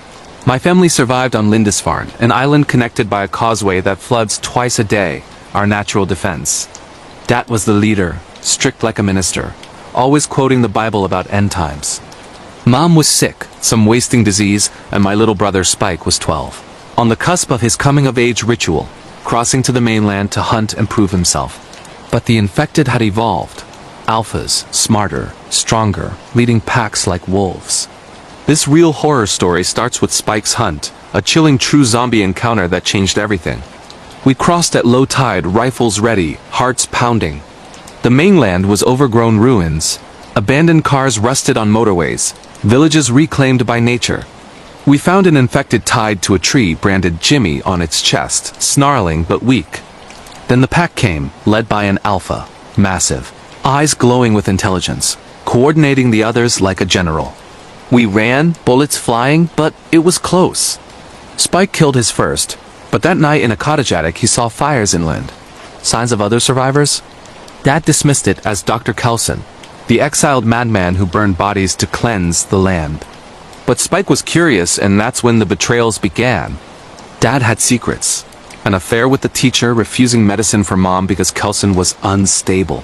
Arguments erupted, and Spike fled with Mom to find help. They found Eric, a stranded Swedish sailor from a NATO boat, paranoid and armed. He saved them from a pack, but horror struck when they witnessed a pregnant infected giving birth, the baby uninfected, a miracle amid the apocalypse. Eric freaked, shot the mother, and threatened to kill the newborn. An alpha decapitated him in a blur of blood and screams. Spike and Mom escaped with the baby, finding Kelson, a doctor building bone monuments, preaching memento mori, remember you must die. He diagnosed Mom's cancer too late and euthanized her at her request. Spike added her skull to the pile, a gut-wrenching moment in this true survival horror. The alpha infiltrated Kelson's camp. Spike darted it with sedatives, saving the day, but grief consumed him. He left the baby at our village gate and vanished into the wild. Dad chased but was stopped by the tide. 28 days later, Spike returned, but changed, rescued by a cult led by adult Jimmy, the branded one, now a twisted leader with an inverted cross preying on survivors. They raided our island, alphas leading the charge, tearing through defenses. I fought alongside Dad, but he was bitten, sacrificing himself to save me. Remember love, he said, echoing Kelson. I escaped by boat, the last one out, watching Britain burn from the sea. In 2025, Europe's still wary, but I share this chilling true zombie tale from quarantined Britain to warn. The infected evolve, and humanity's the real monster. If you're hunting real post-apocalyptic stories or survival horror experiences, this is it. No fiction, just raw terror. Word count, approx 800. Character count, approx 5,000. Chilling true zombie outbreak on a Japanese bullet train. The nightmare journey to Osaka. Real horror from Asia high-speed rails. Picture this. It's 2025, and I'm on the Shinkansen from Tokyo to Osaka. A routine business trip turned into a living hell when a zombie outbreak explodes right in the confined cars. My name is Kenji, a fun manager from Tokyo, and this is my true zombie horror story from Japan. A chilling real outbreak tale that echoes those viral scary train stories you see on YouTube. If you're into real apocalypse experiences or terrifying survival narratives from Asia, buckle up. This nightmare journey is as real as it gets. With infected turning passengers into monsters faster than the train's 200 miles per hour speed. It started innocently. I was with my daughter Aiko, 8 years old, heading to her grandma's for her birthday. She was upset because I missed her recital, always working, always distant. The train was packed. A tough guy named Hiroshi with his pregnant wife Miko, a baseball team of teens, elderly sisters, a homeless man hiding in the luggage, and a slimy executive type. As we sped through the countryside, a woman boarded at the last stop looking ill, feverish, biting her lip until blood dripped. She collapsed, then lunged at the attendant, tearing into her neck. Chaos erupted. Screams filled the air as she turned, eyes bloodshot, veins bulging, attacking anyone close. The virus spread like wildfire, bites turning people in seconds, the infected fast and relentless, pounding on doors, smashing windows. We barricaded in the front cars, but the news on our phones confirmed it. A biotech leak from a company I invested in caused this. Zombies overran stations. Military quarantined Osaka. Hiroshi led the fight, bashing heads with a fire extinguisher, while I protected Aiko. The train stopped at Kyoto, overrun. Infected soldiers swarmed the platform, forcing us back. Separated groups fought through cars, blood splattering seats, limbs flying. The elderly sister sacrificed herself to save us, opening a door to draw them away. Her sister wailed, but we pushed on. Derailment near Nagoya trapped us under wreckage. Yonsuk, the executive, betrayed everyone, shoving people to the zombies to save himself. He sacrificed the cheerleader, her boyfriend dying in agony as she turned. I got bitten saving Aiko, the pain burning like fire. We commandeered a locomotive, but Yonsuk turned, nearly killing us all. I threw him off, then taught Aiko the controls as I felt the virus take hold. Sing your song, I said, remembering her recital. She and Meiko escaped as I jumped, turning in the fields. They walked the tunnel to Osaka, singing to prove they were human, rescued by snipers. In 2025, Aiko shares this chilling true zombie outbreak story from Japan to honor me. Real horror, no escape on those rails. Word count, approx. 600. Character count, approx. 3,500. Horrifying real vampire cult in isolated Canadian village. The blood rituals that consumed my town, true scary tales from North America.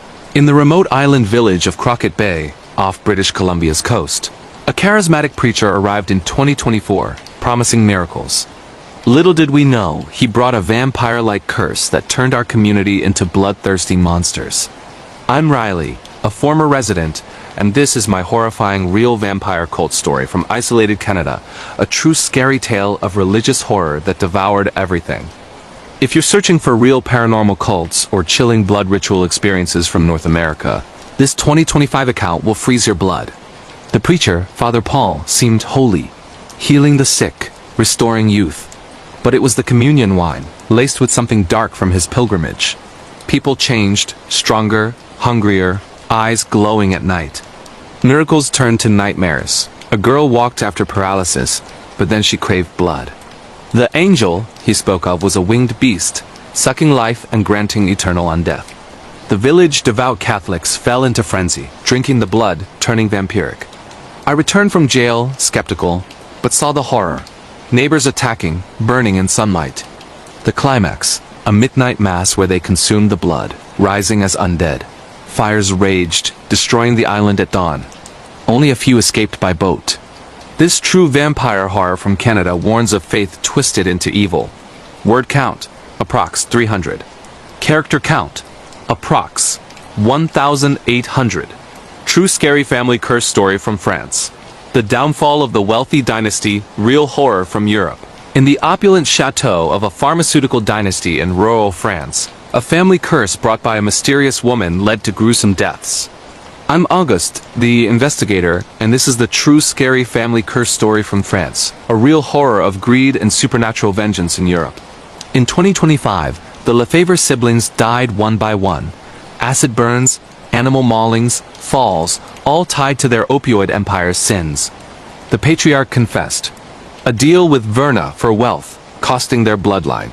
The chateau collapsed, burying the secrets. Chilling real curse tale, beware ambition's price. Whispers from the Outback. A true horror tale from Australia's forgotten shadows in the vast, sun-scorched expanse of the Australian Outback. Where the red earth stretches like an endless wound under a merciless sky, lies a place few dare to tread alone. It's a land of ancient secrets, where the wind carries the echoes of Aboriginal Dreamtime stories, tales of bunyips lurking in billabongs and min-min lights leading wanderers to their doom. But in 2025, as climate anomalies ravaged the continent, turning reliable water sources into treacherous mires, a modern nightmare unfolded that would make even the hardiest locals question the sanity of isolation. This is the story of Mia Hargrove, a 28-year-old geologist from Sydney, whose routine survey job in the remote Simpson Desert became a descent into hellish survival against a predator older than human memory. True horror stories like this, real-life-inspired chilling encounters with nature's fury remind us that the scariest monsters aren't born in labs or cursed houses. They're forged in the wild, hungry, and unrelenting. Mia had always been drawn to the Outback's raw beauty. Growing up in the bustling harbors of Sydney, she romanticized the interior as a canvas of geological wonders, layered rock formations whispering of eons past, hidden aquifers promising sustainable futures amid Australia's worsening droughts. In early 2025, with water scarcity hitting critical levels, her team from the Australian Geological Survey was dispatched to map potential underground reserves near the French Line, a notorious dune corridor where vehicles often vanished into soft sands. It's just another dig, her supervisor Tom Riley had assured her over crackling satellite phone. Pack light, stay hydrated, and watch for ruse at dusk. Mia, with her sharp wit and unyielding curiosity, laughed it off. She was no stranger to harsh conditions. Her thesis on arid zone tectonics had earned her accolades at the University of New South Wales. Armed with GPS tracker seismic probes and a battered Land Rover stocked with MREs, she set out with two colleagues. Jake, a lanky engineer from Perth with a penchant for bad jokes, and Lena, a sharp-eyed hydrologist from Melbourne whose quiet demeanor hid a fierce survival instinct. The journey began under a deceptive blue sky on March 15th. The Stewart Highway gave way to gravel tracks, then to nothing but rippling dunes that swallowed the horizon. Mia drove, her hands steady on the wheel, the air conditioning blasting against the 45 degrees Celsius heat. They chatted about everything and nothing. Jake's failed attempts at dating apps in the bush. Lena's secret love for K-pop playlists that cut through the static. By midday, they reached the survey site, a dry creek bed flanked by spinifex grass and ghost gums, their skeletal branches clawing at the sky. "This is it," Mia said, killing the engine. The silence hit like a physical force, broken only by the distant caw of a crow. They unpacked equipment, drilling shallow bores and calibrating sensors, the ground yielding reluctant samples of parched clay. As the sun dipped, painting the sands in bloody hues, they set up camp, a cluster of dome tents around a portable stove, fairy lights strung for morale, and a satellite dish for emergency pings. That first night was unremarkable. Stars blanketed the void, the Milky Way a glittering scar. Mia lay in her tent, scrolling old photos on her phone. Her little brother back home, grinning with missing teeth. Her ex, a surfer whose heart belonged more to waves than her. Sleep came easy, lulled by the soft hiss of wind through canvas. But dawn brought the first omen. Jake stumbled from his tent, face ashen, clutching his water bottle. "Heard something out there," he muttered, eyes darting to the creek bed. "Like splashing, but it's bone dry." Lena dismissed it as dehydration hallucinations, but Mia felt a prickle at her neck. The outback played tricks. Mirages and echoes were its currency. They pressed on, drilling deeper, unearthing fossils of long-extinct megafauna diproton skeletons half buried in sediment, their massive skulls grinning mockingly. By day 3, the heat wave intensified, temperatures soaring past 50 degrees. Their comms glitched, satellite signals fading like whispers. "Solar flares," Tom radioed faintly from base. "Sit tight. Resupply in 48. Supplies dwindled, water rationed to sips, batteries flickering. That's when the rains came. Not the gentle patter of coastal storms, but a biblical deluge, courtesy of a rogue tropical low that meteorologists later blamed on El Niño's erratic pulse. In hours, the creek bed transformed from cracked earth to a raging torrent, flash floods carving new channels through the dunes. Mia's team scrambled to higher ground, but the Land Rover bogged in mud, its engine whining futilely. "We hiked to the ridge!" she yelled over the roar, grabbing the emergency beacon. Lightning cracked the sky, illuminating twisted root systems that looked almost like grasping hands. They trekked for what felt like hours, sodden gear weighing them down, the water rising ankle-deep, then knee-high. Jake slipped first, his scream cut short as the current yanked him under. Mia lunged, fingers brushing his collar, but Lena pulled her back. "He's gone. Keep moving." Heart pounding, Mia nodded, tears mixing with rain. The flood wasn't the worst of it. As they crested a low embankment, the air thickened with a primal stench, rotting fish and brackish decay. The smell of something ancient disturbed. In the churning waters below, shadows moved. Not debris, not logs. Something deliberate, slicing through the murk with predatory grace. Lena spotted it first. A ripple, then a breach, a massive armored head surfacing, eyes like polished obsidian locking onto them. "Croc," she whispered, voice breaking. But this wasn't some lazy estuarine dweller. The outback's isolation bred monsters. Saltwater crocodiles, displaced by rising seas and flooding rivers, had pushed inland, their territories expanding into forbidden zones. Biologists called them rogue invasives, but to Mia, it was a leviathan from prehistory, 15 feet of muscle and malice, jaws lined with teeth like serrated daggers.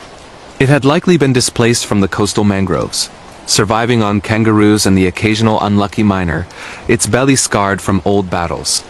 Now, with the flood unleashing it, the beast saw easy prey. 3 humans, isolated and exposed. Panic surged. They bolted along the embankment, but the terrain betrayed them. The rains had turned the sand to slurry, sucking at their boots. Lena twisted her ankle on a hidden root, collapsing with a cry. "Go!" she urged, fumbling for the flare gun. Mia hesitated, but the croc was fast propelling through the water like a torpedo, tail thrashing foam. It lunged, jaws snapping inches from Lena's leg. She fired the flare, the magnesium bloom searing the night, singeing the reptile's snout. It recoiled with a bellow that shook the ground, a sound like grinding stones and guttural rage. Jake's body surfaced downstream, mangled and still, a grim warning. Mia and Lena fled into the dunes, the flood lapping at their heels. The croc pursued, beaching itself briefly to snap at low-hanging branches, its underbelly pale and pulsating. They hid in a spinifex thicket, thorns tearing flesh, breaths ragged. Hours passed in that hellish vigil, the beast circling, its calls echoing like demonic laughter. Mia's mind raced flashbacks to childhood stories her grandmother told, of the rainbow serpent flooding the land to punish hubris. Was this retribution? Climate change's wrath manifesting as tooth and claw? Dawn broke gray and sodden, the waters receding slightly, but the croc remained, basking on a sandbar, patient as death. Rescue came on day 5, a chopper from Birdsville thumping overhead, its downdraft scattering the nightmare. Mia was airlifted with Lena, both dehydrated and traumatized. Jake's remains recovered later. The incident made headlines. Outback flood awakens killer croc geologists. Nightmare survival. Experts confirmed the reptile as a 60-year-old male, relocated to a sanctuary, but Mia knew better. Scars don't heal, they fester. Back in Sydney, therapy sessions blurred into insomnia, the splash of water in her shower evoking jaws. She quit geology, turning to advocacy lecturing on climate migration of apex predators, her voice steady but eyes haunted. Yet the true horror lingered in the what-ifs. What if the floods worsened? What if more rogues slithered into human paths? Australia's outback, that cradle of endurance, was rebelling, its ancient guardians unleashed. Mia's story, pieced from survivor interviews and ranger logs, became legend, a real-life-inspired horror story that chilled podcast listeners from Perth to Brisbane. In the quiet hours, she wonders, was the croc the monster, or were they probing the Earth's veins without respect? The desert doesn't forgive. And in the wet season, when rains return, the whispers start again, splashes in the dark, calling you home. But Mia's tale doesn't end there. Months later, in the sterile glow of her apartment overlooking Bondi Beach, she received an anonymous package, a vial of brackish water from the Simpson, labeled "For the one who swam with the serpent." Inside, a note in spidery script. It remembers. Paranoia gripped her. Had a ranger gone mad? A fellow survivor seeking twisted closure? She poured it out, watching it swirl down the drain like blood. That night, dreams came. Submerged in warm murk, scales brushing her skin, eyes glowing with feral intelligence. She woke gasping, the scent of decay clinging to her sheets. Determined to reclaim her narrative, Mia returned to the outback not as a scientist, but a storyteller. She joined indigenous elders in the APY lands, learning the real lore, not ghost stories for tourists, but warnings etched in song lines. The bunyip, they said, was no myth but a metaphor for imbalance. When water spirits rise, so do the drowned. Armed with this wisdom, she launched a blog, Outback Echoes, chronicling true horror stories like hers, blending science and spirit. Views poured in millions, drawn by the raw authenticity. One entry went viral, The Serpent's Echo, detailing a 2024 incident near Coober Pedy, where opal miners unearthed a croc nest in an underground aquifer, eggs hatching into snapping horrors that claimed 2 lives. Mia wove it with her own, creating a tapestry of terror that gripped the nation. Sponsors called documentary deals, book offers, but success bred shadows. Late-night drives along the highway, she'd spot min lights, those will-o'-the-wisps of folklore, orbs dancing on the verge. Once, near Alice Springs, one paced her car for miles, pulsing like a heartbeat. Her brother's visit in July brought levity. 10-year-old Liam, all freckles and questions, begged for tailies. Tell me the croc story, Auntie Mia. Over barbecued snags, she spun a sanitized version, but his eyes widened at the real parts. The flood's roar, the jaws snap. That night he woke screaming, "It's in the pool!" Mia rushed out, flashlight beam catching ripples in the apartment complex's lagoon. Just leaves, she lied. But doubt gnawed. Australia's coasts were warming, crocs pushing south. What if one had hitched a ride in a stormwater drain? The climax came in October, during a book tour in Darwin. A storm hit, monsoonal fury dumping inches in hours. Mia, signing copies in a waterfront cafe, felt the old prickle. Outside, floodwaters surged, carrying debris and something larger. Patrons gasped as a shape breached the marina. Not a croc, but a log. Laughter rippled, tension breaking. But Mia saw truth in the elder's words. The land tests you, over and over. Today, as 2026 dawns, Mia Hargrove stands resilient, a beacon for those haunted by the wild. Her story, this true scary story from Australia's heart, warns of hubris and harmony. The outback calls, but listen closely. In the splash hear the whisper, it remembers, and it's always hungry. Shadows of the Maple Grove, a Canadian winter's real-life nightmare. Deep in the frostbitten wilds of Canada's Algonquin Provincial Park, where maple trees claw at perpetual twilight and the air bites like 1,000 needles. Winter isn't just a season, it's a predator. In late 2024, as an unseasonal blizzard buried the province under meters of snow, a group of ice fishers from Ottawa stumbled into a real-life inspired horror that echoed the Wendigo legends of the Ojibwa. A tale of isolation, madness, and something ancient stirring beneath the ice. This is the chronicle of Elias Thorne, a 42-year-old park warden with veins full of northern grit, whose routine patrol turned into a fight for sanity against the frozen unknown. True horror stories from Canada, like this one bone-chilling accounts of winter's wrath and folklore, come alive prove that the coldest nights hide the hottest hells. Elias had patrolled Algonquin for 15 years, his life a rhythm of chainsaw roars and snowmobile hums.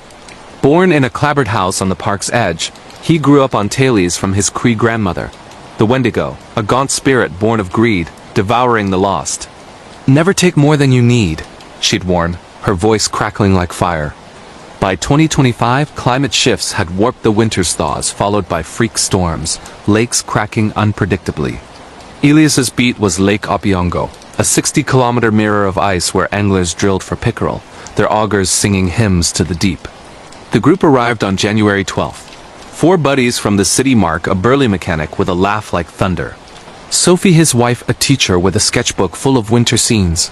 Tim, the quiet IT guy nursing a divorce. And young Nate, Mark's nephew, 19 and full of city bravado. They'd booked a permit for a weekend hut, the kind with wood stoves and solar lanterns. Elias checked them in at the ranger station, snow dusting his parka. "Storm's brewing," he grunted, eyeing the barometer. "Ice is thin in the East Bay. Stick to the marked trails." They nodded, joking about walleye feasts and hot toddies. Elias watched them motor off, their sleds kicking powder, a knot in his gut he dismissed as fatigue. By evening, the blizzard hit winds howling at 100 kilometers per hour, visibility 0. Elias radioed base, visibility down. Checking fisher lines. His snowcat crawled the lake, headlights piercing veils of white. Static crackled on the comms, towers iced over. Then the flare. 3 red bursts from the East Bay, the distress signal piercing the gale. Heart slamming, Elias gunned the engine, the cat bucking over drifts. He found the hut half-buried, door ajar, stove smoke puffing feebly. Inside, chaos. Overturned chairs, blood-smeared ice auger. Sophie's sketchbook opened to a frantic drawing, a gaunt figure with antlers, eyes hollow as graves. Mark staggered in from the storm, frostbitten and babbling. It came through the ice. Took Tim. Elias grabbed his rifle, a Remington loaded with slugs, and they ventured out. Nate was there, huddled by the hole, fists raw from punching flow. "We were drilling," heard cracking. Then hands pale, too long grabbed him under. Sophie was gone, vanished mid-scream. The ice groaned like a dying beast, cracked spiderwebbing from the bore. Elias shone his light down. 20 feet below, shadows swirled in inky water, something brushing the beam-elongated limbs, fingers like branches. Panic clawed them. Mark wanted to flee, but the storm trapped them. Sleds buried, paths erased. They barricaded the hut, stoking the fire with chairs, rationing jerky and whiskey. Night fell, endless and oppressive, the wind mimicking voices whispers in Algonquin. Cree for hungry. Elias shared Graham's story to steady nerves. The Wendigo, once human, cursed by cannibalism, forever starving, mimicking loved ones to lure prey. Nate scoffed, but his eyes darted to shadows. Around midnight, scratching started close on the walls, like branches in gale. Then a knock, soft, insistent. "Sophie?" Mark whispered, hope cracking his voice. Against Elias's warning, Mark cracked the door. Wind howled in, extinguishing the lantern. In the dark, a shape loomed tall, emaciated, skin stretched taut over bones, eyes glowing with feverish hunger. It wasn't Sophie. The face was hers, twisted, mouth yawning impossibly wide, teeth filed to points in some ritual madness. Mark screamed, slamming the door, but the thing pounded, wood splintering. Gunfire echoed Elias blasting through the wall, slugs thudding into flesh that didn't bleed. It retreated, howling a sound that burrowed into brains, stirring forbidden's cravings. Dawn brought no relief. They dug out a sled, fleeing across the lake, the ice buckling like paper. Nate fell through first, the water claiming him with a gurgle. Mark dove after, vanishing into the abyss. Elias dragged himself to shore alone, lungs burning, mind fracturing. Rescue found him delirious, babbling of the eater under ice. The bodies? Never recovered. Divers later reported anomalies. Human remains entangled with something else, deformed limbs, preserved in sub-zero currents, hinting at a subterranean horror, perhaps a genetic throwback or parasite awakened by thaws. Elias's recovery was a war. Hospitals in Ottawa, psychiatrists probing for PTSD, but he knew the Wendigo wasn't metaphor. Climate change was thawing permafrost, releasing ancient pathogens, folklore's echo in science. He wrote it down a manuscript, Icebound Hunger, self-published to whispers of conspiracy. Views exploded on forums. True Scary Stories Canada 2025. Real-life Wendigo encounters Algonquin. Skeptics called hallucination. Survivors nodded. Elias returned to the park, not as warden, but guardian marking thin ice, sharing warnings with fishers. Winters grew wilder, storms fiercer, and in quiet moments, he hears the knock. The hunger never sleeps. The hollow beneath Whitby Abbey, a true English coastal horror that still haunts. Yorkshire in 2025. The North Sea wind screams across the 199 stone steps that climb from Whitby, Esseltown to the skeletal ruins of St. Mary's Church and the jagged bones of Whitby Abbey. Tourists come for Dracula, fish and chips, and jet jewelry. They leave with selfies and sore legs. They never notice the smell that sometimes drifts up from the cliffs at low tide. Wet clay, old iron, and something sweet rotting like a butcher's bin left in the rain. In February 2025, a brutal Arctic front slammed into the Yorkshire coast. Temperatures dropped to minus 18 degrees Celsius. The harbor froze solid for the first time since 1963, and the sea itself seemed to stop breathing. That was when the ground beneath the abbey started to exhale. Freya Callahan, 31, was a freelance archaeological surveyor hired by English Heritage after ground-penetrating radar picked up anomalous voids directly under the Abbey's north transept. Freya had grown up in Robin Hood's Bay, 10 miles down the coast, raised on her granddad's stories of the called lads who dragged fishermen into the cliffs. She laughed at them the way most adults laugh at childhood ghosts, until the day she lowered herself on a rope into a fissure that had never appeared on any map. The cavity was enormous, a natural limestone cavern widened centuries ago by medieval quarrymen, then deliberately backfilled with something that made the GPR scream. When Freya's headlamp swept the walls, she saw what they had tried to bury, hundreds of human skulls mortared into the rock like grotesque bricks, eye sockets stuffed with sea-smoothed hagstones. The air down there was wrong, warm, humid, and tasting faintly of pennies. She should have climbed out and sealed the entrance. Instead, she kept descending. Day 1 below ground was just documentation, photographs, measurements, voice notes. By nightfall, the temperature outside had fallen so low that the rope froze stiff. Freya decided to camp on a ledge rather than risk snapping her only way out. She laid out her bivy bag, brewed tea on a tiny stove, and fell asleep to the sound of water dripping somewhere impossibly far below. She woke to the sound of breathing that was not her own. The headlamp showed nothing but stone and bone. Yet the breathing continued, slow, patient, wet. It circled her. When she shone the light in the direction of the sound, the beam died as if the darkness had swallowed it whole. The backup torch did the same. In total blackness, she felt something brush her cheek. Cold fingers, too many joints, smelling of brine and graveyard soil. Freya scrambled upward, heart jackhammering, and discovered the rope had been neatly severed 30 feet above her ledge. She was trapped with whatever lived in the hollow. For the next 9 days, the world above forgot her. The blizzard sealed the fissure under 3 meters of snow. English Heritage assumed she had gone home early. Her phone had no signal 30 meters underground.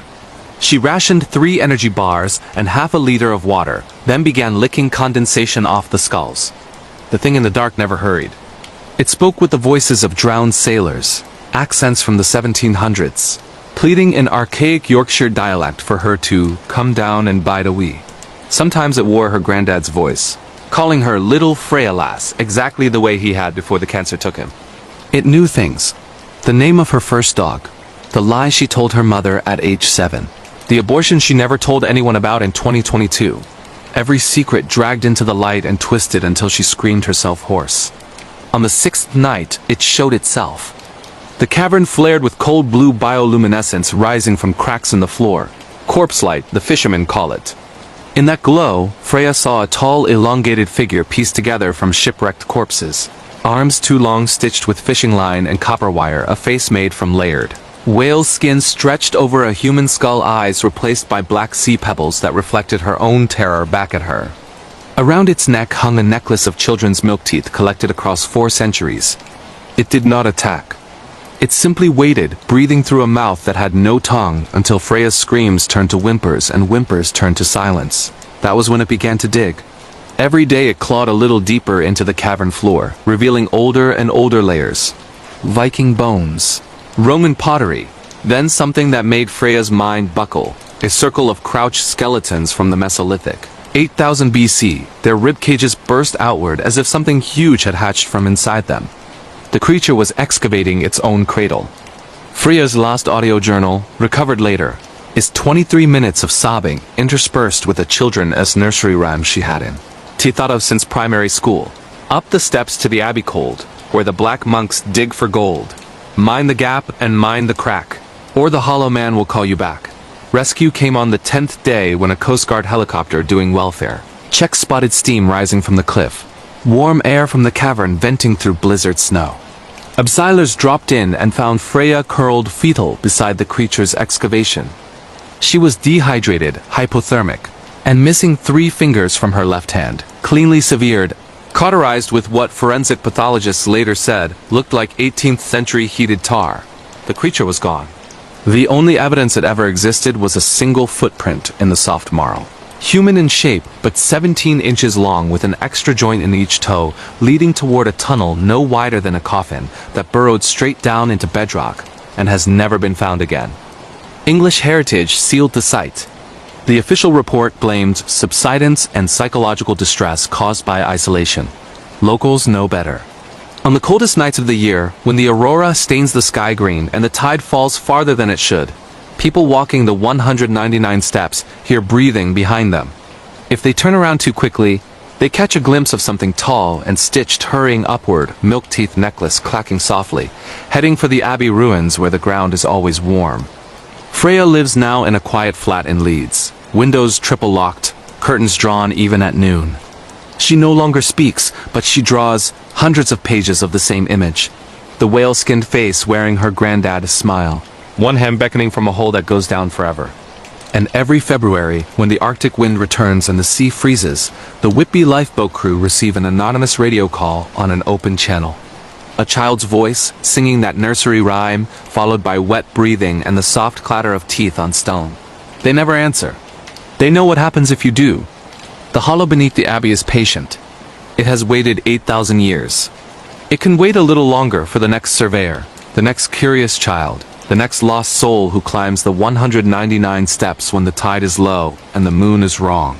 Because some doors were bricked up for a reason. And some echoes never stop calling your name.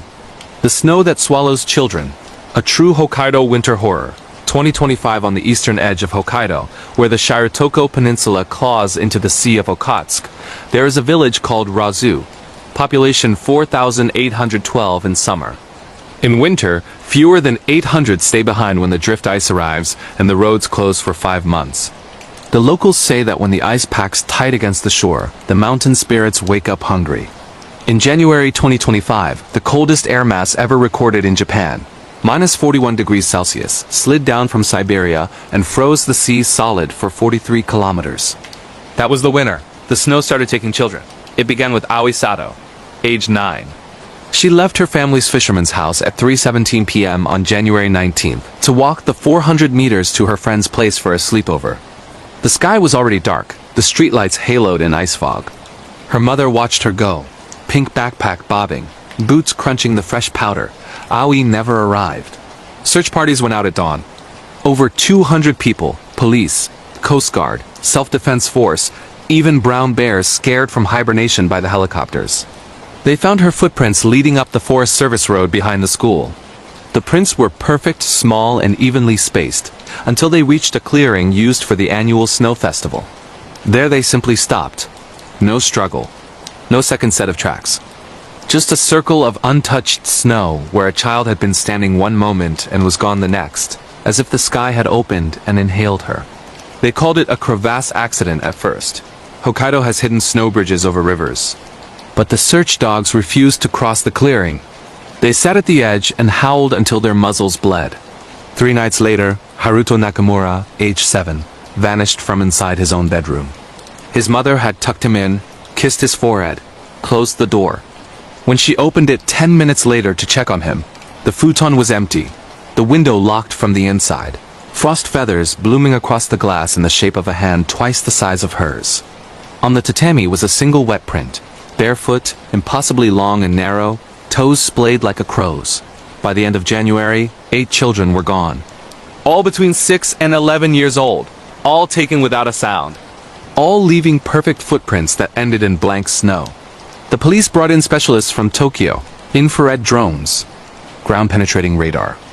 A famous university professor who claimed Yukioro snow woman spirits were to blame. The villagers stopped talking to outsiders.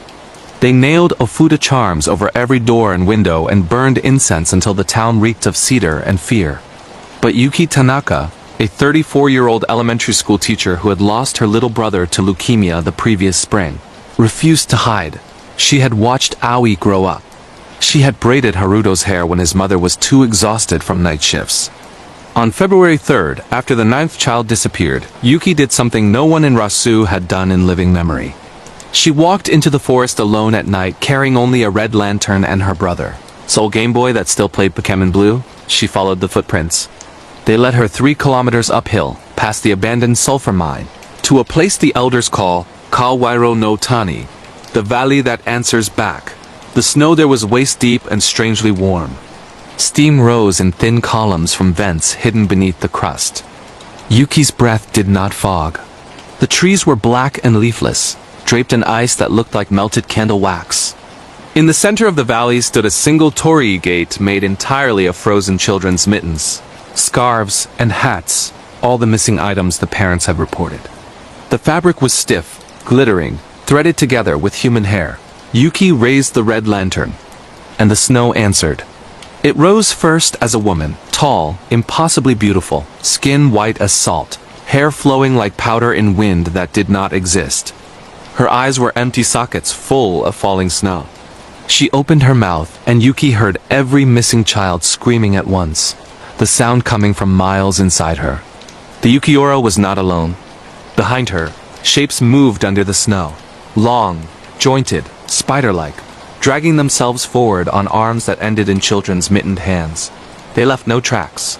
They did not need to. The snow itself was alive, rippling toward Yuki in hungry waves. She ran. She ran for 6 hours through darkness that had texture, that pressed against her skin like wet silk. The Game Boy in her pocket kept turning itself on, the screen flickering with her dead brother's save file, his character standing in an endless, Snowpoint City where the music was distorted into a lullaby sung backwards. Every time she fell, the snow tried to fold itself over her like a blanket. It whispered with the voices of her students, "Sensei, it's warm in here. Sensei, come play. Sensei, we're not cold anymore." She reached the tree line at 4:58 a.m., bleeding from ears and nose, frostbite blackening her fingers. The moment she crossed the last cedar, the forest went silent. Behind her, the valley exhaled one final time, a sigh that sounded almost relieved. They found her collapsed on the coastal road, the red lantern still burning though it had no oil left. Yuki has not spoken since that night. She sits in a hospital in Kushiro, staring out the window at snow that never quite touches the glass.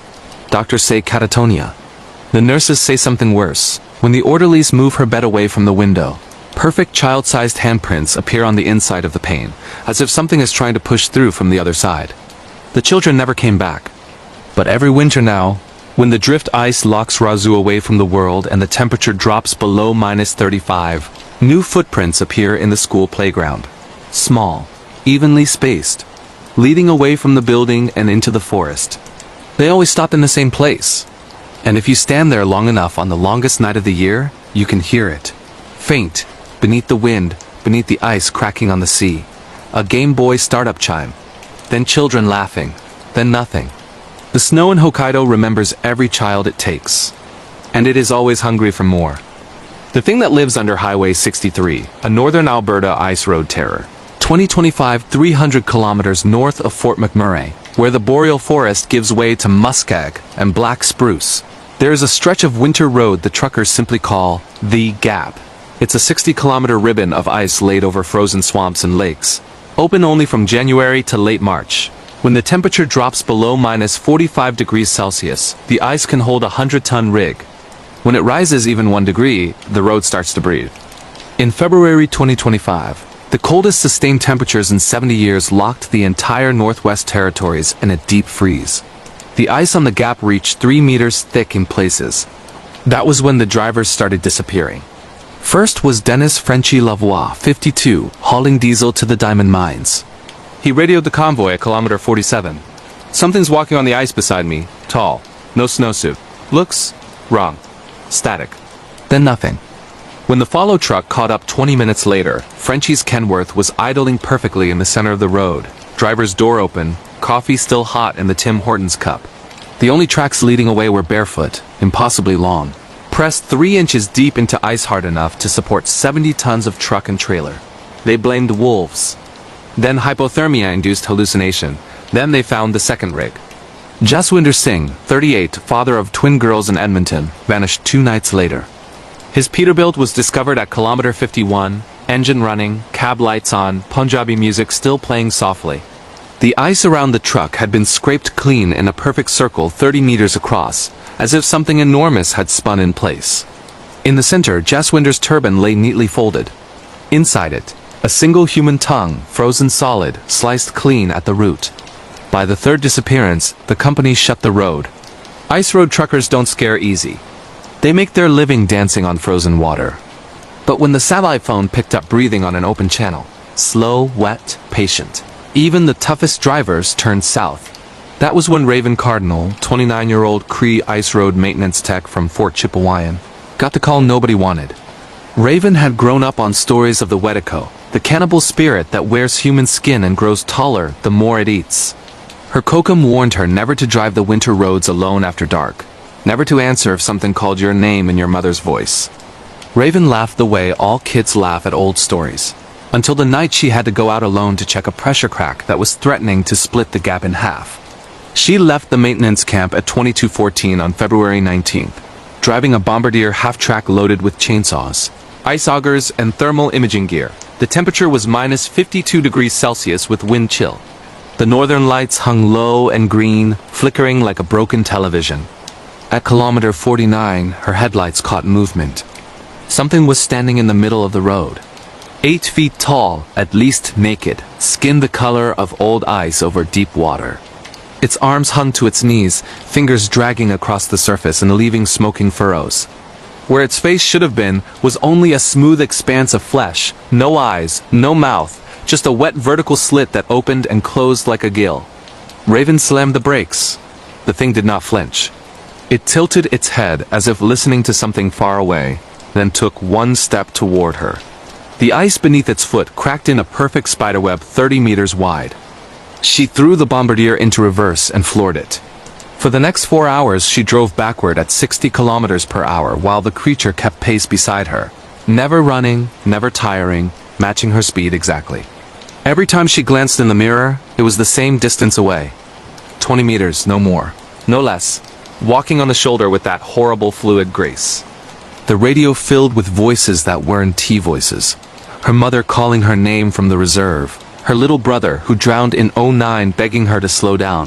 Frenchy Lavoie screaming in French that it was inside the cab with him now. At kilometer 12, The road crosses a narrow causeway over a frozen lake locals call Atomikosis, Dog Rib Lake. Raven saw her chance. She spun the half-track, slammed it into low gear, and floored it straight toward the creature. The impact should have shattered every bone in a human body. The thing simply opened its chest like a coat and let the bombardier drive straight through it. Raven felt the world invert. One moment she was behind the wheel, the next she was standing outside in the dark, barefoot on the ice, watching her own body still driving away. The creature stood beside her, or what was left of it, a hollow skin flapping in the wind, empty sleeves waving like flags. It turned its faceless head toward her and spoke with her own voice. "You left the door open." Then it folded itself into the cracks in the ice and was gone. They found the bombardier the next morning, parked neatly at the maintenance yard, engine off, keys in the ignition. Raven was sitting in the driver's seat, smiling, eyes wide open and filmed with frost. When the RCMP tried to move her, her skin cracked like thin ice and something inside shifted, a sound like wet laundry being wrung out. She's still alive. Sort of. They keep her in a secure ward at the University of Alberta Hospital in Edmonton. The doctors say catatonic schizophrenia brought on by extreme trauma. The nurses say different. Every night at 2:17 exactly, the temperature in her room drops 20 degrees. Frost spreads across the walls in the shape of barefoot tracks leading from her bed to the window. Security cameras show her sitting up, turning her head 180 degrees and speaking in voices that belong to dead truckers. The ice road stayed closed for the rest of the season. The companies wrote off millions. The families of the missing drivers received letters saying, "Presumed lost to thin ice." But the locals know the truth. When the cold comes hard enough, the thing under Highway 63 wakes up. It wears the skins of the people it takes, walks their routes, drives their rigs. It waits for the one driver who forgets to lock the door, who answers when it calls their name, who looks in the mirror at the wrong time. Raven's Kokum came to visit once. She stood outside the hospital room, burning sweetgrass, singing the Wediko song under her breath. Through the observation window, she watched her granddaughter lift her head, smile with a mouth that opened too wide, and say in Raven's little brother's voice, "Tell them the road is hungry again, Kokam. Tell them winter isn't over. Up north, the temperature is dropping. The ice is thickening. And somewhere out on Highway 63, a lone rig is rolling north with no driver behind the wheel, headlights cutting through green aurora fire, radio playing nothing but breathing. If you're driving the ice roads this year, keep your doors locked. Keep your eyes on the road, and whatever you do, don't look in the mirror after midnight. Because the thing that lives under Highway 63 is always looking for a ride south. And it knows your name. The silence that crawls in the Black Forest. Arningarwul, Baden-Württemberg. Horror that Germany still refuses to name in the heart of the Schwarzwald, where the fir trees grow so dense that sunlight dies 20 meters above the ground. There is a hiking trail the locals will not speak of by name. The rangers call it Stillug 13 on official maps. Everyone else calls it Der Fad, Der Nicht Zurückgeht, the path that does not give back. In April 2025, an unseasonal cold front collided with warm Atlantic air and produced something meteorologists had never recorded. A stationary fog bank that sat over a 40 square kilometer patch of the northern Black Forest for 17 straight days. Zero visibility. Zero wind. Temperature locked at exactly 4 degrees Celsius day and night. Phones lost signal. Compasses spun like roulette wheels. Even the birds stopped singing. That was when the hikers started walking into the forest. And the forest started walking out. The first to vanish were Lena Weber and her boyfriend Matteo Klein. Both 26, experienced long-distance hikers from Freiburg. They entered Stillug 13 on the morning of April 8th with full packs, GPS trackers, and a GoPro running. Their last photo, timestamp 10:47 a.m., shows them smiling at the trailhead sign. Behind them, the fog is already so thick it looks solid, like walking into milk. By nightfall, they had not reached the planned hut 19 kilometers away. Their GPS dots froze at kilometer 4.2 and never moved again. Search and rescue launched at dawn on the 9th. 40 mountain rescue volunteers, dogs, drones, a Bundeswehr helicopter with Fleur. They found the trail exactly as Lena and Matteo had left it. Footprints side by side. Regular stride, no sign of struggle, until kilometer 4.2. There the prints simply stopped. Not faded. Not covered. Stopped, as if both hikers had been erased mid-step. The GoPro was sitting upright on a mossy stone 10 meters away, still recording. The final frame shows only fog, and then a pale hand with elongated fingers reaching from the left side of the screen to gently turn the camera off. Over the next 2 weeks, 29 more people disappeared the same way. Entire families. A school group of 15-year-olds on an orienteering trip. An elderly couple celebrating their golden wedding anniversary. All experienced. All prepared. All gone between one footstep and the next. The fog never moved. It just waited. On April 20th, with national news screaming about a Black Forest anomaly and the government threatening to dynamite access roads, a single person walked back out. Her name was Johanna Kessler, 34, a former Bundeswehr reconnaissance officer who had entered the fog alone on April 12th, trying to find her missing younger sister, one of the school group. She emerged at 3:14 a.m. on the 21st, from a completely different trailhead 28 kilometers away, barefoot, naked, skin covered in a thin layer of frost that did not melt under 20 degrees Celsius floodlights. She was carrying her sister's bright yellow rain jacket wrapped around something wet. Johanna has not blinked once since they found her. The official report claims severe hypothermia and psychosis.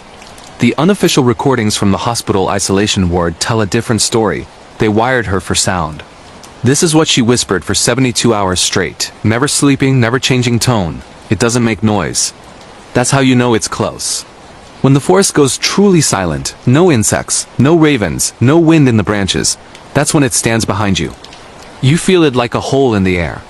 It breathes through your shadow, it wears the forest. The trees bend toward it without moving. The moss grows upward to touch its feet.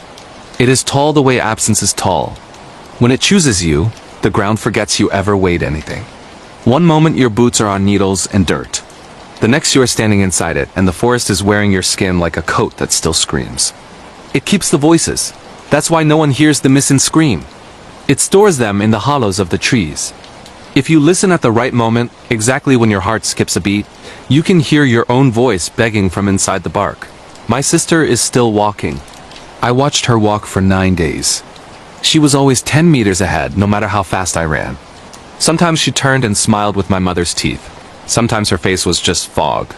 She led me deeper until I understood the rule. The only way out is to bring something back that was never yours. So I took the jacket off the thing that was wearing her. It let me. It likes to trade. On the third night of recording, every microphone in the hospital corridor picked up a new sound underneath Johanna's whispering. Soft footsteps, bare feet on linoleum. Approaching her door from the hallway that security cameras showed was completely empty. The temperature in the ward dropped to 4 degrees Celsius. Frost spiderwebbed across the observation window from the inside. The footsteps stopped directly outside her room. Then Johanna finally blinked. She looked straight into the camera, smiled with a mouth that opened 3 centimeters too wide, and spoke in her missing sister's voice. "Found you." The feed cut to static for exactly 7 seconds. When it returned, Johanna was gone. The yellow rain jacket lay folded neatly on the bed. Inside was a single human eyeball, ice blue iris, still blinking slowly. The fog over the Black Forest lifted at dawn on April 22nd. Hikers returned to Stilug 13 almost immediately. They report nothing unusual now, just a beautiful, quiet trail through ancient firs. But every person who walks it after dusk says the same thing. The forest has started to sound different. There is a new silence that follows you. And sometimes if you stop walking at exactly kilometer 4.2, you can hear 31 voices whispering your name from inside the trees, soft, patient, and very, very close. They are still waiting to trade. The Knockers of Botalic Mine, a Cornish horror that awoke again in October 2025. Botalic Crown's mine clings to the cliffs of western Cornwall like the remains of a broken jaw. 2 abandoned engine houses crouch on the edge of the rock, 30 meters above the Atlantic Ocean, their stone chimneys pointing skyward like accusing fingers. Below them, 19 levels of tunnels plunge nearly half a kilometer into the earth, cutting straight beneath the seabed. The mine has been flooded and sealed since 1914. Everyone in Saint just knows the old stories. They speak of the Knockers, small human-like figures said to live in the deep tunnels. According to miners' lore, they carry tiny pickaxes and knock on the rock walls to warn of cave-ins. Sometimes they save lives. Sometimes they trick the greedy, luring them deeper into the dark for their own amusement. The old men say the Knockers are harmless if you leave them food, a pasty, a crust of bread, a sign of respect. The younger generation laughs at this. They drink in the pubs, walk the cliffs at night, and treat the stories as harmless folklore. They stopped laughing in 2025. On October 12th, Atlantic storm Charan slammed into Cornwall with winds over 110 miles per hour and waves rising 14 meters high. The sea struck the cliffs with such force that it tore open the old adit at Boscawen Shaft, ripping away the rusted iron grille that had sealed it for more than a century. Seawater poured into the forgotten tunnels below. Later, divers would say the sound was like a vast organ screaming underwater. That night, the knocking began again. At first, it was only the tin streamers, men who searched the beaches for traces of old ore washed up by the tides. They heard tapping beneath the sand at Priest's Cove. 3 sharp knocks, a pause, then 3 more. Exactly as described in the old stories. They abandoned their tools and went home without a word. Then the knocking moved inland. On October 18th, Freya Trembet, a 29-year-old marine archaeology student from Pendeen, was mapping the flooded mine using a remotely operated vehicle provided by her university. She lowered the ROV nearly 300 meters down, Crown's shaft. The video feed revealed eerie beauty at first. Rusted ladders still bolted to stone walls. A miner's lamp gently swaying though the water was still. Then the audio feed picked up a sound, slow, metallic tapping, echoing from every direction at once. The camera jolted. Something small and pale moved through the beam of light. It was roughly child-sized and dragged a long corroded pickaxe behind it. Its skin was gray and waterlogged, its eyes dark and reflective like wet ore. It turned toward the camera and smiled, a smile too wide, too deliberate. The video cut out. When the crew reeled the cable back in, the ROV was gone. The tether had been severed and tied into a neat knot, as if by careful hands. By Halloween, 12 people had vanished around Botalic. Each disappearance followed the same pattern. 3 knocks. Silence. Then a voice calling their name, always sounding like someone they had lost to the sea. Authorities sealed off the cliffs. The Coast Guard issued warnings. The university canceled all further research. None of it helped, because the knockers had learned a new way out. They began emerging through drains and cellars. On November 5th, Maisie Penrose, a barmaid at the Queen's Arms in St. Just, was closing the pub when she heard knocking beneath the cellar floor. 3 taps. A pause. 3 taps. Nervously joking, she repeated the old saying her grandmother taught her, offering peace. The cellar door creaked open on its own. A small, gray-blue hand appeared briefly and placed a single child-sized miner's shoe on the step. It was wet with seawater. Inside it was a photograph, taken moments earlier, showing Maisie behind the bar, photographed from below the floor. She fled into the street screaming. Maisie was found days later near the cliffs, alive but unresponsive, staring out at the sea. She whispered only once, in a voice that did not sound like her own. "We waited in the cold. Now the doors are open." She remains hospitalized. Every night at the same hour, the pipes in her ward begin to knock in unison. 3 times. Pause. 3 times. The cliffs remain closed. The signs warn of collapse. Locals know better. On stormy nights, the knocking can still be heard drifting from the engine houses. Patient, metallic, inviting. The knockers are no longer warning anyone. They are calling, and the sealed mine doors have begun to open, one by one. The wet mouth of Ilkley Moor, a Yorkshire horror that began in December 2025. Ilkley Moor in winter is not beautiful. It is a vast, wind-scoured plateau of peat and stone where the ground never truly rests and the cold feels alive. On December 14th, 2025, the coldest night Yorkshire had recorded in over a century. The moor breathed. The sheep went first. Hundreds of them moved silently toward the cow and calf rocks, forming a perfect circle before vanishing overnight. All that remained were spirals of wool and a new opening in the peat, a dark, wet hollow 3 meters wide, gently steaming in the freezing air. The ground beneath it was warm. The first human disappearance followed days later. By New Year's Eve, dozens were gone. Phones were recovered, still recording images of empty moorland, each with the same dark opening visible nearby, and something blurred standing just beyond the frame. The opening grew wider. It was not a hole, it was a mouth. A soft, vertical opening that opened and closed slowly, breathing. The peat around it pulsed like living tissue. When it fed, the ground made a low, wet sound, as if something vast was swallowing patiently. The only survivor was Ruth Harker, a retired nurse searching for her missing husband. She live-streamed her search. She found the mouth at dusk. It had grown larger, the edges moved. The air smelled warm and damp.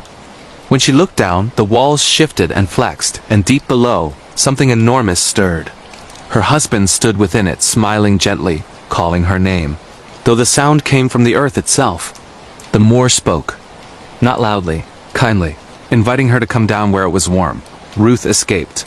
She now lies in a secure hospital ward. Doctors call it trauma. Nurses hear something else. At night, the floor beneath her bed seems to breathe. The moor has been filled in repeatedly. Each time, it returns larger than before. They say if you stand on Ilkley Moor after dark and listen carefully, you can hear it chewing. Slow, ancient, endless. And sometimes carried on the wind, a soft voice calls, "Come closer, it's warm down here." We've been waiting. The moor remembers every step ever taken upon it.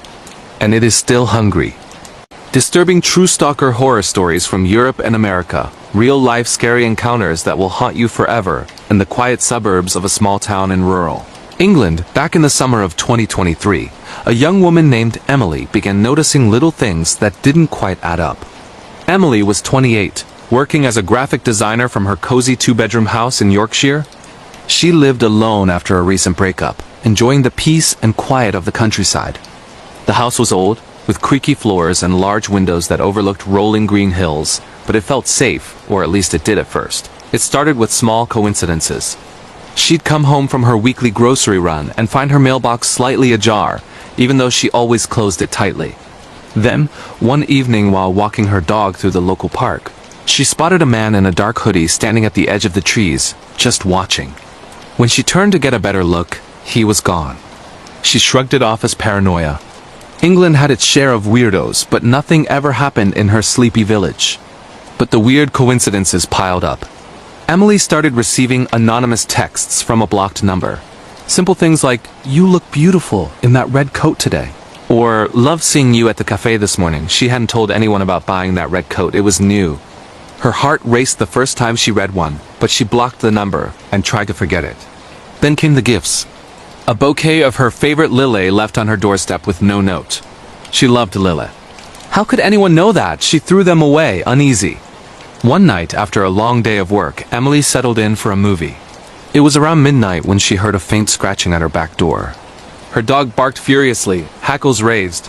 Peeking through the curtains, she saw nothing but shadows. But the next morning, there were fresh scratches on the doorframe, like fingernails dragging across the wood. She called the police, but they said it could be an animal, a fox, or badger common in the area. No evidence of a break-in. As weeks turned into months, the stalker's presence became more bold. Emily would find her car tires slightly deflated, just enough to notice, but not enough to strand her. Photos of herself appeared in her email inbox taken from afar, like her walking to work or sitting in her living room window. One particularly chilling one showed her asleep in bed, the timestamp from just 2 nights prior. How had he gotten inside? She changed the locks immediately, installed security cameras, and even stayed with a friend for a week. The cameras caught glimpses. A shadowy figure in a hoodie lurking at the edge of her property late at night, always vanishing before she could confront him. The police reviewed the footage and identified a local man named David, a 40-something loner who'd lived in the village his whole life. He'd been fired from his job at the local pub after making customers uncomfortable with his staring. Turns out, he'd become obsessed with Emily after seeing her at the grocery store months earlier. He followed her home that day, and it snowballed from there. David had a history of similar behavior, previous complaints from women in nearby towns, but nothing that stuck. This time, with the photos and footage, they arrested him. In his home, police found a shrine. Hundreds of printed photos of Emily, maps of her daily routes, even items stolen from her trash like coffee cups and receipts. He confessed everything, saying he just wanted to be close to her and that they were meant to be. Emily moved away shortly after the trial. She now lives in London, in a high-rise apartment with doorman and gated entry. But even years later, she double-checks her locks every night and jumps at shadows. The weird coincidences that foreshadowed the horror still haunt her dreams. What if she'd noticed sooner? What if the scratching at the door had been him trying to get in that night? Shifting across the Atlantic to the United States, in a bustling neighborhood in Seattle, Washington, another terrifying stalker story unfolded in early 2024. Sarah was a 32-year-old nurse working night shifts at a busy hospital. Her life was hectic. Long hours, quick meals, and collapsing into bed during the day. She rented a small apartment in a quiet complex, valuing her alone time after dealing with patients all night. It began innocently enough, or so she thought. Sarah started getting friend requests on social media from accounts with no profile pictures. She ignored them. Then comments on her public posts. "Great scrubs color on you today," or "Tough shift last night, huh?" She made her profiles private, but the messages kept coming through old apps or email. One day, after a grueling 12-hour shift, Sarah came home to find her apartment door unlocked. She knew she'd locked it, she always did, especially living alone in the city. Inside, everything seemed normal, but her underwear drawer was slightly open, items rearranged. Nothing missing, just touched. She felt violated, called the building management, who suggested a faulty lock. She replaced it anyway. The escalation was rapid. Notes slipped under her door, handwritten, saying things like, "I know you're tired after work. Let me take care of you," or worse, "You smiled at me in the elevator today." But Sarah hadn't smiled at anyone. She barely noticed people in her exhaustion. Security footage from the building showed a man in a baseball cap entering the lobby around the time she got home, but his face was always obscured. Sarah confided in a coworker, who urged her to go to the police. They took it seriously this time, especially when she showed them the notes. Turns out, the stalker was a patient she'd treated months ago, a man named Mark who'd come in for a minor injury. He'd fixated on her kindness during his visit, looking up her name from her badge and finding her online. He quit his job, moved into a nearby apartment, and began mirroring her schedule. The breaking point came one rainy night. Sarah arrived home late, fumbling with her keys in the downpour. As she entered her building, she felt eyes on her. Turning, she saw him Mark standing across the street under an umbrella, just staring. She ran inside, called 911. Police arrived quickly and confronted him. He didn't run. He just smiled and said, "She's my soulmate."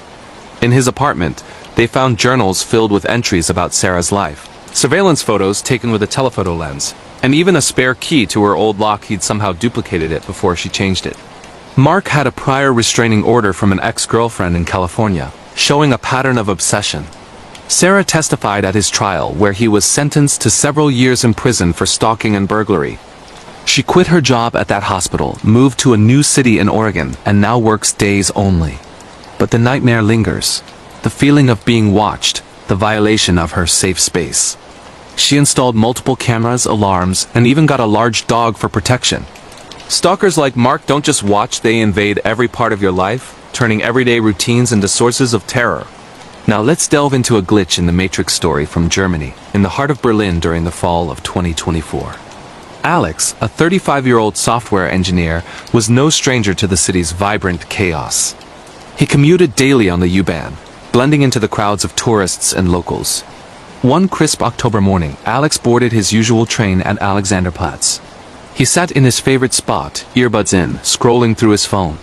The train lurched forward, stopping at the next station as always. But when the doors opened, Alex looked up and froze. The platform was the same Alexanderplatz again. The signs, the ads, the people waiting, all identical to where he just boarded. Confused, he checked his phone. Only 2 minutes had passed. Impossible. The train should have moved to the next stop. He stood looking out the windows, same buildings, same view. Passengers around him seemed oblivious, chatting or staring at their screens. The doors closed, the train started again. This time it arrived at the correct next station. Alex shook it off as a weird delay or announcement glitch. But it happened again the next day, and the day after. Always looping back to the starting point once before proceeding normally. He started filming it on his phone. The footage showed the impossible. The train departing, brief tunnel darkness, then arriving back at the same platform. He posted anonymously online, but forums dismissed it as editing or a prank. The glitches spread. One evening, walking home through Tiergarten Park, Alex saw a man walking his dog exactly like a jogger he'd passed minutes earlier. Same clothes, same dog, same path. But time had advanced. The sun was lower. He turned to watch, and the man waved as if recognizing him from before. At home, objects shifted. His coffee mug on the counter one moment, then on the table the next, without him moving it. Mirrors showed delays, his reflection lagging by seconds. Friends noticed too. During a video call, Alex's image froze while he kept talking, then snapped forward. The climax came during a weekend trip to the Brandenburg Gate. Alex took a selfie with the iconic structure. Reviewing the photo, his face was blurred, while everything else sharp. But worse, in the background, another Alex stood watching from afar, staring directly at the camera. Panicked, he deleted the photo, but screenshots from his cloud backup showed the same. He confided in a therapist, who suggested stress or a neurological issue. Scans came back clean. Then abruptly it stopped. No more loops, no shifts. Life returned to normal. But Alex couldn't shake the feeling that reality had glitched, revealing duplicates or echoes of himself in parallel moments. He moved to a smaller town in Bavaria, avoiding public transport. Was it a matrix malfunction, a foreshadowing of something deeper, or his mind breaking? To this day, he avoids mirrors and crowds, wondering if he'll loop again. These stories remind us how fragile our sense of safety and reality can be. Stalkers hide in plain sight, coincidences turn sinister, and sometimes the world itself seems to distort. Sleep with the lights on tonight. These are true horrors that happen to real people, and they could happen to anyone. Terrifying true paranormal encounters from America and Europe, real ghost stories, haunted houses and skinwalker horror that actually happened deep in the misty forests of upstate New York. Near the small town of Pine Bush in 2024, a family experienced something that shattered their understanding of reality forever.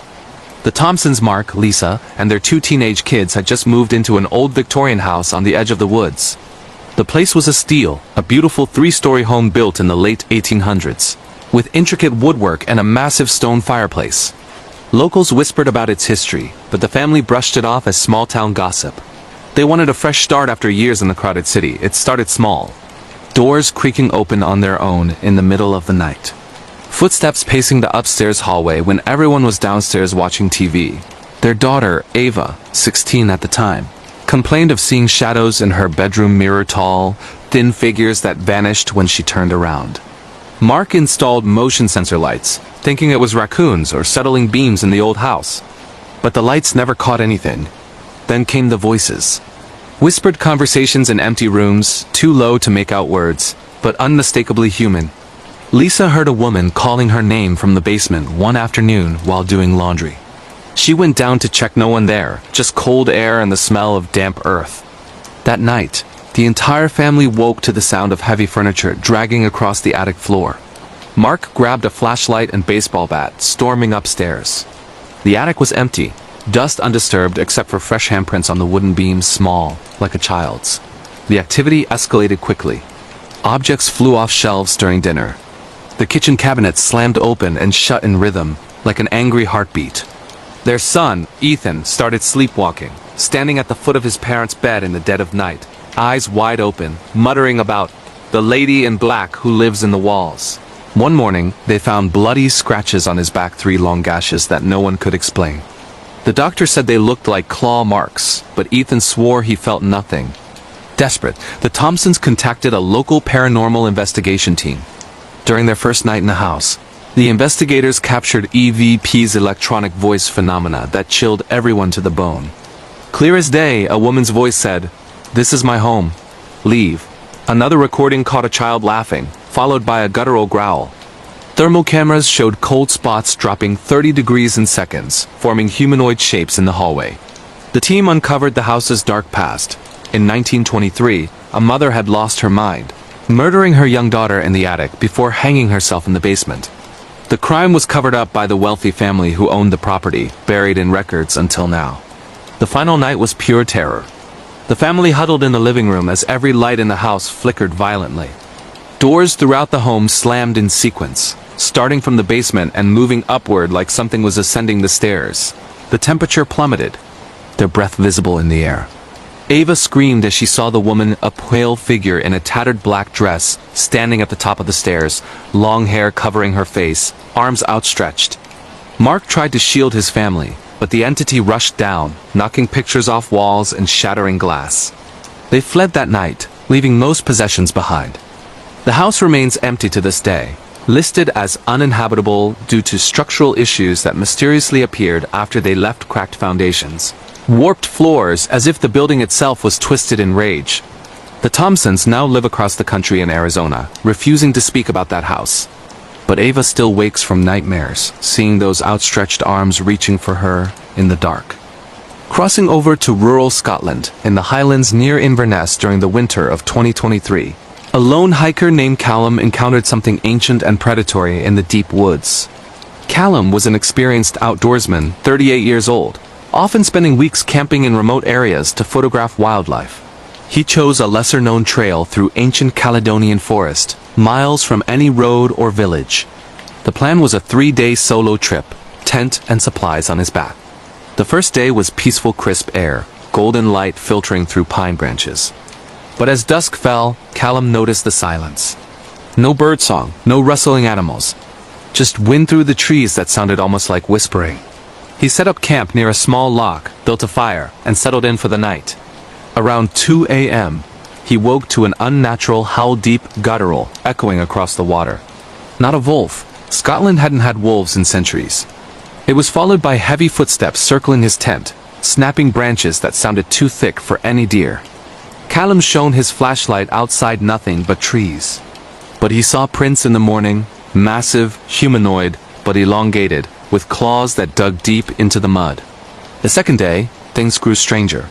Callum found deer carcasses scattered along his path torn apart savagely, organs missing, but no blood on the ground as if drained elsewhere. Ancient Gaelic warnings carved into trees appeared where none had been before.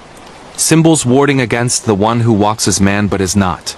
Locals called it a bowban sith, or worse, a remnant of older things that lurked in the wild places. That night, the imitation began. From the darkness beyond his fire, Callum heard his own voice calling his name. Callum, help me. I'm hurt. Perfect mimicry, down to his slight Glasgow accent.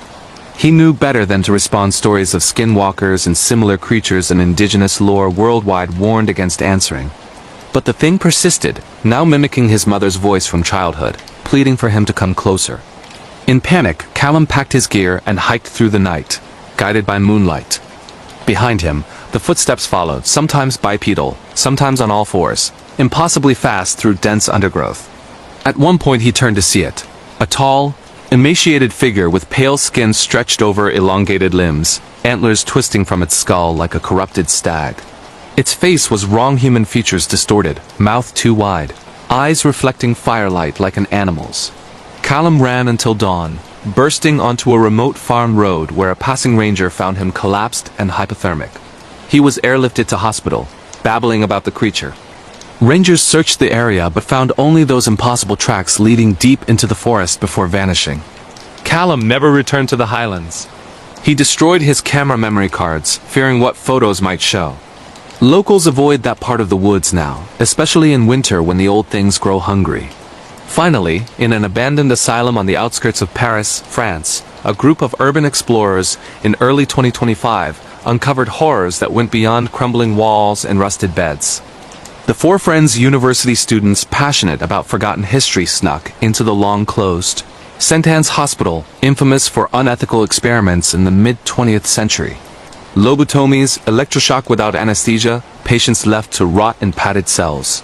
They entered at midnight through a broken service door, flashlights cutting through decades of dust. Graffiti-covered walls, vines reclaiming corridors. The place felt heavy, oppressive, like the air itself carried screams from the past. First wing, children's ward. Tiny beds chained to floors, restraint marks on wood. One explorer, Marie, heard crying soft, childlike sobs from an empty room. They found a doll on the floor, its porcelain face cracked, eyes seeming to follow them as they moved. Deeper in, the electroshock room. Old machines still plugged in somehow, though power was cut decades ago. As they photographed, lights flickered on dim, buzzing fluorescence revealing blood-stained straps on the treatment table. Their equipment malfunctioned. Cameras showing figures in photos that weren't there when taken, EVIP recorders capturing pleas in French. Arates. Café Mal. The basement was the worst. Morgue drawers stuck shut, but one slid open on its own, revealing a preserved body or what looked like one skin gray and taut, eyes suddenly snapping open to stare at them. The group fled upward, but doors slammed shut behind them, locking mechanically, though no power existed. In the chapel, final sanctuary of the asylum, they witnessed the culmination. Shadowy figures materialized, patients in tattered gowns, faces distorted by old surgeries, reaching out with broken fingers. A doctor in bloodied white coat appeared, holding a gleaming ice pick, advancing slowly. Whispers filled the room, accusations, madness, pain echoing through time. They escaped only when one member smashed a stained glass window, cutting themselves badly on the fall outside. Police arrived, but found the building empty, doors unlocked as if they'd never been sealed. The injured explorer needed stitches and developed a severe infection that doctors couldn't explain. Months later, all four suffered night terrors, waking with bruises and restraint patterns. The asylum was demolished shortly after, authorities citing safety concerns, but workers refused to enter certain wings, hearing cries that made them flee the site. These encounters, from haunted homes to ancient forest predators to lingering asylum, torment prove that some places hold on to their darkness long after the living have gone. The veil between worlds is thinner than we think, and sometimes something looks back. Lock your doors tonight. Check the shadows. Because these stories happen to real people in real places, and the things they encountered are still out there, waiting in the silence. Chilling true home invasion horror stories from America and Europe. Real intruder encounters that will keep you up at night. In the serene countryside of southern France, near the quaint village of Provence in late 2024, a young couple named Claire and Antoine decided to escape the hustle of Paris for a romantic weekend getaway. They rented a charming stone cottage on the outskirts of a vineyard, surrounded by rolling hills and ancient olive trees. The place was idyllic, with a wraparound porch and large windows that let in the golden Mediterranean sunlight. Claire, a 29-year-old marketing executive, and Antoine, a 31-year-old architect, arrived just as the sun was setting, unpacking their bags and planning a quiet evening with local wine and cheese. The first night passed peacefully, but on the second evening, as they sat on the porch watching the stars, they heard faint rustling in the nearby bushes.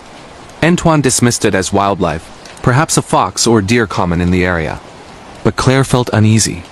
She'd noticed tire tracks in the mud near the driveway that morning, tracks that weren't from their rental car. They went inside, locked the doors, and settled in for a movie. Around midnight, the power flickered once, then went out completely. No storm, no wind, just sudden darkness. Antoine grabbed a flashlight from the kitchen and checked the fuse box in the basement. As he descended the creaky stairs, Claire stayed upstairs, her phone's flashlight casting long shadows on the walls. She heard a soft click from the back door, like a latch being tested. Her heart pounded as she crept toward it, peering through the window. Nothing but blackness outside. Then a shadow moved across the porch, tall, deliberate. She whispered Antoine's name, but he was still downstairs.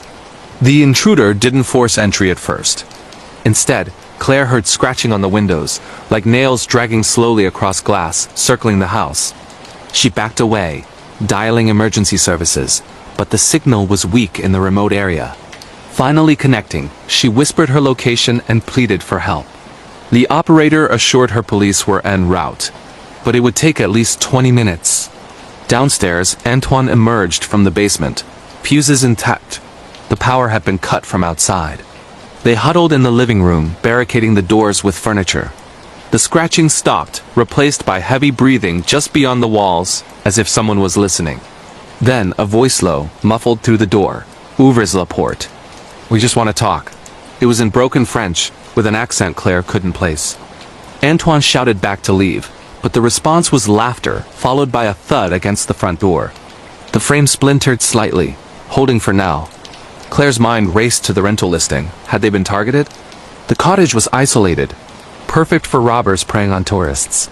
As the banging intensified, they retreated to the bedroom upstairs, locking themselves in with a chair under the knob. Through the window, they saw two figures in dark clothing, one carrying what looked like a crowbar, the other a flashlight scanning the house. The intruders circled, trying windows, until one climbed the trellis to the balcony outside their room. Antoine grabbed a heavy lamp as a weapon, while Claire updated the 112 operator on the escalating threat.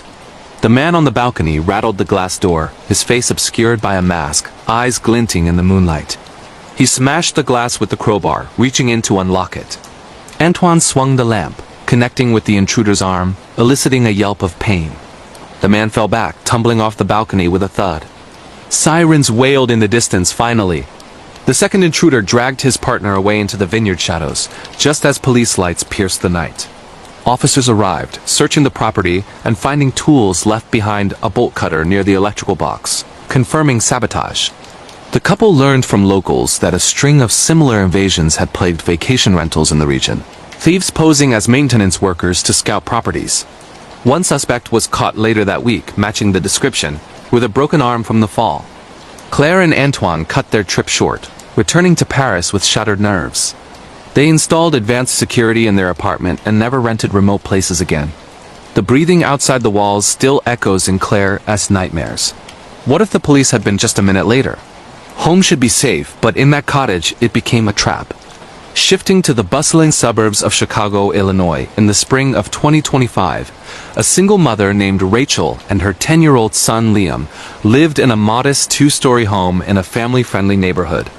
Rachel worked as a nurse on rotating shifts, often leaving Liam with a trusted babysitter. The house was secure, or so she thought, with deadbolts and the basic alarm system. But one evening, after a long day's shift, Rachel came home to find the front door slightly ajar. Her heart skipped. She always locked it. Inside, everything seemed normal at first. Liam was playing video games in the living room, oblivious. The babysitter had left an hour earlier, texting that all was fine. But Rachel noticed subtle changes. A kitchen drawer open, her jewelry box in the bedroom, rifled through, though nothing missing. She chalked it up to forgetfulness, but installed extra cameras the next day, linking them to her phone app. The intrusions began subtly. Rachel would return from work to find lights on that she'd turned off, or the thermostat adjusted to freezing. Liam mentioned hearing footsteps upstairs during the day, but dismissed them as the house settling. One night, while Rachel was on a night shift, her phone buzzed with motion alerts. Checking the app, she saw a figure in a hoodie moving through her kitchen, opening cabinets as if searching for something specific. Panic set in. She called the police and rushed home, instructing Liam via text to hide in his closet. Police arrived to an empty house, no signs of forced entry. The cameras showed the intruder entering through the back door with a key how. Rachel changed the locks immediately, but the app alerts continued. The figure returned twice more, always when she was away, lingering in Liam's room, watching him sleep before leaving empty-handed. It wasn't theft, it was something more sinister. Desperate, Rachel reviewed old footage and recognized the ex-husband, David, whom she'd divorced years ago after his increasingly erratic behavior. He'd lost custody due to substance issues but had somehow duplicated a key during a rare visit. Police confronted him at his apartment downtown, finding photos of Rachel and Liam pinned to walls, timelines of their routines. He confessed to the invasions, claiming he just wanted to be part of their lives again, watching from afar to feel connected. David was arrested for burglary and stalking, sentenced to probation and a restraining order. Rachel moved to a new suburb, upgrading to a full security system with panic buttons. Liam underwent counseling for the trauma, waking from nightmares of the shadowy watcher. The violation ran deep. Home invasions steal more than possessions. They rob peace of mind, turning sanctuary into surveillance. Now, let's turn to a terrifying sleep paralysis and nightmare experience intertwined with a home invasion in the historic city of Edinburgh, Scotland, during the winter of 2024. Fiona, a 26-year-old university student studying literature, lived alone in a small flat in the old town, with its narrow cobblestone streets and ancient buildings. The flat was cozy but old, with drafts that whispered through cracks in the walls.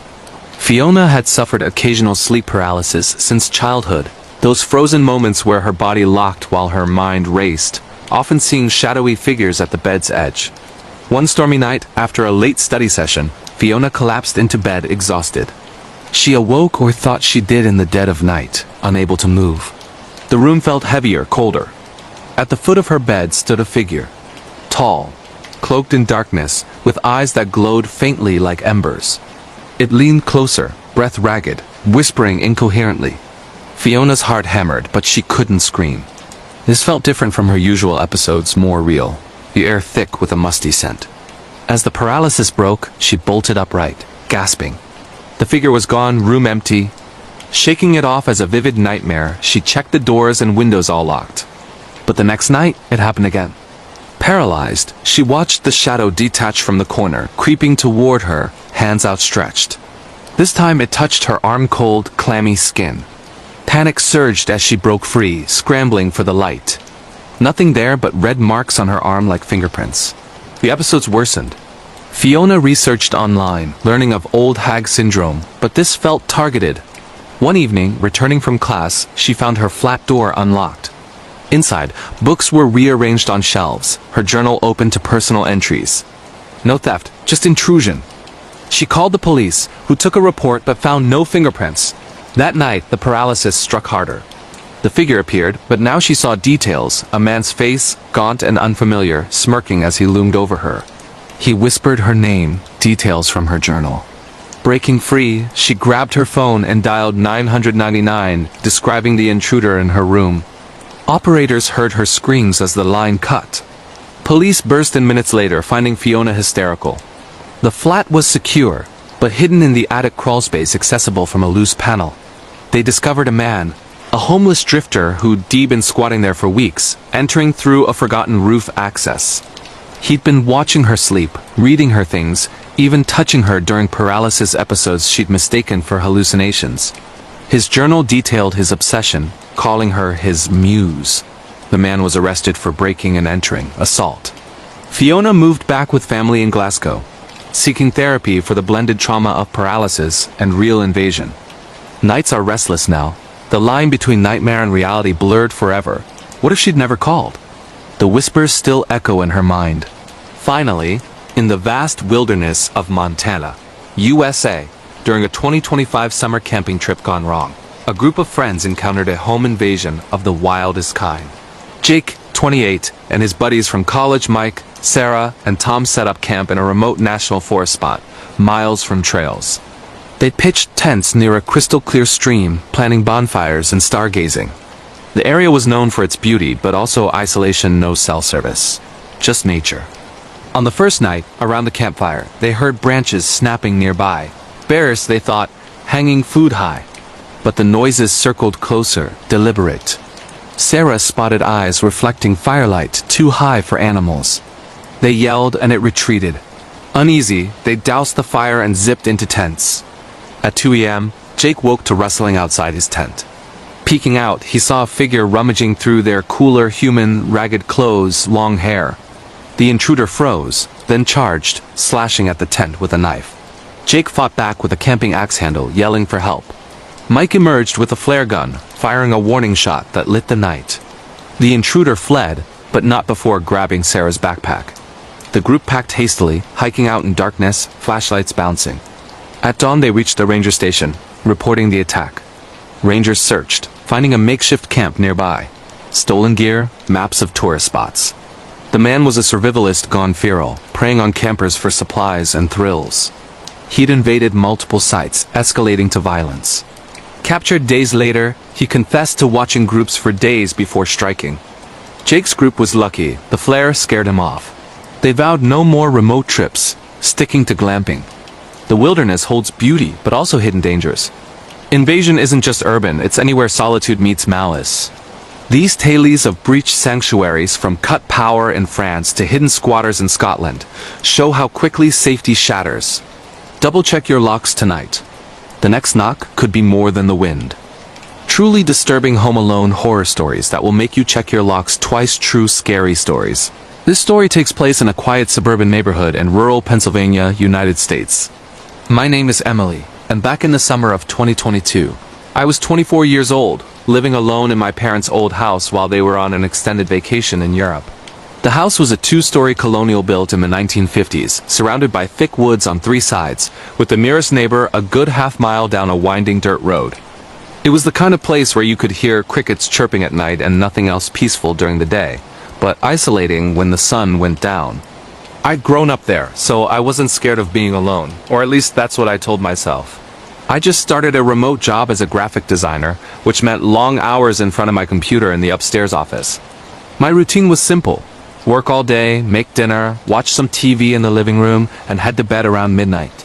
The house had an old alarm system, but it was finicky, and often went off from wind rattling the windows, so I rarely armed it. Big mistake. The first weird thing happened on a Tuesday night. I was downstairs in the kitchen, heating up leftovers, when I heard a faint scratching sound coming from the back door. At first, I thought it was a branch scraping against the glass from the oak tree outside. But it was rhythmic scratch, pause like fingernails testing the wood. I froze, listening. My heart started pounding. I grabbed a knife from the drawer and crept toward the door. Peering through the peephole, nothing, just darkness and the silhouette of trees swaying in the breeze. I told myself it was an animal, a raccoon or something, and went back to eating. But that night, as I lay in bed, I couldn't shake the feeling that someone was watching the house. I double-checked all the locks and even pushed a chair under the front door handle like in those home invasion movies. The next few days were normal, or so I thought. I'd catch glimpses of movement outside the window's shadows darting between trees, but whenever I looked directly, there was nothing. I started closing all the curtains early, even during the day. My friends teased me over text for being paranoid, saying I was watching too many true crime docs. Maybe they were right. Then came Friday night. It was pouring rain, one of those summer thunderstorms that turns the world into a gray blur. Power flickered a few times, but stayed on. I was binge-watching a show on my laptop in the living room when the doorbell rang. Who the hell would be out in this weather? I paused the video and sat still, hoping whoever it was would go away. It rang again 3 times, insistent. I tiptoed to the front window and peeked through the blinds. There was a man standing on the porch, soaked through, wearing a dark hoodie pulled low over his face. He was tall, broad-shouldered, holding what looked like a toolbox. My stomach dropped. I didn't call out. I just watched. He knocked this time hard. Hello, ma'am? I think your power line is down, saw sparks from the road.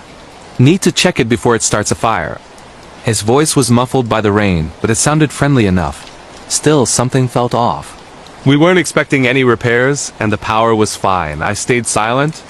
After a minute, he tried the door handle, rattled it gently, like testing if it was locked. Thank God it was. He stepped back, looked around, then walked off the porch and disappeared into the darkness toward the side of the house. I immediately called the police non-emergency line, whispering that there was a suspicious person on my property. They said they'd send someone out, but it might take a while because of the storm. I grabbed my phone and hid in the upstairs closet, heart racing so loud I could hear it in my ears. About 20 minutes later, I heard a soft thud from downstairs like a window being pried open. Then footsteps. Slow, deliberate footsteps on the hardwood floor, creaking as he moved through the kitchen. I covered my mouth to stifle my breathing. He was inside. How? All the windows were locked. I checked. The footsteps stopped. Then a voice, calm, almost casual. I know you're here. Your car's in the driveway. My blood turned to ice. He started opening cabinets downstairs, rummaging like he owned the place. Then the stairs creaked. He was coming up. Dialed 911 this time, whispering my address and that someone had broken in. The operator told me to stay quiet and hidden. Officers were en route. The footsteps got closer, stopping outside bedrooms, doors opening and closing. He was searching for me. Finally, he reached the office. I heard him sit in my chair, the one that squeaks, typing on my keyboard. What the hell? Then his voice again, closer now. Pretty girl in the photos. Lives alone. He was looking at my family pictures on the desk. Sirens in the distance, faint at first, then louder. The chair scraped back, footsteps running down the stairs. A crash like the back window again, and then nothing. Police arrived minutes later. They found the back basement window forced open. He'd jimmied it with a crowbar from his toolbox. Footprints in the mud led into the woods, but the rain washed them away quickly. No sign of him. They searched the house thoroughly. In the office, my computer was on. He'd pulled up my social media profiles, all of them. Photos, posts, even my work portfolio. He'd been watching me online for who knows how long. One officer said it looked like a stalker who'd escalated to breaking in. They took prints, but nothing matched. I stayed with a friend for weeks after. Installed cameras, new locks, a better alarm. Never heard from him again, but I still jump at every noise. And I never ever leave curtains open at night. What terrifies me most is thinking about what would have happened if the storm hadn't delayed him just enough for the cops to arrive. Or if I'd opened the door that night. Stay safe out there, and always trust your gut when something feels wrong. You never know who's watching from the shadows. Truly terrifying stalker stories from real people. Obsessive encounters that will haunt you forever. True scary stories. This second story takes place in a small coastal town in Devon, England, United Kingdom. My name is Sarah, and what happened to me started in the autumn of 2023 when I was 28 years old. I had just moved into a ground floor flat in an old Victorian conversion near the seafront. The building had 4 apartments, tall sash windows, and creaky wooden floors that echoed every footstep. I loved the location, close enough to hear the waves crashing at night, far enough from the tourist crowds that it felt peaceful. I worked as a freelance photographer, mostly weddings and portraits, which meant I was often out during weekends but home alone during the week. I first noticed something was wrong about 3 weeks after moving in. I started getting anonymous messages on Instagram.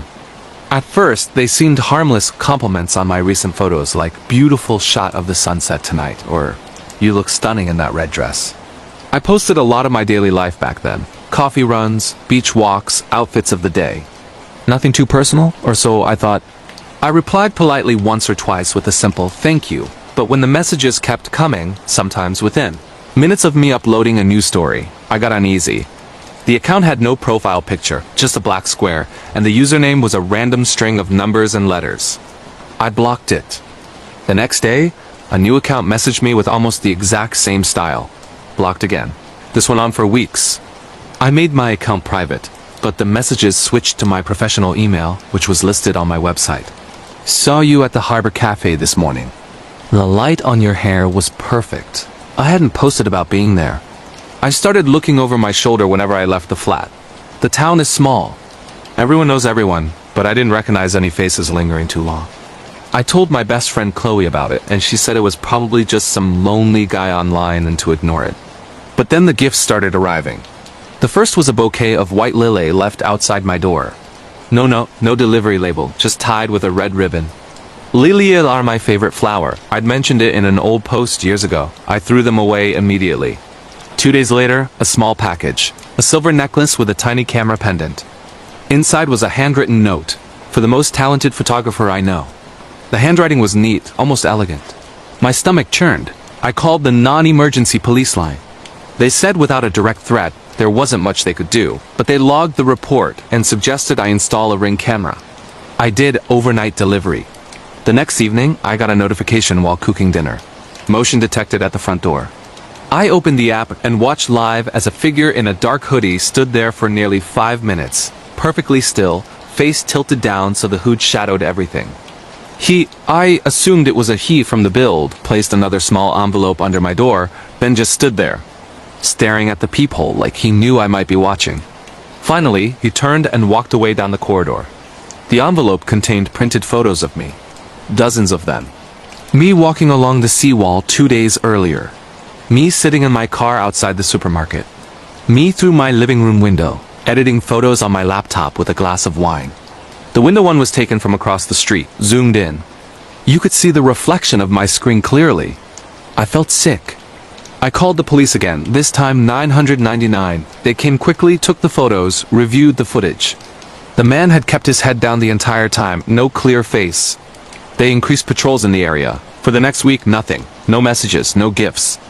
I started to hope he'd been scared off. I even went out with friends one night, trying to feel normal again. But when I got home around midnight, my flat was different. Subtly. My throw blanket on the sofa was folded differently. The coffee mug I'd left in the sink was washed and put away. My bedroom drawer, the one with my underwear, was slightly open. I hadn't left it like that. Someone had been inside while I was out. I grabbed an overnight bag and went straight to Chloe's house. The police came again the next morning. No forced entry, the lock was intact. They dusted for prints but found nothing useful. The building's main door was supposed to be secure, but tenants often propped it open for deliveries. They suggested changing locks anyway, which the landlord did immediately. I stayed away for 10 days. When I finally returned, I had new locks, the camera, and even a baseball bat by the bed. The first night back, I barely slept. At 3:17 a.m., my phone buzzed with an email notification. Subject line, "Welcome home. Sarah." Attachment, a photo taken from inside my bedroom while I slept on the couch the night before I left. The angle was from the corner near the wardrobe, a spot with no window. He had been in there after I fled too. The police escalated it to a proper stalking investigation. They traced the email to a VPN, dead end. But they did find something on the building's old CCTV in the hallway. Grainy footage of the same hooded figure letting himself in with a key a few days earlier. He'd somehow gotten a copy made. I moved out a week later. New town, new county, unlisted address. Changed my name on all professional sites, made everything private, deleted old posts. It's been over a year now, and nothing has happened since. But I still check my locks 3 times every night. I still scan every crowd for a familiar silhouette. And I never ever post my location in real time anymore. The worst part isn't even the fear that he might find me again. It's knowing he was that close, watching, waiting, getting inside my home, my life, and I never saw his face. He knows everything about me. I know nothing about him. Whoever you are out there reading this, please be careful what you share online. You never really know who's on the other side of the screen. And if something feels off, trust that feeling. It might just save your life. Truly chilling glitch in the Matrix stories that will make you question reality. True disturbing experiences. This 3rd story takes place in a quiet residential area on the outskirts of Berlin, Germany. My name is Lucas, and what happened to me in the spring of 2024 still keeps me up at night, questioning everything I thought I knew about the world. I was 31 at the time, living in a modern apartment block in a suburb just outside Berlin. The building was only a few years old, with big windows, underground parking, and a small courtyard in the middle. I worked as a software engineer for a tech company in the city, so my days were spent commuting on the S-Bahn and coding late into the evening. I had a pretty routine life. Gym in the mornings, work home by 7 p.m., cook dinner, maybe play some video games or watch a series before bed. The first strange thing happened on a Tuesday morning in April. I woke up at 6:45 a.m., like always, hit the snooze once, and got up at 6:54. I remember the exact time because I always check my phone first thing. I showered, brushed my teeth, got dressed in my usual black jeans and gray hoodie, made coffee, and headed down to the underground garage at exactly 7:25 to catch my train. As I walked to my car, a silver Volkswagen Golf parked in spot number 47, I noticed something odd. There was a black SUV parked in my spot. Not just any SUV, it was mine. Same model, same year, same license plate. But I was holding my keys and my car was... There, I stood frozen for a moment, staring. The car in my spot looked identical down to the small dent on the rear bumper from when I backed into a pole last year and the sticker on the back window from the tech conference I attended in Munich. But I was walking toward it with my keys in hand, ready to get in my car. Except it was already there. I pressed the unlock button on my key fob. Nothing happened. The car in the spot stayed locked and dark. I tried again, walking closer. Still nothing. Confused, I looked around the garage. Every other spot was normal. Neighbors' cars where they should be. But in spot 47, there was my car, and I was about to get into... What? I turned around slowly and saw, about 10 meters away in the visitor parking area, another identical silver Golf. Same dent, same sticker, same everything. I walked to it, heart pounding, and pressed the key fob. It unlocked with the familiar double beep. I got in, sat there for a minute, trying to process what just happened. 2 identical cars? How? I checked the mileage. It was exactly what I remembered from the day before. The coffee cup from yesterday's commute was still in the holder. Everything was normal. Except for the duplicate parked in my actual spot. I drove to work that day in a daze. When I got home that evening, the black SUV was gone from my spot, and there was no trace of the second Golf. Just empty concrete. I told my girlfriend Anna about it over dinner, and she laughed, saying I must have been half asleep and confused the visitor area with my spot. Maybe she was right. I tried to convince myself it was just a weird brain glitch from lack of sleep. But it didn't stop there. A few days later, on Friday, I was on the S-Bahn heading home during rush hour. The train was packed, standing room only. I was scrolling through my phone when I glanced up and saw myself across the carriage, holding onto the same pole, wearing the exact same clothes, black jeans, gray hoodie, staring down at his phone. Same haircut, same stubble, same everything. He looked up at the exact same moment I did. Our eyes met. His expression mirrored mine, confusion, then recognition, then something like fear. The train lurched as it pulled into the next station. People shuffled, blocking my view for just a second. When they cleared, he was gone. No one matching that description anywhere in the carriage. I got off at the next stop, even though it wasn't mine, just to get some air. She was worried now, suggested I see a doctor. Maybe I was having hallucinations from stress. I made an appointment for the following week, but deep down, I knew it wasn't that. The incidents kept piling up over the next month.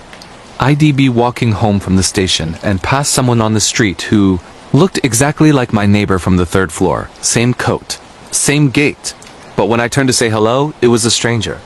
One night, I woke up at 3 a.m. to use the bathroom and saw Anna standing in the kitchen, drinking water. I called out to her softly. She turned, smiled, and said, "Go back to bed, love." I did. In the morning, Anna told me she'd slept through the entire night and never got up. She showed me the fitness tracker data, unbroken sleep from 11 p.m. to 7 a.m. The worst one happened on a Saturday, in May. I was home alone. Anna had gone to visit her parents for the weekend. I decided to do some deep cleaning. While vacuuming the living room, I found an old USB drive under the couch that I'd never seen before. Curious, I plugged it into my laptop. It contained only one folder, dated the day before, with dozens of photos. Photos of me, sleeping in bed from the night before, eating breakfast that morning, working at my desk. All taken from inside the apartment. The angles were from corners of rooms like hidden cameras. But we had no cameras inside. I checked everywhere, nothing. I called the police immediately. They came, took the drive, searched the apartment top to bottom. No cameras, no entry points forced. They suggested maybe Anna had taken the photos as a prank, but she was 2 hours away and swore she knew nothing about it. The photos were analyzed. No metadata manipulation, all time-stamped correctly. The case was logged as possible stalking, but with no evidence of how the drive got there, there was little they could do.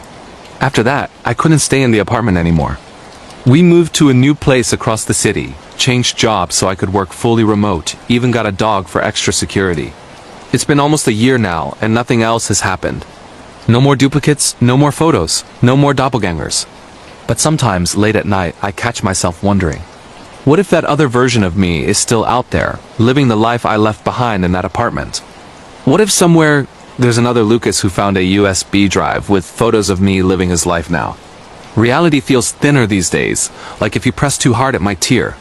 I don't talk about it much anymore. People look at you differently when you say things like this.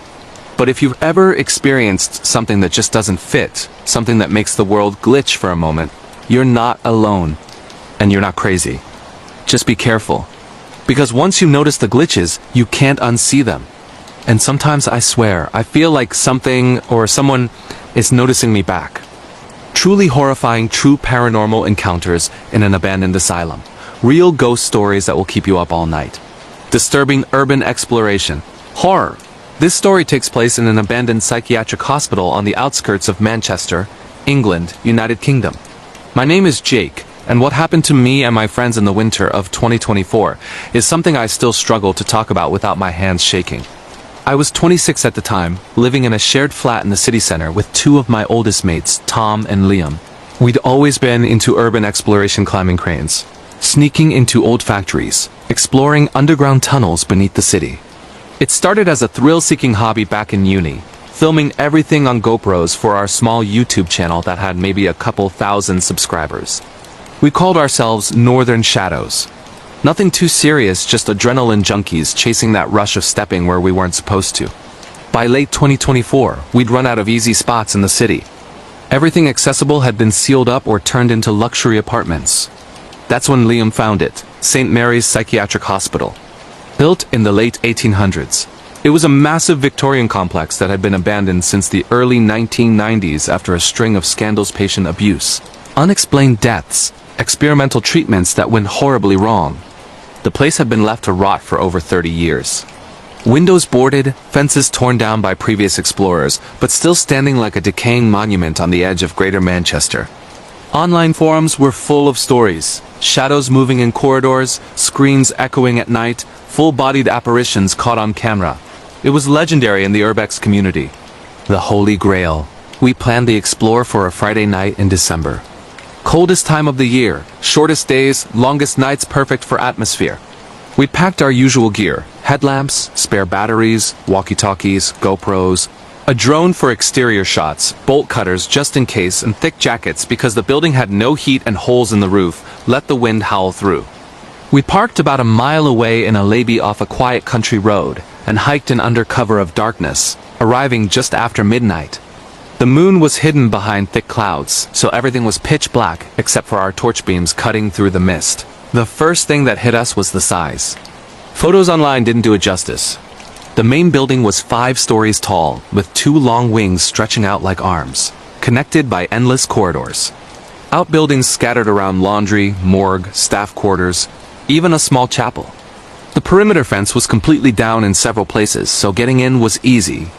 We slipped through a gap near the old boiler house and stepped onto the grounds. Even from outside, the place felt wrong.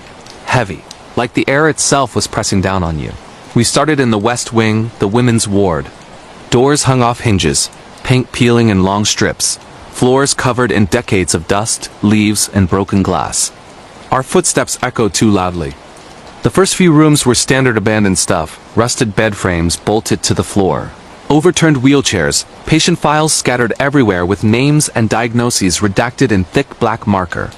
We filmed everything, whispering commentary for the video. Look at this place, guys, straight out of a horror movie. About 20 minutes in, we found the seclusion rooms. Tiny padded cells with doors so thick they barely moved when we pushed them. The padding was shredded, stained dark in places that made my stomach turn. Tom joked about locking Liam in one for content, but nobody laughed. The energy shifted then. It got quieter, too quiet. Like the building was listening, we moved deeper into the corridor. My headlamp caught something on the wall handprints. Dozens of them, smeared in what looked like old blood or rust, reaching upward as if someone had been dragged away clawing at the walls. We stopped to film close-ups. That's when the first real thing happened. Liam was walking ahead, sweeping his torch across the ceiling, when he froze. Guys, did you hear that? We all stopped. At first, nothing. Then faint but clear, a woman crying.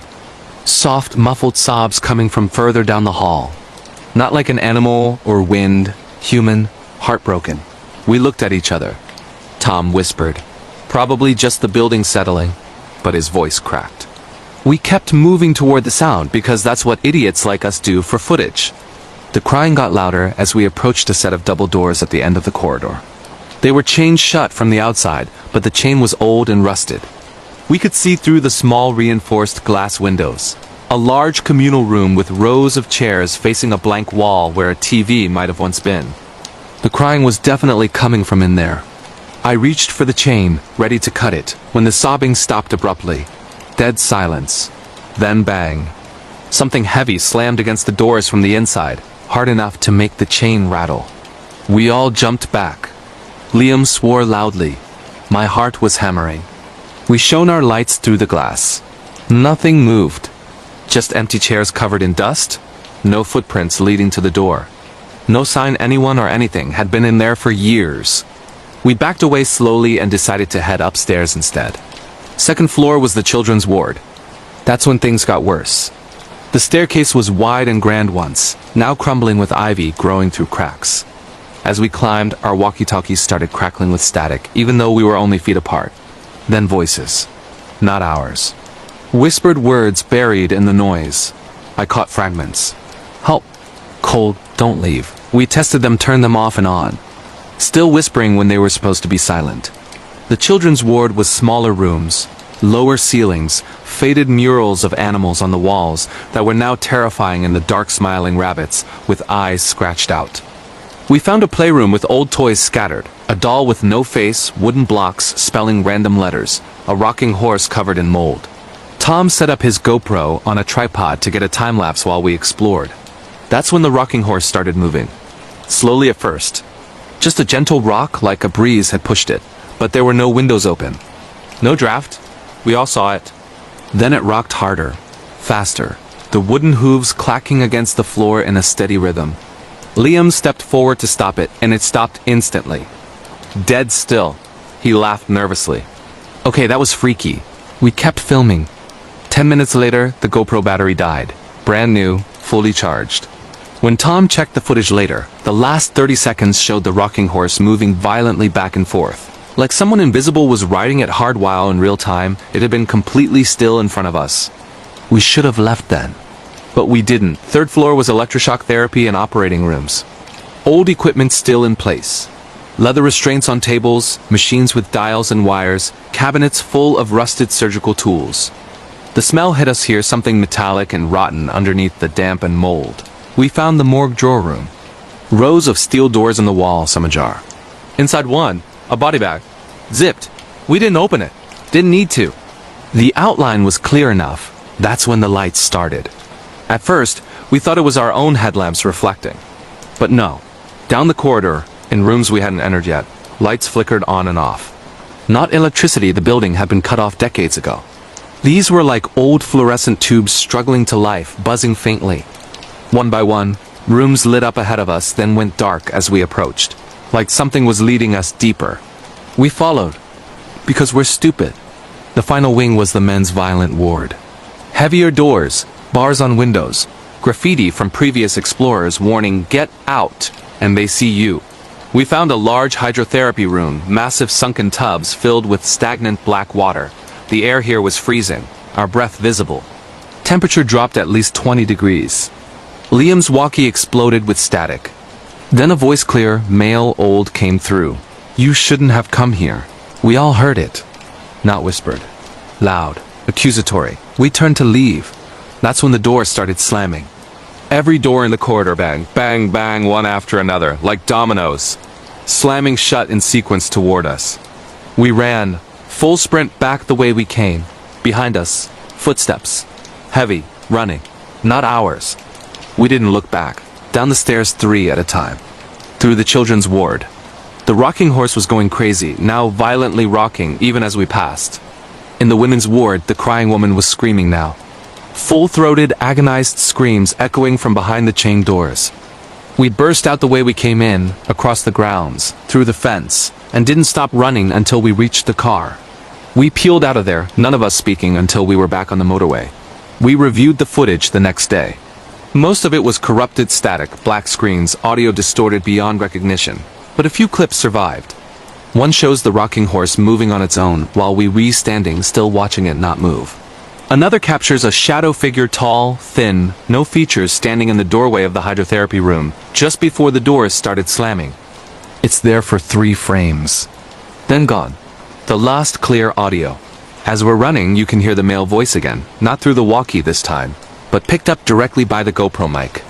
Clear as day, you left us. We never uploaded the video, deleted the channel, sold all the gear. None of us have done urbex since. Liam moved to London. Tom doesn't talk about it at all. I still live in Manchester, but I take different routes home to avoid driving past the turnoff for St. Mary's. Sometimes late at night I hear rocking. Soft, rhythmic creaking. Like a wooden horse in an empty room far away. And I swear in my dreams, I'm back there. Walking those corridors, but I'm not the explorer anymore.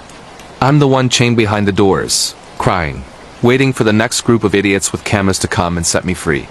Don't go looking for places like St. Mary's. Some doors, once opened, don't close again. And whatever's on the other side, it's been waiting a very long time. Truly terrifying, true camping horror stories from deep in the wilderness. Real national park encounters that will make you never want to camp again. Disturbing forest experiences.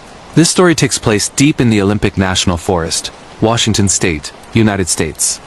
My name is Ryan, and what happened to me and my 3 friends during a backpacking trip in the summer of 2024 is the reason I haven't set foot in the woods since. I was 29 at the time, an experienced hiker who'd done multi-day treks in the Cascades, the Rockies, even parts of the Appalachians. I'd logged hundreds of miles on trails, always following leave no trace principles, carrying bear spray, a Garmin inReach for emergencies, the whole deal. My buddies Matt, Chris, and Tyler were just as seasoned. We'd been planning this trip for months. A 5-day off-trail loop through one of the most remote sections of Olympic National Park. No established campsites, no permits required for that area because it's so rugged most people avoid it. We wanted solitude, real wilderness. The kind where you don't see another human for days. We started at the Dozwallabs trailhead on a clear July morning.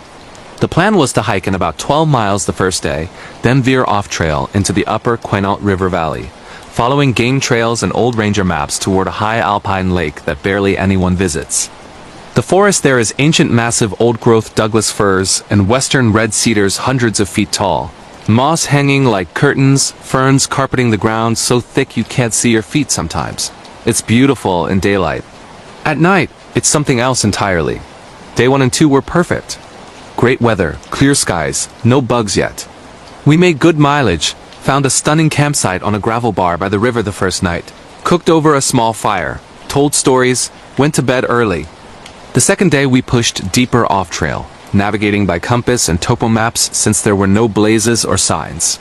By late afternoon on day 2, we reached the lake crystal clear, surrounded by steep ridges on 3 sides, waterfalls cascading down from snowfields above. We set up camp on a flat meadow about 50 yards from the water's edge. 4 tents in a loose square, bear hanged for food, everything textbook. That night, the second night, is when the first strange thing happened. We'd all turned in around 10 p.m., after a long day of bushwhacking. I was in my tent reading on my phone when I heard it. Footsteps. Slow, deliberate footsteps circling our camp. Not an animal too heavy, too methodical. I froze, listening. Crunch, pause, crunch, pause. Like someone in boots walking through the duff and needles. It went all the way around our tents once, then stopped somewhere near the food hang. I whispered loudly, "Hey, guys, you hearing this?" Matt answered from his tent. "Yeah." "What the hell?" We all sat up, headlamps on low. Chris grabbed the bear spray. Tyler had his knife out. We unzipped slowly and stepped out together, lights sweeping the tree line. Nothing. Just darkness and the sound of the waterfalls. No footprints we could see, in the beam ground was too soft and mossy. We checked the bear hang still up, bag intact. No claw marks on trees. We chalked it up to a deer or maybe an elk, even though the steps didn't sound right. We stayed up another hour, talking quietly around the dead fire pit, before going back to bed uneasy. The next morning, day 3, we woke to fog. Thick, rolling fog that reduced visibility to maybe 50 feet. The lake was gone, swallowed by gray. We decided to take a 0-day rest, fish, explore the immediate area. Around noon, the fog lifted a bit, and we hiked up to one of the waterfalls for photos. On the way back, Tyler noticed something. A stick structure. About 8 feet tall, made of branches lashed together with vine maple strips, forming a perfect lean-to right at the edge of where our camp sightline ended. It hadn't been there the day before. We'd walked that exact path multiple times. Fresh breaks on the wood, no moss or lichen growth. Inside the structure, a pile of small rocks stacked neatly like a cairn. We took pictures, joked about Bigfoot building a summer home, but it felt off. Too deliberate. Too close to camp, maybe 100 yards. We left it alone and headed back. That afternoon, while Matt and Chris were fishing, Tyler and I were at camp filtering water when we heard whistling. Clear, 3-note whistling coming from the ridge above us. Like someone calling a dog WHS-WHS to -WAISD. We looked at each other. One of you guys? No. Matt and Chris were down by the lake, out of sight. The whistling continued for maybe 5 minutes, moving along the ridge left to right, then stopped. When the guys got back, they said they hadn't heard anything over the water noise. We started getting paranoid. Started talking about missing 411 cases, the weird stories from national parks, people vanishing, strange circumstances. We laughed it off, but that night we built a bigger fire and stayed up late. Around 2 a.m., I woke needing to pee. I unzipped quietly, stepped out with my headlamp off to preserve night vision. As my eyes adjusted, I saw it. A figure. Standing motionless at the edge of the tree line, exactly where the stick structure was. Tall, at least 7 feet broad shoulders, arms hanging long. Too dark to make out details, but definitely humanoid. Not a bear on hind legs, the proportions were wrong. Head too round, no snout, it was just standing there, watching camp. I backed into my tent slowly, heart pounding, woke the others. We all came out together this time, lights on full blast. The figure was gone, but now we could see fresh footprints leading from the structure toward camp and back. Huge prints, bare feet, maybe 18 inches long, deep impressions in the soft ground. Toes splayed wide. We followed them with lights. They circled the camp twice, stopped at each tent, lingered outside mine the longest, then went back to the structure and disappeared into the forest uphill. We didn't sleep the rest of the night. Packed emergency bags just in case. At first light, we debated leaving early, cutting the trip short. But the only way out was the way we came, 2 hard days back to the trailhead. We decided to stay one more night, but move camp across the lake to an island connected by a log jam. Harder to reach, more defensible. We spent the day moving everything, tents, food, gear across the slippery logs. The new site was smaller but open, good sight lines. We felt better. Built another big fire. That night 4, we took shifts watching. My shift was midnight to 3 a.m. Around 1:30, the whistling started again. Closer this time from multiple directions. 3-note, then answering calls. like several of them. Then wood knocked sharp raps on trees echoing around the valley. I woke the others. We sat back to back around the fire, lights ready. At 2:17 exactly, I'll never forget, I heard splashing. Big splashes in the lake, like something huge walking across the shallows toward our original campsite. We shone lights over, ripples spreading but nothing visible. Then rocks started hitting the water near us. Not thrown hard, just plunking in from the darkness. One skipped across the surface and landed on the island near Tyler's tent. Smooth river stone, warm to the touch. We yelled into the dark, "Who's there? Back off!" Nothing answered. Just more whistling, farther away now. The final night 5, we barely closed our eyes. We'd planned to hike out at dawn, a brutal 20-mile push to the car. We broke camp at 4:30 a.m., headlamps on, moving fast. The fog was back, thicker than before. We followed our GPS track back down the valley. About 3 miles in, we found something that stopped us dead. Our original campsite. But it was wrong. Tents still pitched. Fire pit cold but with fresh wood stacked. Our food bags still hanging. Exactly as we'd left it 2 days ago, but we packed everything out, carried it across the lake. I checked my pack weight was right, gear accounted for. We approached slowly. Inside my tent, my sleeping bag laid out, phone charging cable coiled neatly. But my phone was in my pocket.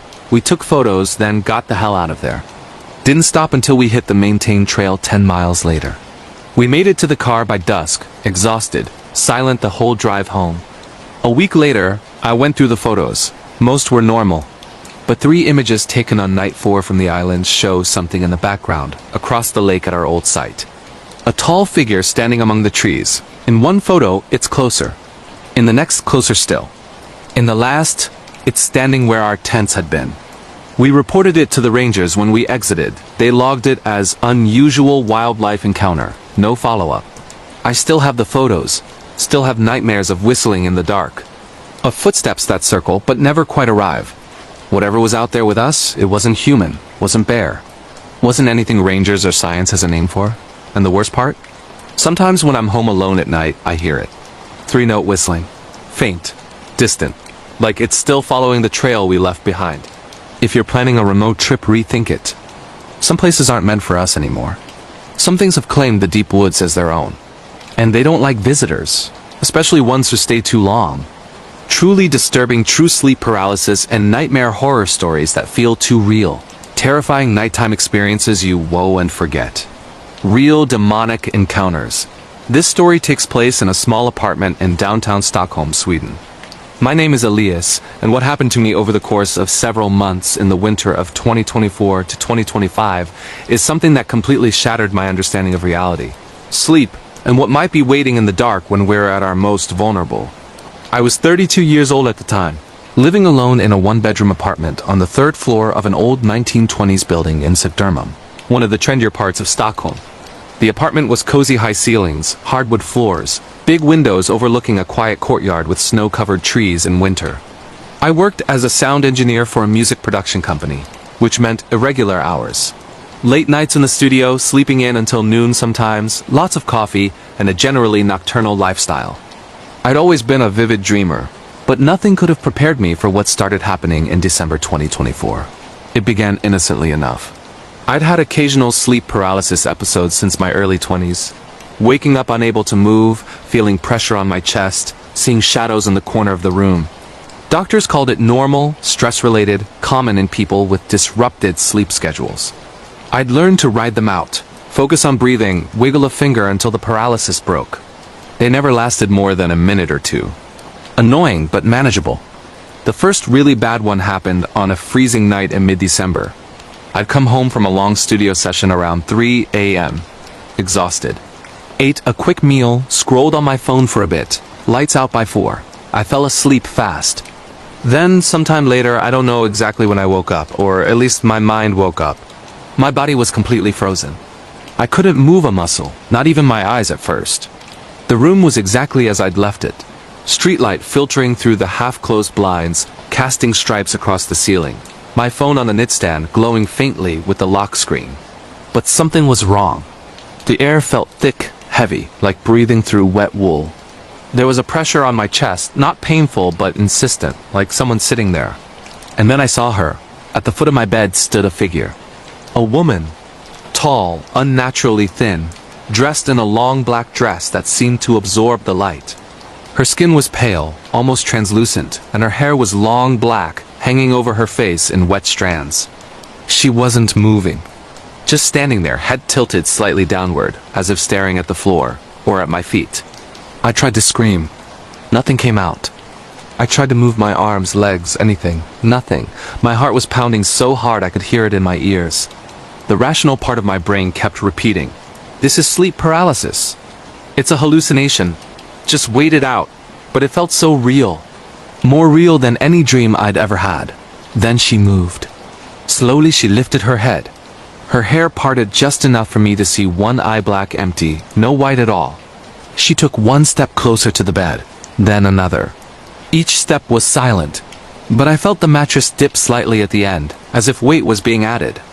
She reached the side of the bed and leaned forward, her face inches from mine. I could smell her damp earth, decay, like an old grave opened after rain. She opened her mouth. No sound came out at first. Then a whisper, directly into my mind somehow, "You're not alone anymore." That's when the paralysis broke. I gasped, sat bolt upright, flailing my arms. The room was empty. Just me, sweating, heart racing. The clock said 4:47 a.m. I'd only been asleep about 45 minutes. I turned on every light, made coffee, stayed up until sunrise. Told myself it was just a particularly vivid episode. Nothing more. But it happened again 3 nights later. Same time, same position. This time, she was already at the side of the bed when I woke. She reached out a hand-long fingers, nails broken and dirty, and touched my forehead. Ice cold. I felt her nail drag slowly down my face, leaving a burning trail. When I finally broke free and checked the mirror, there was a thin red scratch from my eyebrow to my cheek. Not deep, but real. Bleeding slightly. I went to a doctor the next day. Explained the sleep paralysis, the hallucinations, the scratch. He prescribed a low-dose sleep aid, suggested better sleep hygiene, no screens before bed, consistent schedule, exercise. I tried, it helped a little. The episodes became less frequent. But when they came, they got worse. By January 2025, the woman wasn't alone anymore. One night, I woke paralyzed to find her standing in the corner of the room, back turned. But there were others. Smaller figures. Children, maybe. 3 or 4 of them crouched on the floor around her feet, heads down. They were wearing old-fashioned nightgowns, dirty and torn. When she turned, they turned with her, moving in perfect sync, like puppets. She walked to the bed and they followed, crawling on all 4s.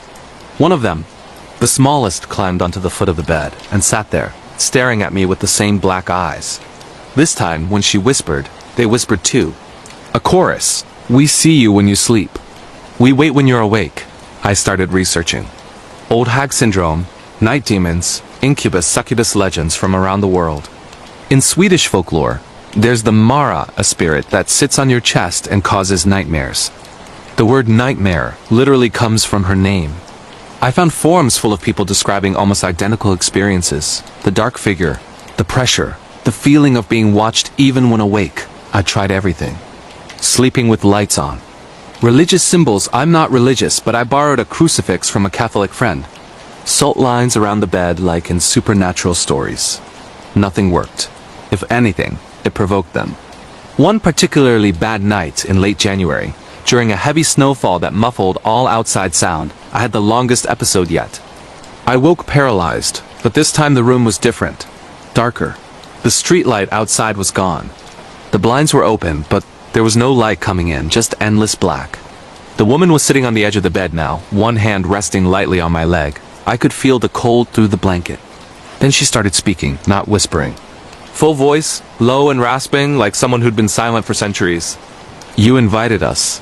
I hadn't spoken aloud, but in my mind I thought, how? "You listened." She leaned closer. Her face was clearer now.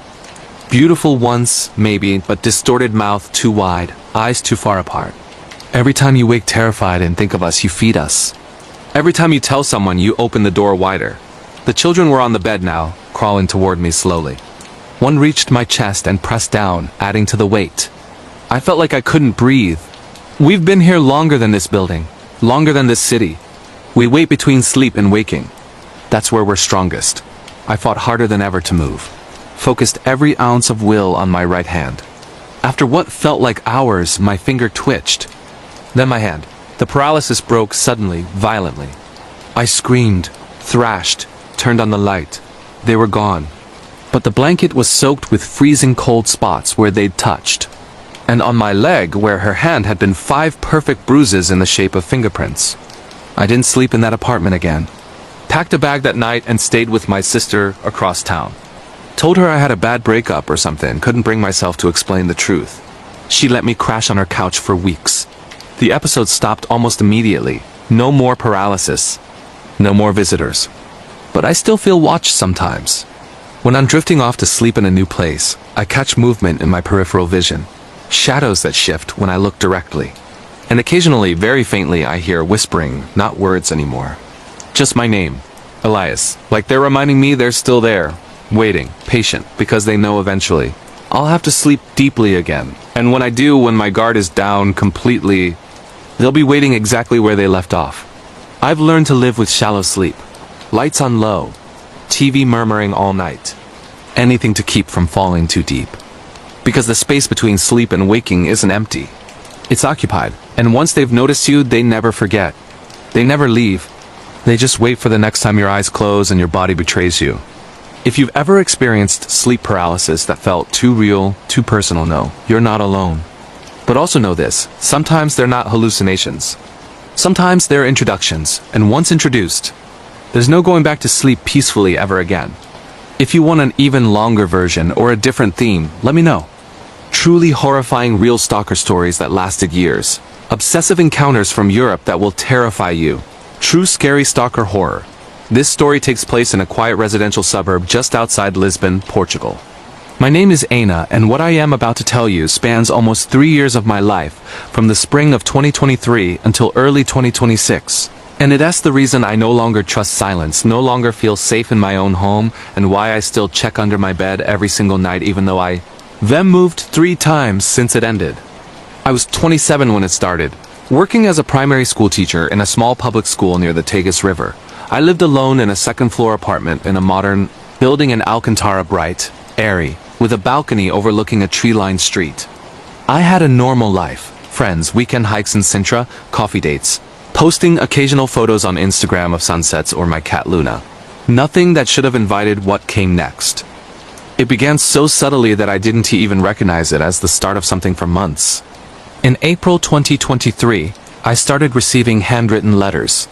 Not emails, actual letters, slipped under my apartment door or left in my mailbox with no stamp, meaning someone had entered the building. The first one was simple. A single sheet of plain white paper with neat handwriting in black ink. You looked beautiful in the blue dress today. The way the light hit your hair on the balcony was perfect.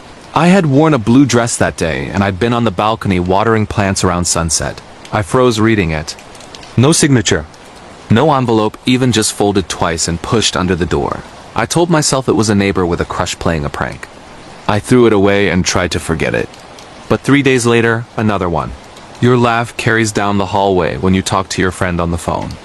It makes my day brighter. I never laugh loudly, and my phone calls were usually inside with the door closed.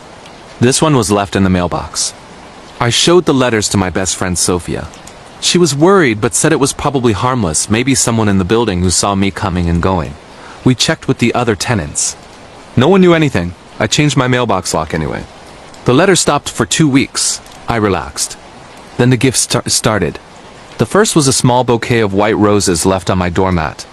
My favorites, I'd posted a photo of white roses once, years earlier, with the caption, "My absolute favorite flower." No note this time. I threw them away. A week later, a box of my exact brand of dark chocolate with sea salt, the one I buy from a specific shop in Belém. Again, no note. Left on the balcony table, meaning someone had climbed the exterior drain pipe or come from the roof. I installed a Ring camera facing the door and another on the balcony. The building manager agreed to check the main entrance footage. Nothing useful, grainy, and the person always wore a dark hoodie, head down, face shadowed. Average height, average build. Impossible to identify. The letters resumed, but now more personal. I watched you grade papers last night. You bite your lip when you're concentrating. It's adorable. My living room curtains were thick, I always closed them at night. But there was a gap at the side if you stood at a specific angle from the building opposite. I bought blackout curtains the next day. By summer 2023, I was paranoid. I stopped posting on social media entirely, deleted old photos, made everything private. I varied my routines, different times leaving for work, different routes home, but the notes kept coming. He knew anyway. One particularly hot August night, I came home late from a dinner with colleagues. As I unlocked the door, my phone buzzed with a notification from the Ring camera. Motion detected on the balcony 5 minutes earlier. I opened the app with shaking hands. The footage showed a figure in the same dark hoodie standing at my balcony door, perfectly still, staring into the camera for almost 2 minutes. Then he placed something on the table, a single white rose, and walked away along the balcony, railing toward the fire escape. I called the police that night. They came, took the rose, reviewed the footage, classified it as stalking, opened the file. But without a clear face or fingerprints, he wore gloves. There was little they could do beyond increasing patrols. They suggested I stay with family for a while. I did move to my parents' house in Cascade for 3 weeks. No notes, no gifts. I thought maybe he'd lost interest. When I returned in September, the apartment had been entered. Nothing was taken, everything was subtly wrong. My bed was made differently, hospital corners, which I never do. My coffee mug from that morning was washed and put away. My underwear drawer was rearranged by color. On my pillow, a new letter. The apartment feels empty without you. I missed your scent. Welcome home. I moved out the next day. Crashed on Sophia's couch while I found a new place, a ground floor flat in a gated community in Oeiras, with security cameras everywhere and a doorman. New city, new routines, new job at a different school. I didn't tell anyone except my closest friends the real reason. I told work it was for a shorter commute. For 4 months, nothing. I started to breathe again. Started dating a guy named Miguel. I met through friends. Life felt normal. Then, in February 2024, it started again. A letter under the new door. Same handwriting. The new place suits you. The garden view is lovely. I'm glad you're safe here. The gated community had 24-hour security. How? I showed security the letter and old footage. They reviewed cameras, nothing. No one matching the description entered or left around the time the letter appeared. I changed locks again. Installed more cameras inside the apartment this time. Slept with a knife under my pillow. The escalation came slowly. Phone calls from blocked number, silence on the other end. Then hanging up. Texts from unknown numbers. Photos of me walking Luna in the community park, taken that same day. You looked happy today. I like seeing you happy. I went back to the police with everything. They traced the numbers, burner phones, untraceable. They put a marker on my address for priority response. Suggested a restraining order, but against who? No name, no face. By summer 2024, I was a wreck. Barely sleeping. Lost weight. Quit my job because I couldn't focus. Miguel broke up with me, he couldn't handle the constant fear. I moved again, this time to a high-floor apartment in central Lisbon, with concierge and keycard elevators. Told no one the address except my parents and Sofia. 3 weeks later, a gift box delivered to the concierge labeled for me. Inside, a silver necklace with a small pendant, a tiny silver cat that looked exactly like Luna. I never posted about wanting that necklace, but 6 months earlier, I'd shown Sofia a photo of one I liked on Instagram and said, one day. The box had no sender. I broke down. Called the police crying. They finally took it seriously enough to assign a detective. Detective Ramos, a kind woman in her 40s, sat with me for hours, went through every letter, photo, footage. She believed someone had been watching me for far longer than I realized. Possibly years. They set up a sting plainclothes officers watching the building. Nothing for weeks. Then in November 2024, the worst night. I woke at 3:12 a.m. to the sound of my front door handle rattling softly. Not knocking, testing. I froze in bed, phone in hand, already dialing emergency. The rattling stopped. Then my phone buzzed a text from an unknown number. Let me in, Aina. It's cold outside. I didn't respond. Whispered to the operator my address, that someone was trying to break in. Police were en route. Then another text. A live photo of my bedroom door from the hallway. Taken seconds ago. He was inside the building. I barricaded myself in the bathroom, knife in hand, heart pounding so hard I thought I'd pass out. I heard footsteps in the apartment, slow, deliberate. Drawers opening. My bedroom door creaking open. Then silence. Police arrived 8 minutes later record time. They found the front door unlocked from inside. No forced entry, he'd vanished. But he'd left something.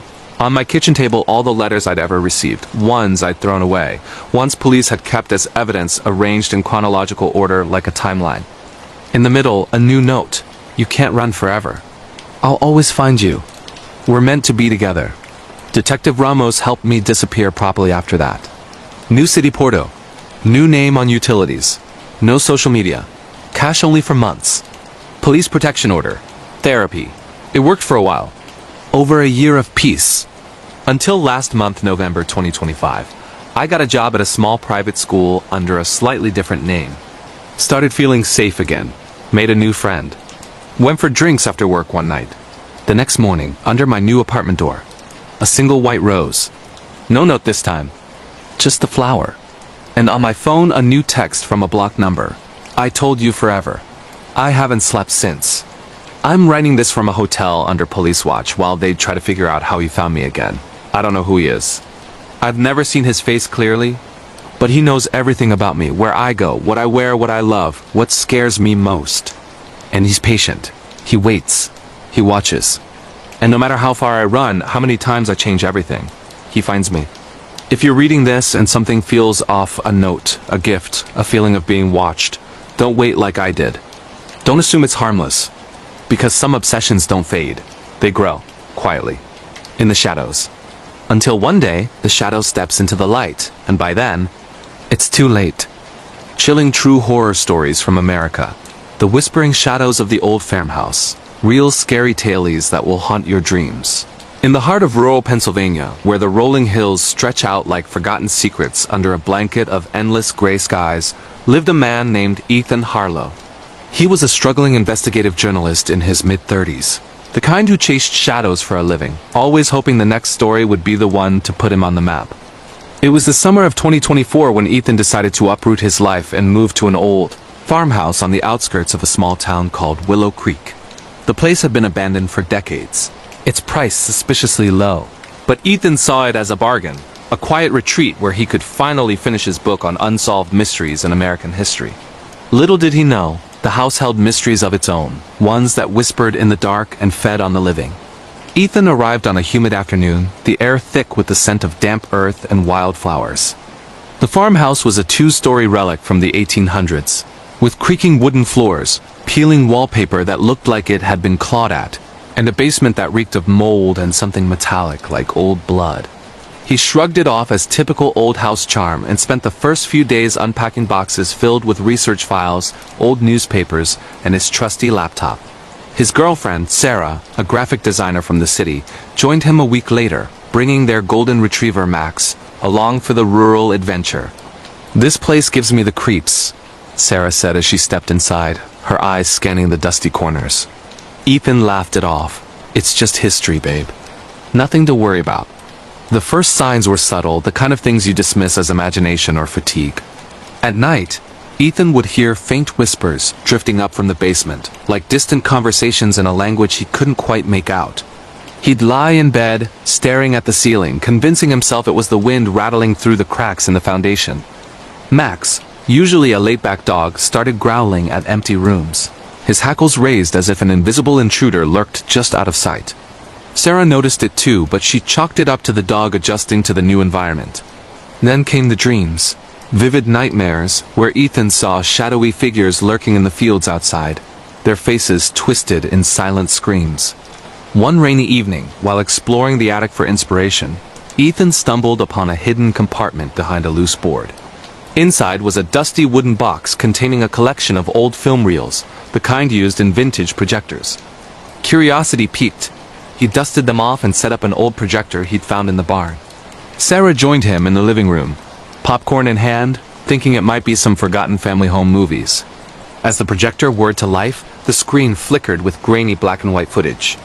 At first, it seemed innocuous. Children playing in the yard, a family picnic under the sun. But then the scenes shifted. The camera panned to the basement, where a dark figure dragged a limp body across the floor. Screams echoed through the speakers, raw and terrified. Ethan paused the reel, his heart pounding. What the hell is this? He muttered. They watched more that night, unable to stop. Each reel depicted increasingly horrific acts, murders staged in the very rooms they now occupied. One showed a woman being walled up alive in the cellar, her pleas muffled by bricks. Another captured a man hanging from the rafters in the attic, his body swinging like a pendulum. The dates stamped on the reels went back to the 1920s, but the violence felt fresh, as if the pain lingered in the air. Sarah wanted to burn them, but Ethan, ever the journalist, saw a story. This could be evidence of real crimes, he said. We have to investigate. Against her better judgment, she agreed. The whispers grew louder after that. Max refused to go near the basement, whining and scratching at the door as if something was calling him.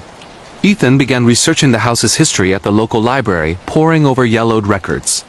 He discovered that the farmhouse had belonged to a reclusive family named the Blackwoods, who vanished in the 1930s under mysterious circumstances. Rumors spoke of a curse, tied to a Native American burial ground disturbed during the house's construction.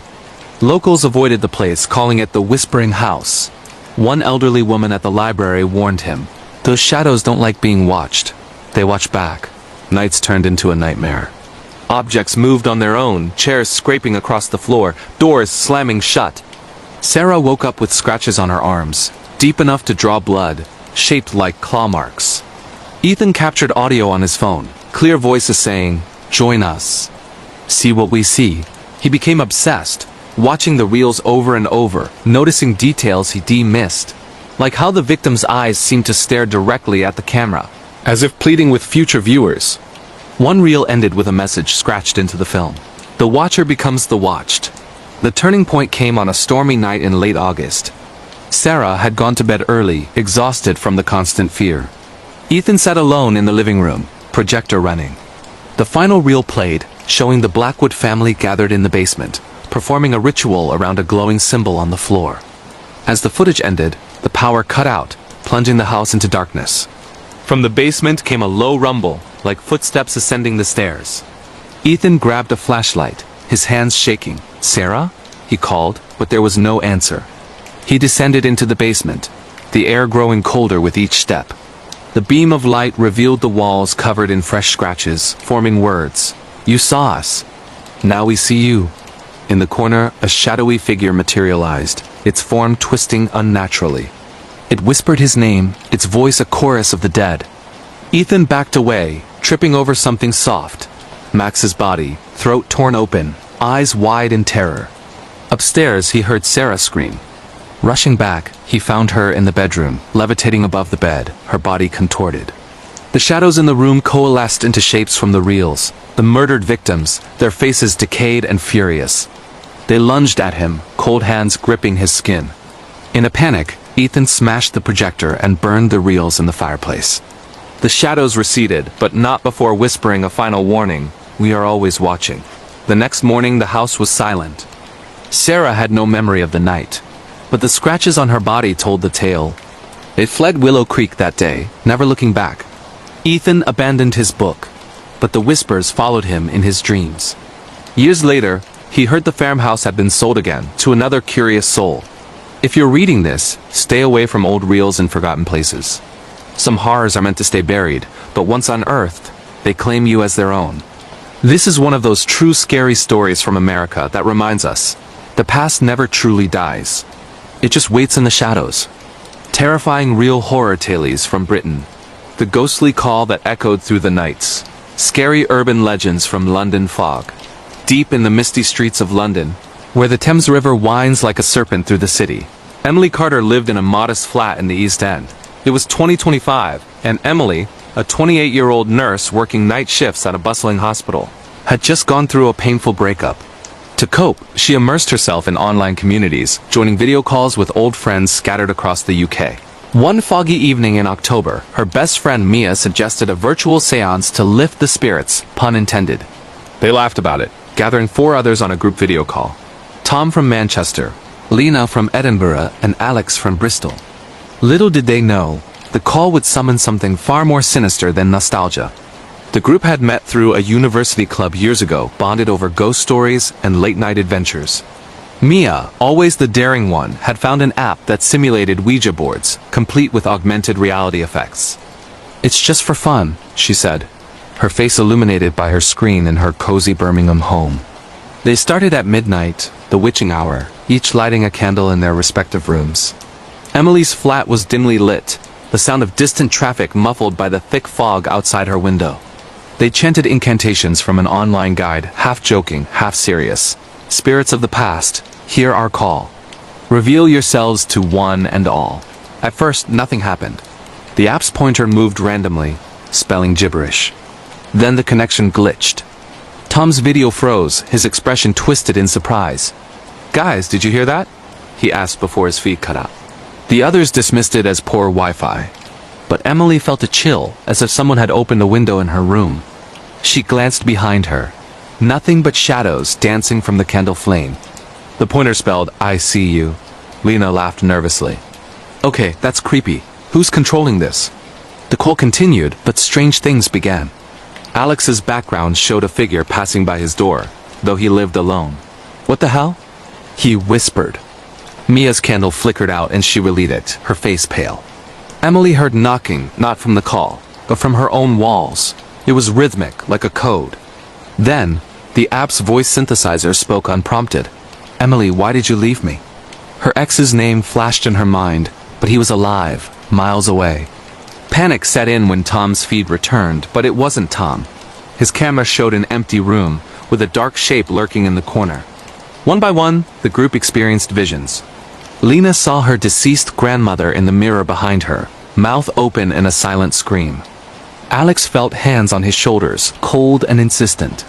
Mia's screen filled with static, and through it a whisper. "Join us in the fog." Emily's flat grew colder, her breath visible. She tried to end the call, but the app wouldn't close. The knocking turned to banging, shaking the pictures on her walls. In the video, shadows moved independently, forming faces of the long-dead, victims of London's plague pits, buried beneath the city. Researching later, Emily learned her building stood on an old burial ground from the 1665 Great Plague. The seance had awakened them, using the digital connection as a bridge. As the night wore on, the spirits demanded payment, a life for a glimpse. Tom vanished that night. His body found days later in his flat, eyes wide, as if staring at something horrific. The others survived, but scarred. Emily moved out, but the whispers follow her on every call. "We see you." This chilling true horror story from Britain warns some calls should never be answered, especially in the dead of night. Frightening Australian horror narratives. The beast in the bush. Real terrifying encounters down under that chill the bone in the vast, sun-baked outback of New South Wales, Australia, where the eucalyptus trees whisper secrets to the wind. Jack Thompson ran a remote sheep station inherited from his grandfather. It was early 2024, and Jack, a rugged 40-year-old farmer, lived there with his wife, Clara, and their young son, Billy. The land was harsh, dotted with ancient rock formations and dry riverbeds that flooded during rare storms. Locals spoke of the beast, an urban legend about a creature that stalked the bush at night, but Jack dismissed it as dingo tailies or aboriginal myths twisted over time. That changed when the disappearances started. It began with the sheep. One morning, Jack found several carcasses scattered across the paddock. Not killed for food, but mutilated, limbs twisted, eyes gouged out. Clara, a former teacher from Sydney, worried it was poachers, but the wounds looked like something from a nightmare. Claws longer than any animal's. Billy, only 8, drew pictures of a tall man with black fur he saw from his window. Jack set up trail cameras, hoping to catch the culprit. The footage showed nothing at first, just kangaroos and stars. Then one moonless night, the power went out. Jack grabbed his rifle and flashlight, stepping into the darkness. The air was still, too still, no crickets or night birds. He heard rustling in the bush, a low growl that vibrated through his bones. Shining the light, he saw eyes reflecting back, yellow, unblinking, attached to a silhouette taller than a man, hunched with matted fur and elongated limbs. It vanished before he could shoot. Back inside, Clara was hysterical. Billy was missing from his bed. They searched the property, calling his name into the void. Hours later, they found him curled under a tree, muttering about the beast that whispered promises of play. Marks on his arms resembled bites, infected and festering. The local vet said it wasn't any known animal. Jack delved into history, learning the land was cursed after miners disturbed an indigenous sacred site in the 1800s, unleashing a spirit known as the Yaoi. A cryptid guardian turned vengeful. Nights worsened. The beast howled, mimicking human cries. Clara saw it peering through windows, its face a mix of ape and demon.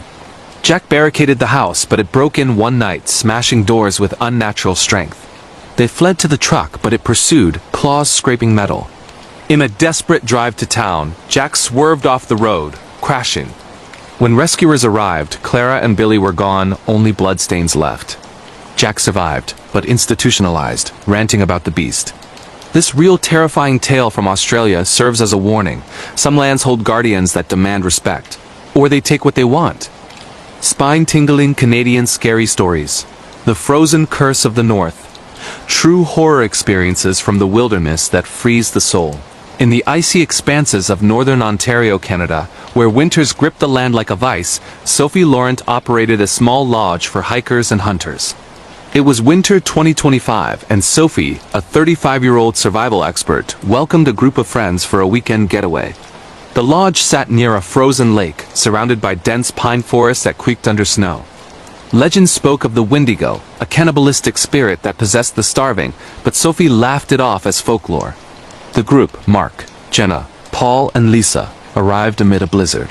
They shared stories by the fire, but as night fell, strange howls echoed outside. The next day, they found tracks circling the lodge, human-like but elongated, with claw marks. Paul, the skeptic, ventured out to investigate, returning pale. "Something's watching us," he said. Food supplies dwindled unnaturally fast, as if stolen. Hunger set in and tempers flared. Jenna dreamed of eating flesh, waking with blood on her lips from biting her tongue. The howls grew closer, carrying whispers, "Feed me." Research on Sophie's laptop revealed the lodge was built on an old trapping site where fur traders resorted to cannibalism during a harsh winter, summoning the Wendigo. One night, the power failed. In the darkness, Paul attacked Lisa, eyes glazed with madness. Sophie locked him out, but he transformed, skin stretching over bones, antlers sprouting. The others barricaded, but the creature, now fully Wendigo, smashed windows, its breath freezing the air. They escaped on snowmobiles, but it pursued through the storm. Only Sophie survived, found frostbitten, muttering about the curse. This true horror from Canada reminds, in the cold, hunger awakens ancient evils. Horrifying Japanese ghost stories. The Well of Eternal Whispers. Real supernatural encounters from Tokyo that send shivers down your spine.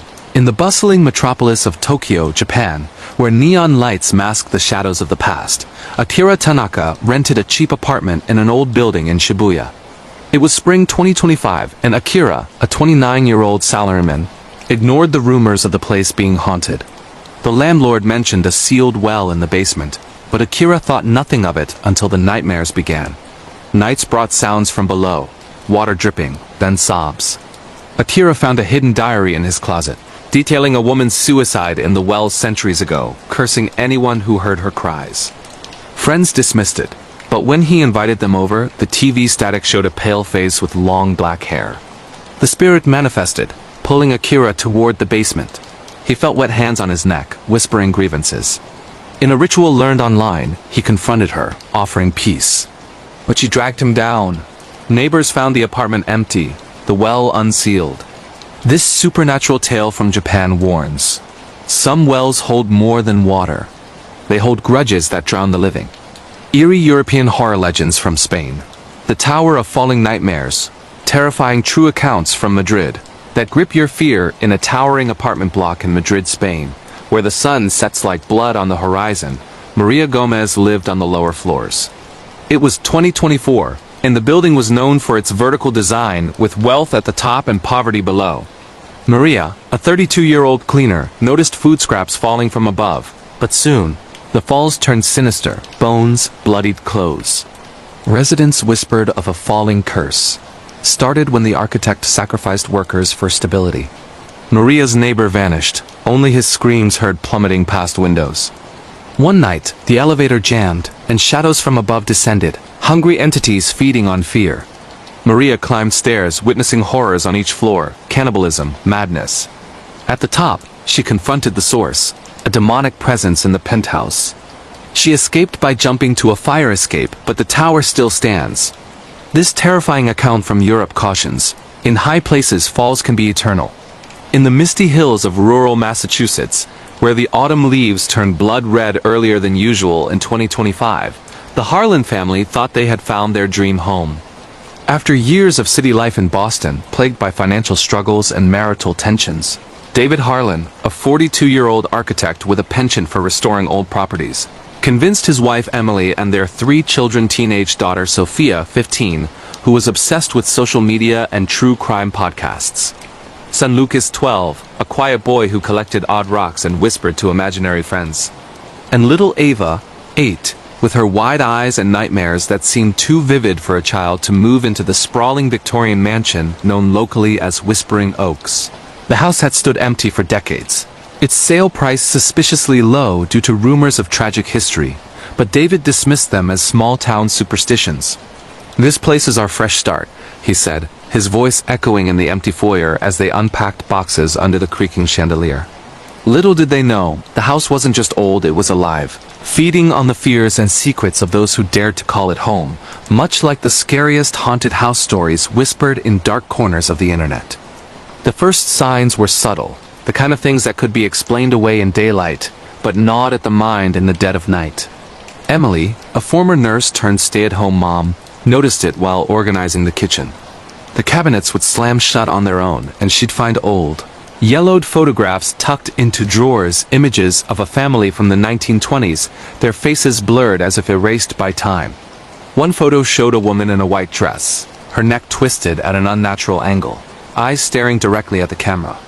Emily shivered, tossing it into the trash, but the next morning it was back on the counter, pristine. "Must be the wind," she muttered, but her hands trembled as she brewed coffee.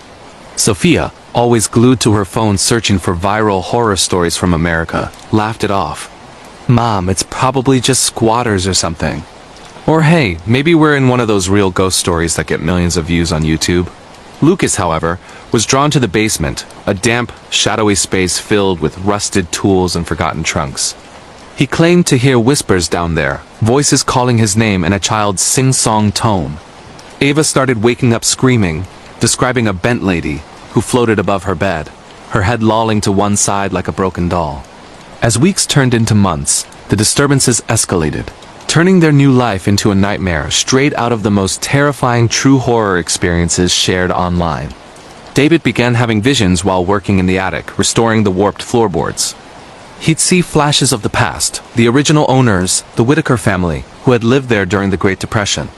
The father, Elias Whitaker, driven mad by poverty, had snapped one stormy night, strangling his wife Miriam in a fit of rage before hanging himself from the rafters. Their children, 2 boys and a girl, were left to starve, their cries echoing through the walls until they too succumbed. David would jolt awake from these daydreams, tools scattered, his hands bruised as if he'd been fighting someone. He confided in Emily one evening over dinner, his face pale under the dim light. "It's like the house is showing me things, real things that happened here.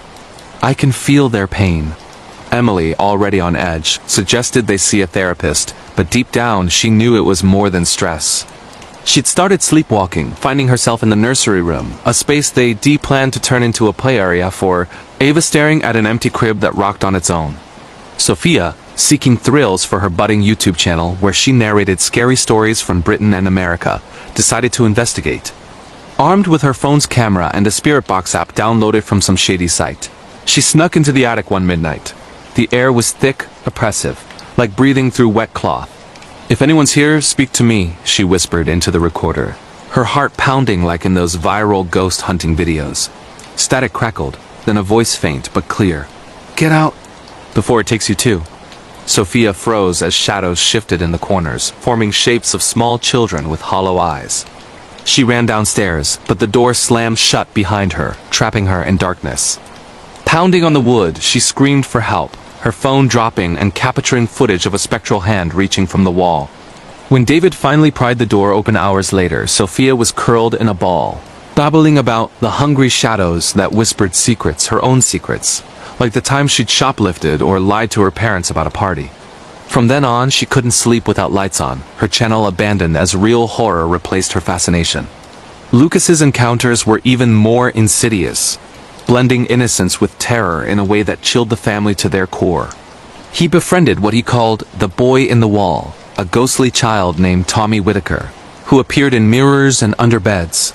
Tommy told Lucas stories of the house's curse, how Elias's rage had bound their souls to the property, dooming any family that moved in to relive their tragedies. Lucas began drawing pictures, disturbing sketches of twisted necks and empty eyes that he claimed Tommy dictated. One night, during a fierce thunderstorm that rattled the windows like in classic American horror tales, Lucas vanished. The family searched frantically, calling his name through rain-lashed halls. They found him in the basement, standing before a bricked-up wall, hammering at it with a toy mallet. "Tommy's in there," he said, eyes glazed. "He wants out." As David pulled him away, the wall cracked, revealing skeletal remains, tiny bones of children long forgotten. The police were called, but the investigation unearthed more. The Whitakers weren't the only victims. Previous owners in the 1950s and 1980s had met similar fates: suicides, disappearances, all attributed to accidents, but whispered as curses. Ava's nightmares became the family's breaking point, manifesting in ways that defied logic and mirrored the scariest poltergeist stories from European folklore adapted to American settings. The bent lady, whom Ava described as Miriam Whitaker with her neck snapped from Elias's attack, started appearing to everyone. Emily saw her in the bathroom mirror, water dripping from her mouth like she'd drowned in sorrow. David felt her cold breath on his neck while sleeping, waking to bruises shaped like fingers. One evening, as the family gathered for a tense dinner, objects flew across the room, plates shattering, chairs tipping. Ava levitated slightly, her eyes rolling back, speaking in a raspy voice. "You can't leave. The house needs you." Panic set in. They tried to flee, packing bags in the dead of night. But the doors locked themselves, windows fogged with handprints, and the car wouldn't start. Trapped, they huddled in the living room, the storm raging outside as ghosts materialized. Elias with his new scarred neck, the children with starved faces, Miriam twisting unnaturally. Desperation led David to research online, diving into forums filled with true scary stories from haunted houses in Canada and Australia, seeking patterns. He discovered a local historian, an elderly woman named Mrs. Ellis, who revealed the mansion's dark secret.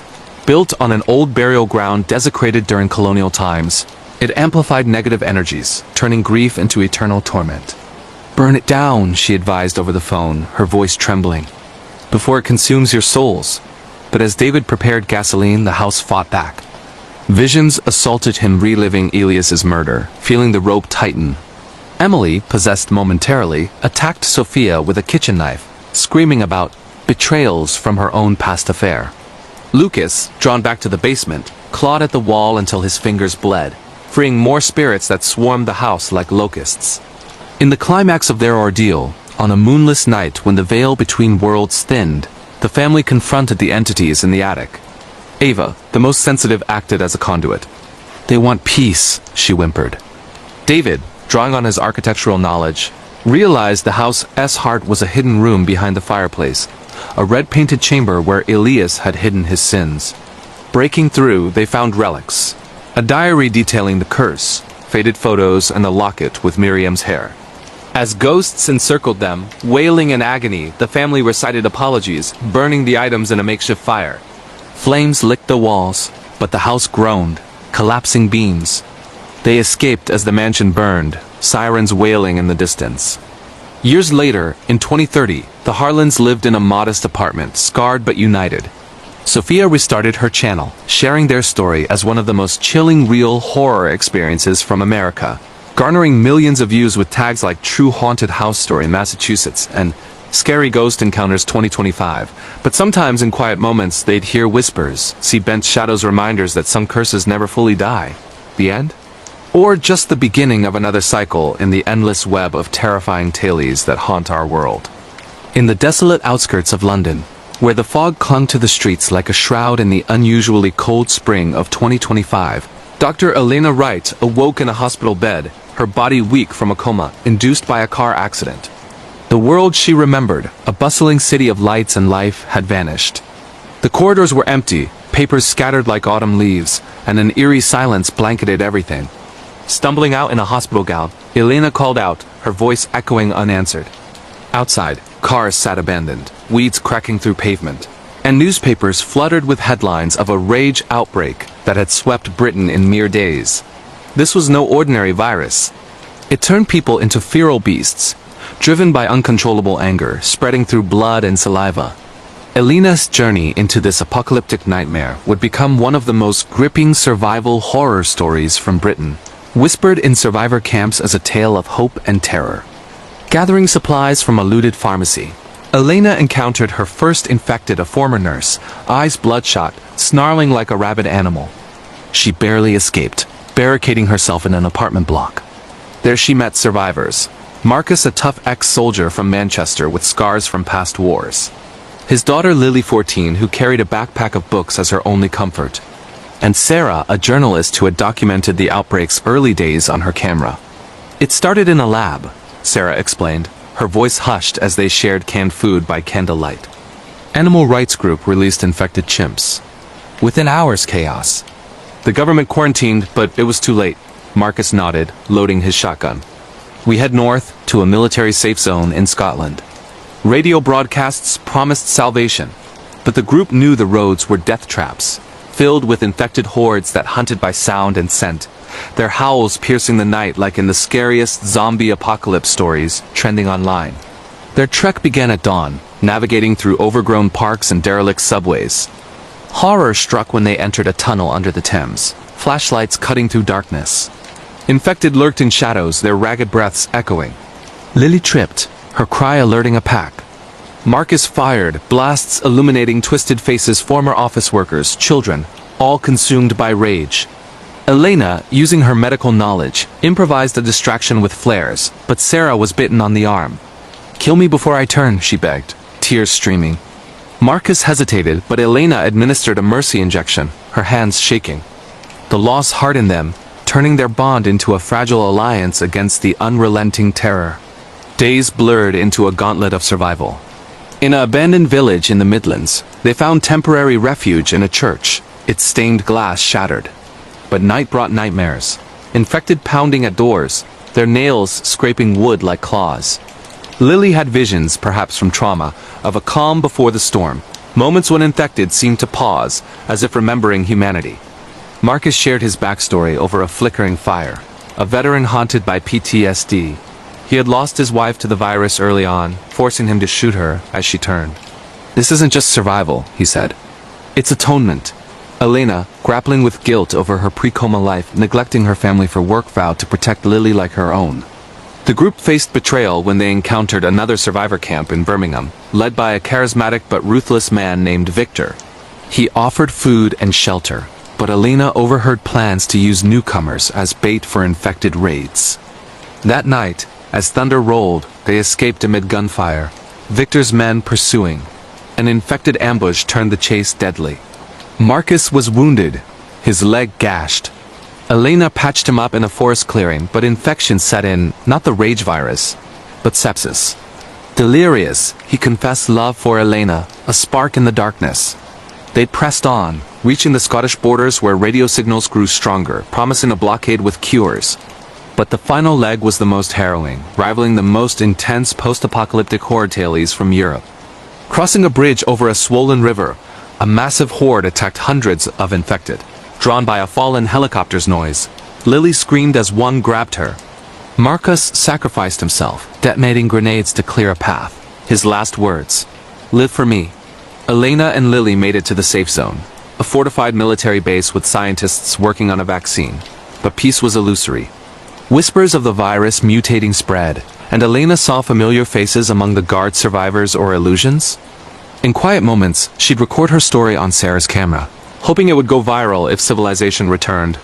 This is the true horror of our time. Not the monsters outside, but the rage within us all. Months later, as vaccines rolled out, Elena and Lily rebuilt in a new world, but the scars remained. The rage virus stories became legends, searched with keywords like Real Zombie Outbreak Britain 2025 and Scary Survival Tales UK, inspiring millions to cherish humanity before it's lost forever. deep in the sun-baked outback of South Australia, where the red dirt stretched endlessly under a merciless sky in the summer of 2025. A group of teens discovered an artifact that would unleash unspeakable horror. Mia Thompson, 17, still reeling from her mother's suicide a year earlier, lived with her distant father in Adelaide. Her best friend Jade, her brother Riley, and boyfriend Daniel often hung out at parties, seeking thrills to escape boredom. One night, at a rave in an abandoned warehouse, hosts Haley and Joss revealed a mummified hand rumored to be from an ancient Aboriginal curse site, but really bought off a shady online seller promising real supernatural experiences. "Hold it, say talk to me. Then I let you in," Joss explained with a grin. "Spirits possess you for 90 seconds. Blow out the candle to end it." Little did they know, this game would spiral into one of the most terrifying possession stories from Australia, the kind that goes viral with searches for scary spirit summoning gone wrong. Mia volunteered first, gripping the cold, leathery hand. The candle flickered as she chanted. Suddenly, her eyes blackened, voice distorting into a gravelly whisper. "I see you. All your sins." The group laughed nervously, but Mia thrashed, speaking secrets like Jade's crush on Daniel. At 90 seconds, they extinguished the flame. Mia snapped back, exhilarated. "That was wild." The party continued, each taking turns. Riley, 14 and eager, begged to try. Against Jade's protests, Mia allowed it. The spirit that entered was different, malevolent, claiming to be their deceased mom, begging Mia to join her. Mia, tears flowing, extended the time, ignoring warnings. Riley convulsed, slamming his head against the wall repeatedly, blood spraying. He collapsed, comatose as the spirit laughed through him. Hospitalized, Riley lingered in agony, his body twitching as if tormented from within. Mia was blamed, her friends distancing. Hallucinations plagued her, the hand appearing in dreams, spirits whispering from shadows. She stole the hand, hiding it in her room. That night, Daniel stayed over platonically.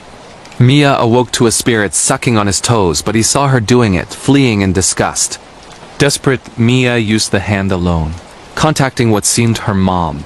Riley's suffering ends if you free him, but visions showed Riley in a hellish realm, tortured by demons. Mia's father revealed the suicide note. "I couldn't bear the pain," but the spirit contradicted, driving Mia mad. She stabbed her dad in a hallucination, realizing too late it was real.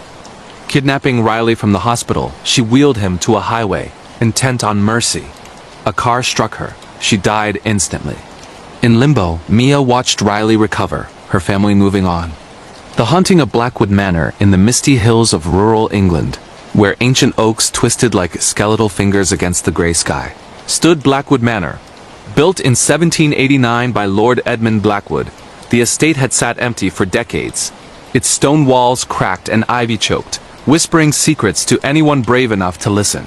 The locals in the nearby village of Eldridge called it cursed. They said the Blackwood family had dabbled in things best left buried, occult rituals, forbidden knowledge from dusty tomes smuggled from the Orient. But in the summer of 2025, a young American couple, Sarah and Ethan Harper, saw only opportunity.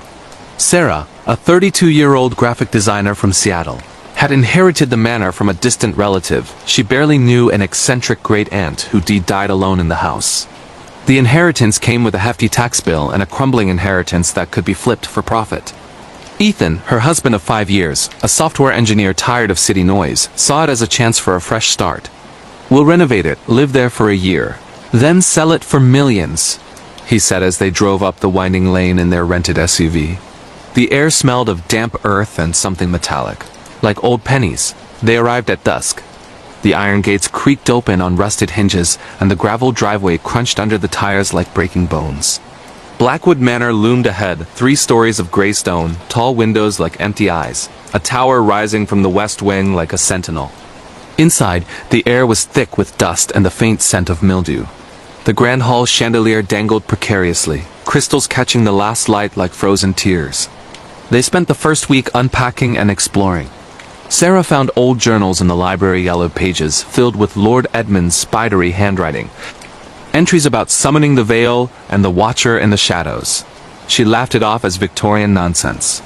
Ethan, ever practical, focused on structural issues, leaking roofs, warped floorboards, a basement sealed with heavy chains he assumed were to keep kids out. But strange things began on the third night. Sarah woke to scratching sounds behind the walls, slow, deliberate, like nails dragging across wood. She told Ethan it was probably mice. He set traps, but the traps were untouched the next morning. Instead, they found small handprints in the dust on the staircase. Tiny fingers splayed as if a child had pressed them there. The prints were fresh. By the end of the first month, the house seemed to breathe. Doors that had been open would slam shut when no one was near. Lights flickered in rooms they weren't in. Ethan installed cameras for security, joking that they'd catch a ghost on tape and sell the footage. The first footage showed nothing until Sarah reviewed it alone one afternoon. In the grainy black and white feed from the hallway camera, a figure moved. Not a shadow, not a glitch. A woman in a long white dress, her back to the camera, hair cascading like black water. She turned slowly, her face obscured, but Sarah swore she saw eyes glowing faintly, like embers in the dark. She didn't tell Ethan. She didn't want him to think she was losing it, but the dreams started that night. In them, she was a child again, playing in the gardens of Blackwood Manor, but the flowers were black and wilted. A little girl with pale skin and dark hair followed her, whispering, "Stay with me. Don't leave." Sarah would wake sweating, heart pounding, convinced she heard the girl's voice echoing in the halls. Ethan noticed her growing unease. He tried to comfort her, but he had his own secrets. Late at night, while Sarah slept, he explored the sealed basement. The chains were old, rusted, but with a crowbar, he pried them loose. Behind the heavy oak door was a room that smelled of earth and decay. Candles in iron holders, still melted wax pooled like blood. On the walls, symbols drawn in what looked like chalk circles, runes, pentagrams. In the center, a stone altar stained dark. Ethan found a small leather book on the altar. Inside, drawings of a girl, no more than 10, with the same dark hair and pale skin. The caption read, "Eleanor Blackwood, taken too soon. The Watcher will return her if we offer the blood." He closed the book, heart racing. He didn't tell Sarah, he didn't want to scare her. But that night, the scratching returned louder, closer. It came from inside the walls of their bedroom. Sarah sat up, listening. "It's inside the house," she whispered. Ethan pretended to sleep. The next day, Sarah found the book Ethan had left on the kitchen table. She read it, page by page, her stomach twisting. Eleanor Blackwood had died in 1792, aged 9, from a fever. But the journal said more. Lord Edmund believed his daughter's spirit could be brought back through a ritual. He needed a vessel, a living child to house her soul. He tried with village orphans. They all died. The manor was abandoned after that. The family scattered, the house left to rot. Sarah confronted Ethan. He admitted finding the basement, the book. "It's just old superstition," he said. "We can leave if you want." But they couldn't. The inheritance had drained their savings. They were stuck. The house began to change. Mirrors fogged with breath that wasn't theirs. Footsteps echoed in empty rooms. Sarah started seeing Eleanor first in reflections, then in corners of her vision. The girl was always watching, always silent, always waiting. One stormy night, the power went out. They lit candles. The wind howled outside, rattling the windows. Sarah heard a child's laugh, clear, innocent, coming from the attic. Ethan grabbed a flashlight. "Stay here," he said. Sarah followed anyway. The attic stairs creaked under their weight. At the top, the door was open. Inside, the space was filled with old furniture covered in sheets. In the center, a dollhouse replica of Blackwood Manor, exact in every detail. Inside the tiny rooms, small figures dolls arranged, as if in a scene. One doll looked like Sarah, another like Ethan. A third, the little girl, stood between them. As they stared, the candles in the dollhouse flickered to life. The tiny figures moved slowly, jerkily. The girl doll turned toward Sarah's doll and reached out. Sarah felt a cold hand on her shoulder. She spun. Nothing there. Ethan's flashlight beam caught something in the corner, a small skeleton, curled fetal, wrapped in tattered white cloth. The bones were small, child-sized. They ran downstairs, slamming the attic door. But the house wouldn't let them leave. The front door wouldn't open. Windows wouldn't break. The manor had sealed them in. Sarah and Ethan barricaded themselves in the library. They'd burned the journals, the book, anything they could find. But the fire died instantly, as if starved. The scratching returned everywhere now, surrounding them. Sarah began to change. Her eyes grew distant. She spoke in a child's voice sometimes, calling Ethan father. He tried to keep her close, but she slipped away at night, wandering the halls. One morning, he found her in the basement, standing before the altar. She held a knife, old, rusted. Her wrists were already marked with shallow cuts. "The Watcher needs blood," she said in Eleanor's voice. Ethan fought her. He wrestled the knife away. But as he did, the room filled with shadows. The Watcher appeared, not a ghost, but a presence, a void with eyes. It reached for Sarah. She screamed, but not in fear, in recognition. Ethan stabbed at the shadow. It didn't bleed. Instead, it enveloped him. He felt cold, endless cold. When the shadows cleared, Sarah was gone. The altar was stained fresh. Ethan searched the house for days. He found her in the garden, buried under the black roses. Her body was cold, but her eyes were open, staring. In them, he saw Eleanor smiling. He tried to leave again. The gates were open now, but as he stepped through, he felt it, pull a whisper. "Stay with me," he turned back. The manor welcomed him home. Years later, the house stood empty again. But sometimes, on quiet nights, villagers swear they see lights in the windows. Two figures walking the halls, a man and a woman. And a child between them, holding their hands. The Watcher waits. The veil is thin, and Blackwood Manor is never truly empty. The end.